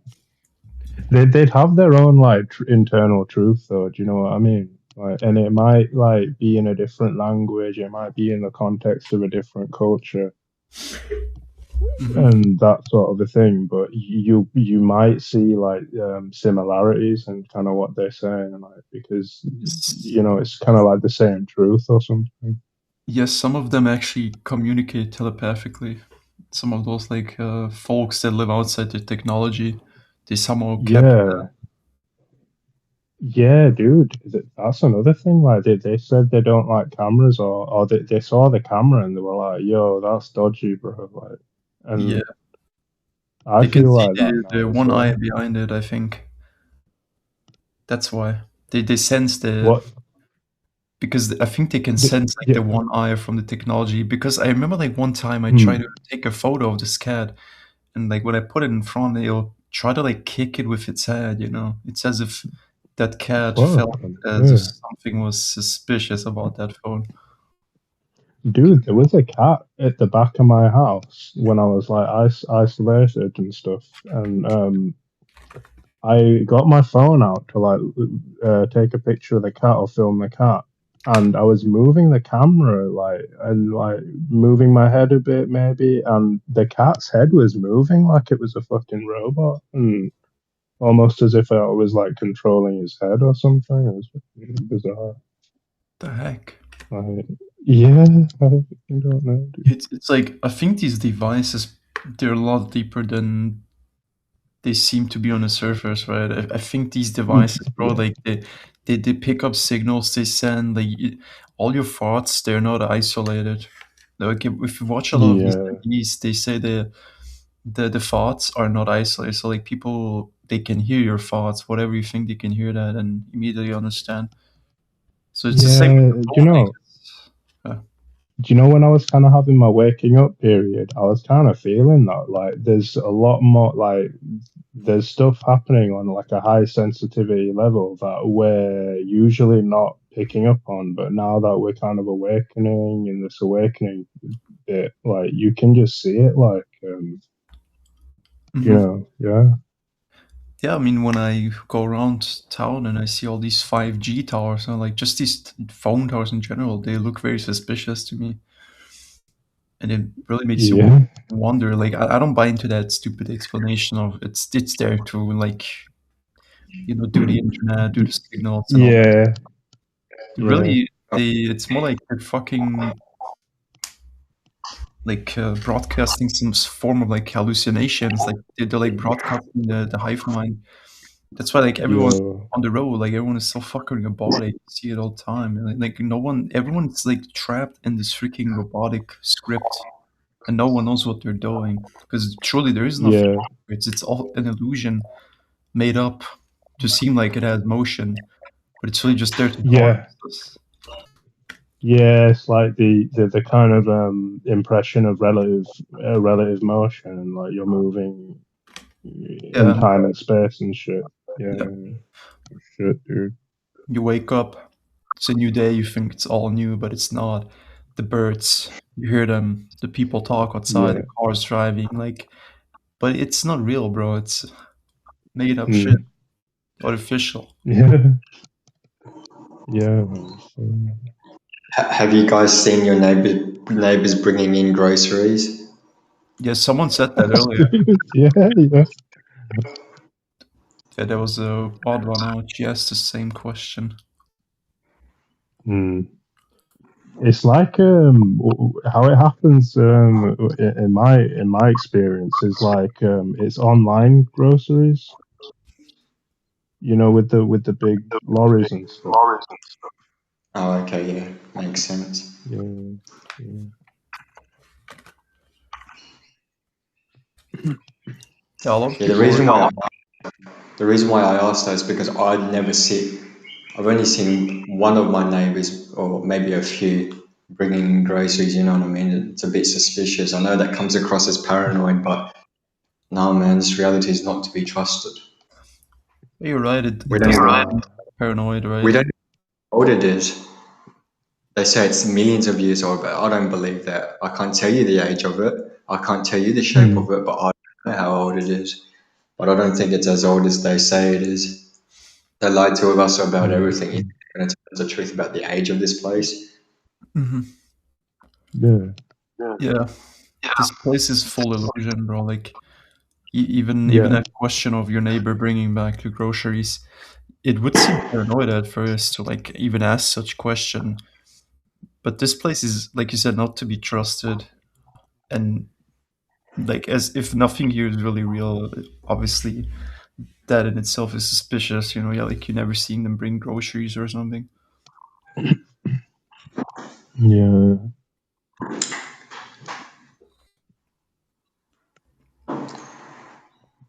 And another thing as well, right? It's like, oh crap, oh crap, I forgot what I was gonna say. But that's like glitches. Have you Oh, guys yeah. seen glitches in the Matrix? Yeah, I have. Like I lost this like earbud kind of thing, and like I swear it just disappeared. And I've had like money just like the right change just appear in my hand and shit. Like fucking bizarre. I think like actual glitches, you wouldn't probably see actual glitches because this place it's not designed by a dumbass. Let's face it, you know. It's more elegantly designed, so it's not gonna suddenly glitch out completely unless, you know, there Hmm. was something like really big happening, like all of us leaving it at once, I guess. I don't think that, you know, the same people who think they can trace back the Mandela effect when they say, "Oh, look, I found the Fruit Loop logo on my pants." But it's not really how it works. Like, it's this reality is smarter. Like, it'll not Yeah. fail on those simple things. But the thing with that, Amel, is if the reality has a finite amount of energy, then it's prone to glitching. You know what I mean? Hmm. What I'm about to say sounds crazy and made up, but I swear to you, it's the truth. I was at the beach 6 months ago. I can't remember how long ago I was. There was no one where I was walking. So I was walking forwards. There was no one there. I turned back, and all of a sudden, an Asian lady was there. All of a sudden, no, that she wasn't in the water. There's no way she could have walked behind me that quickly. So it's like she spawned out of nowhere. And Are you like 100% about like sure about this? yeah, I'm I 100% think sure. I think I I'm think not stuff like lying. that can happen. No, it's not about you lying. I mean, like sometimes we really can miss people, but it could be because most people, I feel like they're like they're just generated for you, like when you go outside. Yeah, so I had an experience. I don't think I've ever shared this on a live before because I still have never figured it out. But about, oh, I don't know, want to say 5 years ago, I was in South Carolina and I was on the pier and I watched this little girl walk with these two older people to the end of the pier. And then the older people walked back and she was gone. And so this is not a long pier, this is a short pier. And so I watched them walk to the end of the pier with this girl. I do something, I see the two old people walk back. I look at the end of the pier and this girl is fucking gone. The Like, heck? and I literally was so worried about her. I went to the end of the pier, I looked down in the water. I mean, I was looking around like this girl disappeared. It ends, right? It's a fucking pier. It doesn't go anywhere, it just ends. And I don't know where she went. To this day, I still rack my brain. I'm like, where the hell did that little girl go? And sometimes I think that was just generated to like make me paranoid. But I mean, in all reality, though, the two old people walked away and she was not with them and nowhere to be found. So Yeah. that was a really weird Yeah. circumstance that, I mean, it's not like it's a one-way walkway. You can't really go anywhere. There's nothing, you know, either you walk there and you walk back. So that was a really weird situation that I had seen that I still to this day cannot explain. It was bizarre. What if you asked them, Christina, like, what if you asked them, where's that little girl? You know what I sometimes feel like? Then this place would probably create a story of, you know, the girl, like, that girl probably disappeared, right? But if you were to ask those people, where's that girl, then that matrix would suddenly create a story, or they threw the girl across the fence and like into the water, and now she drowned. Like they basically murdered her. I feel like that's the story it would create. Yeah, and I don't know, because that's the thing that, like, looking back, I'm like, yeah, that was definitely, because I spent a lot of time, because in my head I was like, okay, so they looked older, right? So I'm like, maybe they're grandparents that are walking her back to her parents, but they walked away and she was nowhere to be found. And I mean, I'm like middle to end of pier, so like I never saw her again. I never saw her with other people. She never walked back, and I stayed on that pier for probably an hour. And I was so bewildered by that experience. And I just kept looking and looking. And I'm like, she's fucking gone, bro. Like, she is nowhere to be found. She Yeah, never walked so back. No It was store, so like weird. It left was, and that's right. that's actually mad. There's like no store left and right, or like anywhere they could hide or escape or something, right? no, it's just, it was like a wooden pier. Now, had it been she walked to the other, because there's other parts of that area, right? So this is in like Myrtle Beach, South Carolina. So there's all kinds of stuff going on. But this pier, it juts out, you know, into the water, but it's a one way type of deal. And I was on the other end of that. So like, if she would have walked back, I would have seen her walk back. And she never did. Because at first I didn't think anything of it until it hit me. I'm like, holy shit, where did that little girl go? Because there wasn't that many people out at that time. This is like spring, so it's still a little chilly outside. Not a whole, I mean, some people, but not a whole lot of people. So it was pretty noticeable to me. But yeah, I don't tell a lot of people that story because still it sounds crazy, but it's like, I mean, she disappeared. She fucking disappeared. I don't know. Yeah. I still have no explanation for that one. You know what I hate about those like stories, or like when those things happen, because I feel like it will never happen in like a super obvious way, right? So you would always have that second guess, right? Like that you doubt yourself. That, you know, maybe something else happened, right? I don't know. Like I have yet to like see something so obvious like that. But I believe you. I know this place is all fake. So Yeah, I mean, I do. I still do. I'm like, well, maybe I just missed it, or maybe this, or maybe that. But I mean, I wasn't really all the way aware at that time. I was very suspicious of everything, but I wasn't aware like I am now. And I mean, either they generated that to create that loosh or that pool, or something told me that something wasn't right, because even then, years ago, I stuck around. I mean, I just sat there and I'm like, she really is gone. She's gone. She's nowhere to be found.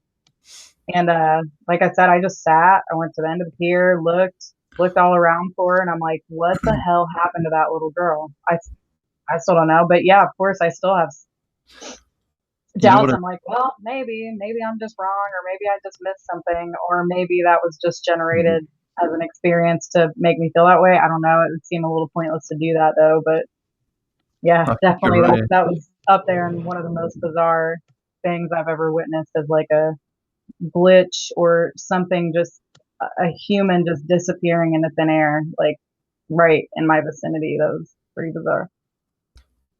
Yeah, I think you're right. I think this really happened, and it's not really surprising, you know, looking at the nature of this place, or of this construct in general. And you know what I truly think, this stuff happens a lot more than we think. And it's the thing is like Oh yeah. it happens to a lot of normies, and they would never, like, they would experience something like that, and they wouldn't talk about it because they're like fear of being looked at as crazy or something. No, I was actually with another person and they saw the same thing. And this person is very much a system type of, very tied into the system. But this person was just as bewildered as me. So I had a witness there to like back me up in terms of like, no, she really did just, she was just gone. And so he was with me and we were both looking like, what the heck? So it wasn't just me alone, it was two people, which kind of confirmed it a little bit, but at the same time, there's still no real explanation for what actually happened. So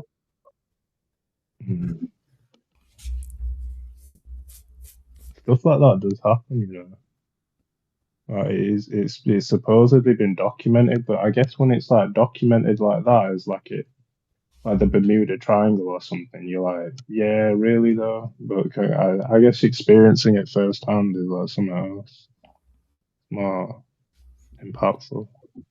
yeah, especially in an area like that. I mean, that's a pretty high touristy type of area. You know, it's not somewhere where you would necessarily expect. Now, I had a really bizarre NDE in the Bahamas actually. So in the, not necessarily right in the vicinity of the Bermuda Triangle, but pretty freaking close. And I had my massive NDE that kind of catapulted me into a different type of awareness, I would suppose. But it was in that area. It is definitely, there is a different type of signal in that area that you can pick up, that almost makes you feel like you're not here, but you're still here. It's pretty bizarre.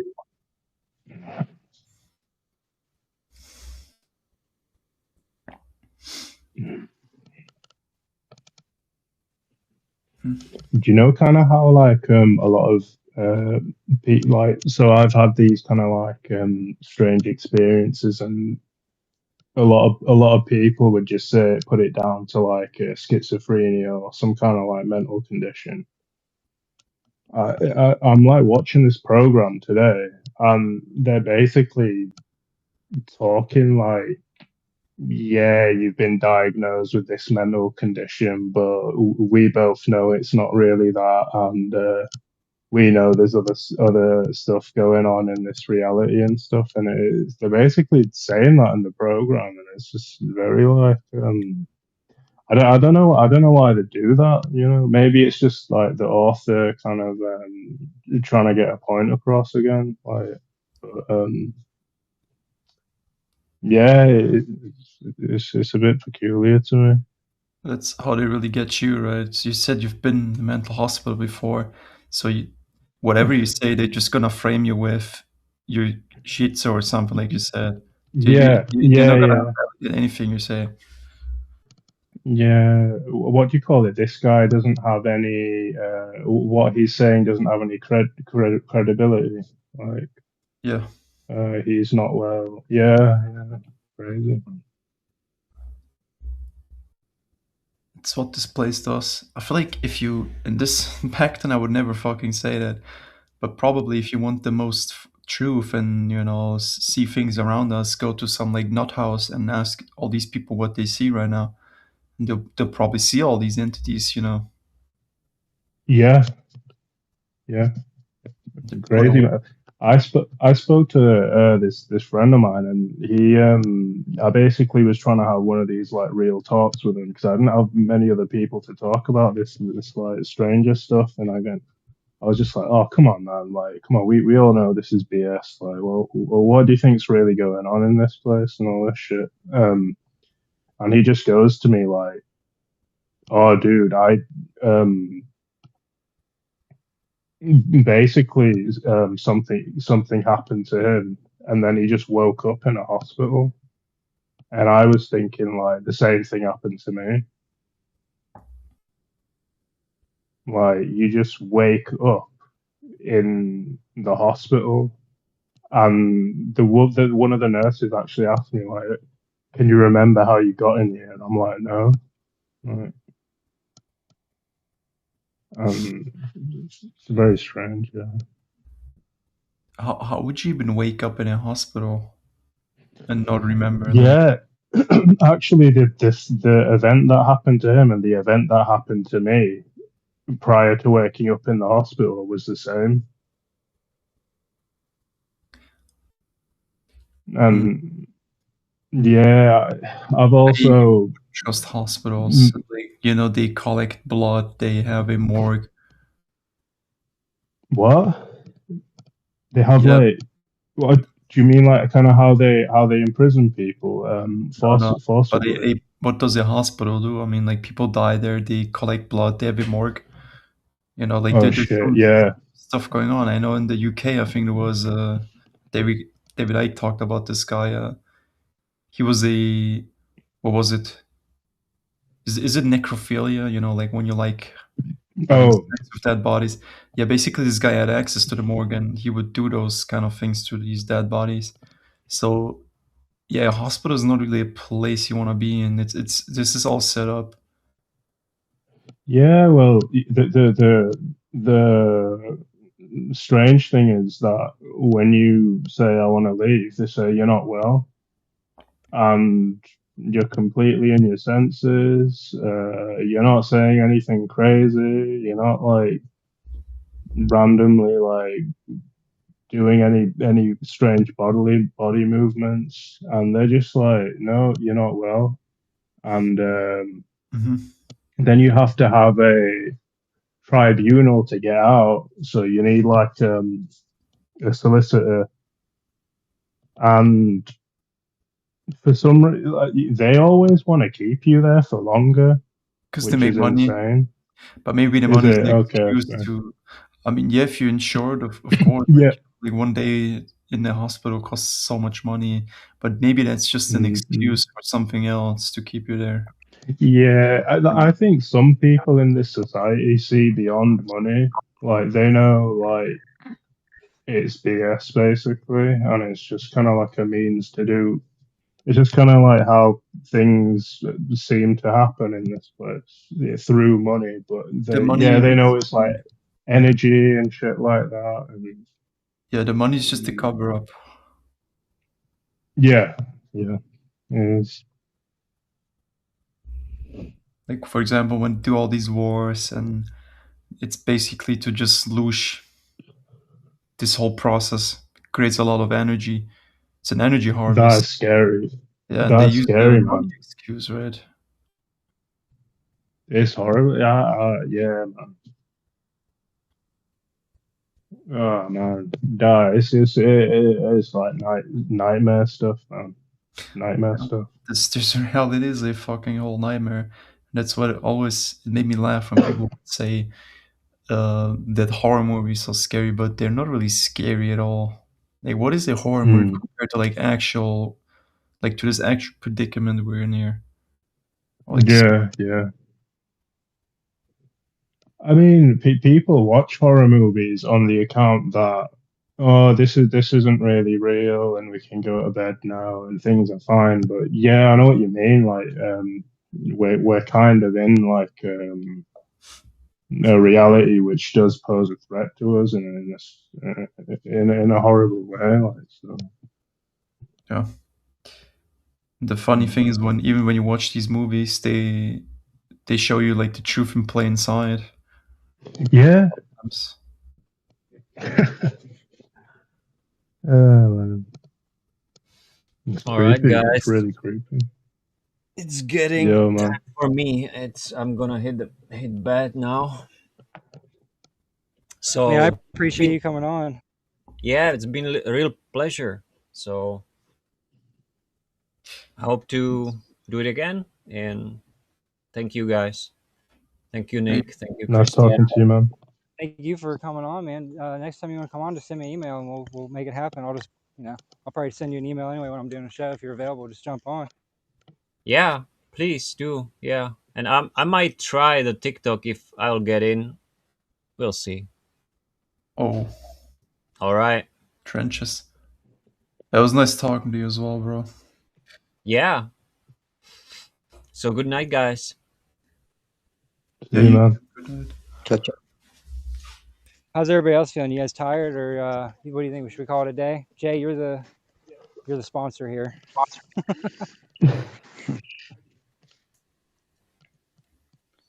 Giuseppe. Yo. Are you What do you planning to think? jump We off? keep going? It's up to you, man. What I do you mean, think? if you guys decide, it's fine. I don't really have much to say other than just complaining about the Matrix and how it needs to fucking die. Boom. That's pretty much the whole point, isn't it? Mm. Oh yeah. I have another topic before the sign off. The love bomb doesn't happen after death. It happens here in the waking state. Like, you know how the Matrix, it offers you, like, it gives you job opportunities, or it gives you a bit of money in order to set you up for the loosh harvest. You know what I mean? It's really pathetic how it operates. But yeah. I experienced that with family members, so they'll treat me really bad, and then some time will pass, and they'll try and be really, friendly and cushy with me. But yeah, it just happens like that. And it's obnoxious when they do the love bombing. It's really, it's just really gross, man, and corny and stuff. Yeah. Oh, it's not so bad. We love you. Okay, man.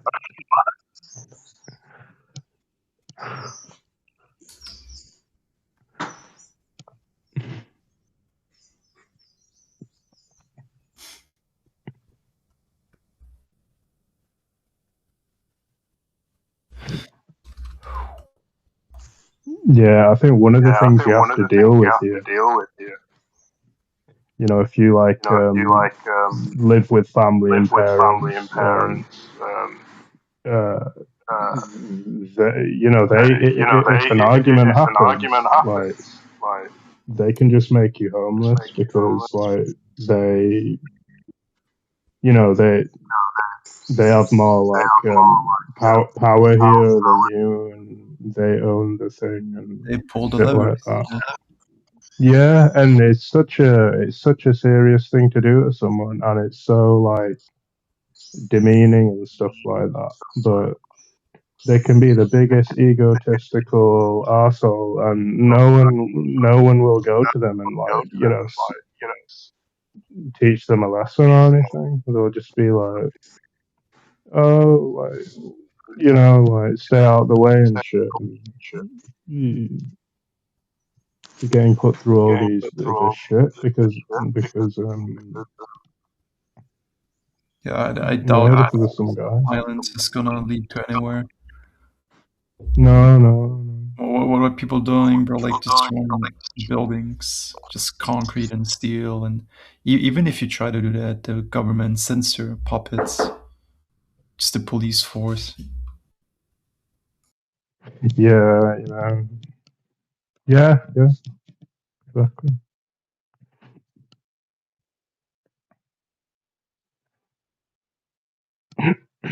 I think it's, like, predetermined to happen like that as well. It's just like, just with the mechanics of the kind of thing. Like,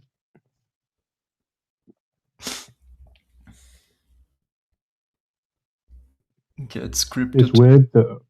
It's weird though with my, like, thing, because it's like, they, like, believe in, like, religion and stuff, but they're, like, completely the opposite of religion, or, like, any, like, higher values or anything like that. They're, like, doing the complete opposite, and they talk about how religious they are and shit.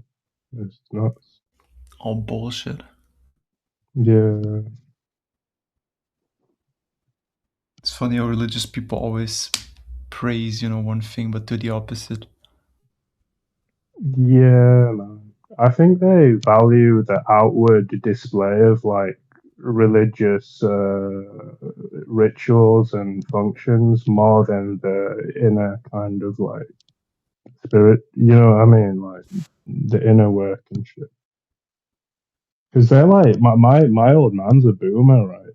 And the boomer way of, like, being is, like, it's very pro this, like, matrix, and it's very opposing, like, higher consciousness, higher ideas, enlightenment. you know, so it's annoying.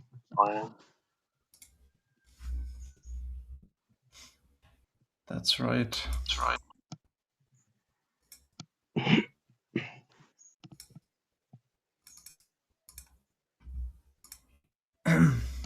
Oh, James Schoenberg. Cool. James is Have you back. got? Big Daddy. I never left. No. Back. I've been here a long time. I'm just listening. I'm over at the park right now with my brother. Hell yeah. Yeah, I'm fixing to be with the fam, but I figured if you guys were still on, I'd come listen for a few. Cool.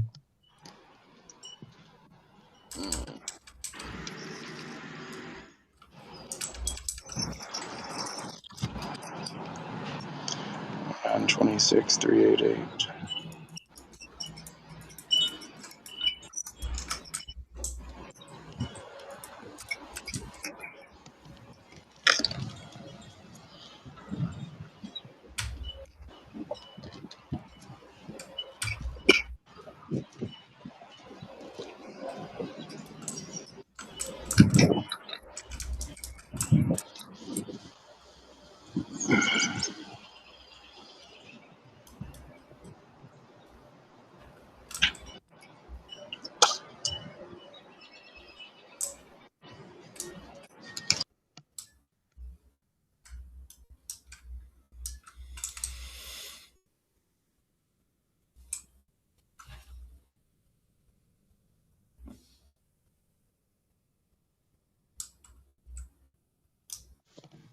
Be right back.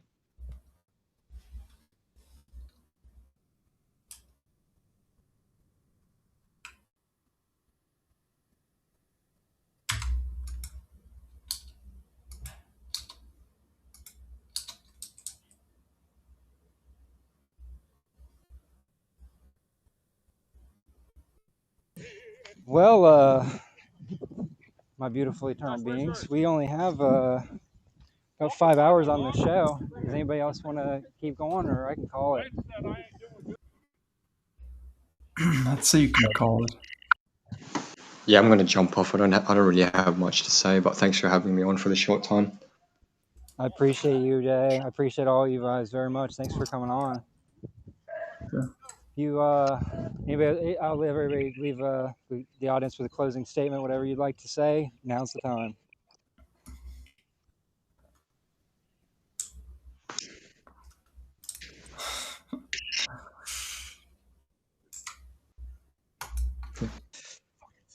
Or silence, that's fine. Doesn't matter. We've already all said. Fuck Well, if these you enjoyed fuckwits. yeah, I second that. There you go. You can hear the audience in the background. Yeah. What did I just hear? What was That's that? my brother. What did I just get myself into? That was funny. Yeah, if you enjoyed the conversation today, you want to be a guest on the show, just send me an email. The email's in the description on the page. And that's all there is to it.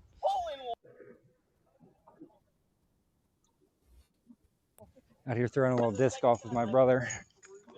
Getting a little goofy with it, you know. Go have your fun. For sure. All right, guys, I love y'all. I appreciate you all very much. You want to listen to my family act obnoxious? You can. That sounds like my language. Oh yeah. Damn, I came right at the end of this. Fuck. I know. I mean, I've been on for 5 hours. I'm ready to call it. Yeah, fair. I did a solo hour one, like an hour and a half or so in the beginning before this one. That was a banger for sure. I'll have to check that one out. Gabe's just joined. Damn. I mean, if you Yeah, want to talk perfect. a little bit, we can hang out if you want. Oh no, it's fine. I'll come. I'll try and make it to the next one. Sweet, sounds good. Yeah. Well, I appreciate you making it anyway, man. You was here. That's what counts. Exactly. I appreciate you guys for having this. I was listening to most of it, so man, there were some bangers today with the new guests too. Like, holy shit. I was loving everything I was hearing. Why don't you close this out, man? You leave us with a closing statement. What's your closing statement for the audience? And Closing statement. Matrix, This place is still retarded and it is still gay. In case you haven't noticed. Yep, fake too. Don't forget fake. It's all made up. Fake too. That's right. Fake, gay, and retarded. If you remember those three things, which I know everyone here will, we'll be all right. Right. Anytime you feel upset, just freeze frame real quick. Hold on a second. None of this matters. This is dumb. Yeah, fuck. Dude, I have those moments all the fucking time now. It's kind of great. Right. Like, I see what you did there. You know what I mean? Oh, that was a good one. Yeah, you had me for a second. But, what's a second to eternity? Exactly. Yeah. It wants what we have. I almost like fucking mocking it. Like, if it tries to throw me a curveball, I'll just say it out loud. Bitch, I've got eternity. What do you have? What you got? I got eternity. Got pizza and golf. Oh, well, I can't beat that shit. Yeah, you have a point there. And Jay brought up a great point. Jay brought up the best point. You get to watch the NPCs watching golf. That's the best part. True. That's what all the suffering's like for. I mean, that's what makes it worth it. So the absurdity. The absurdity of this place. But yeah, my bad for the Archon timing. I'll try to make it to the next one. Oh, you're good, buddy. I appreciate the closing statement. Yeah. You guys are awesome. So glad I have this. I found this group. Like, seriously. From the bottom of my avatar's heart. And beyond. Yeah. All right, it's getting windy. It's getting blustery. I'm going to say goodnight, everybody. And you know what to do. Drop me an email if you want to come on and chat. Other than that, we'll get it done. Thanks, everybody. Good night. Peace. Thanks. Peace. All right, bye.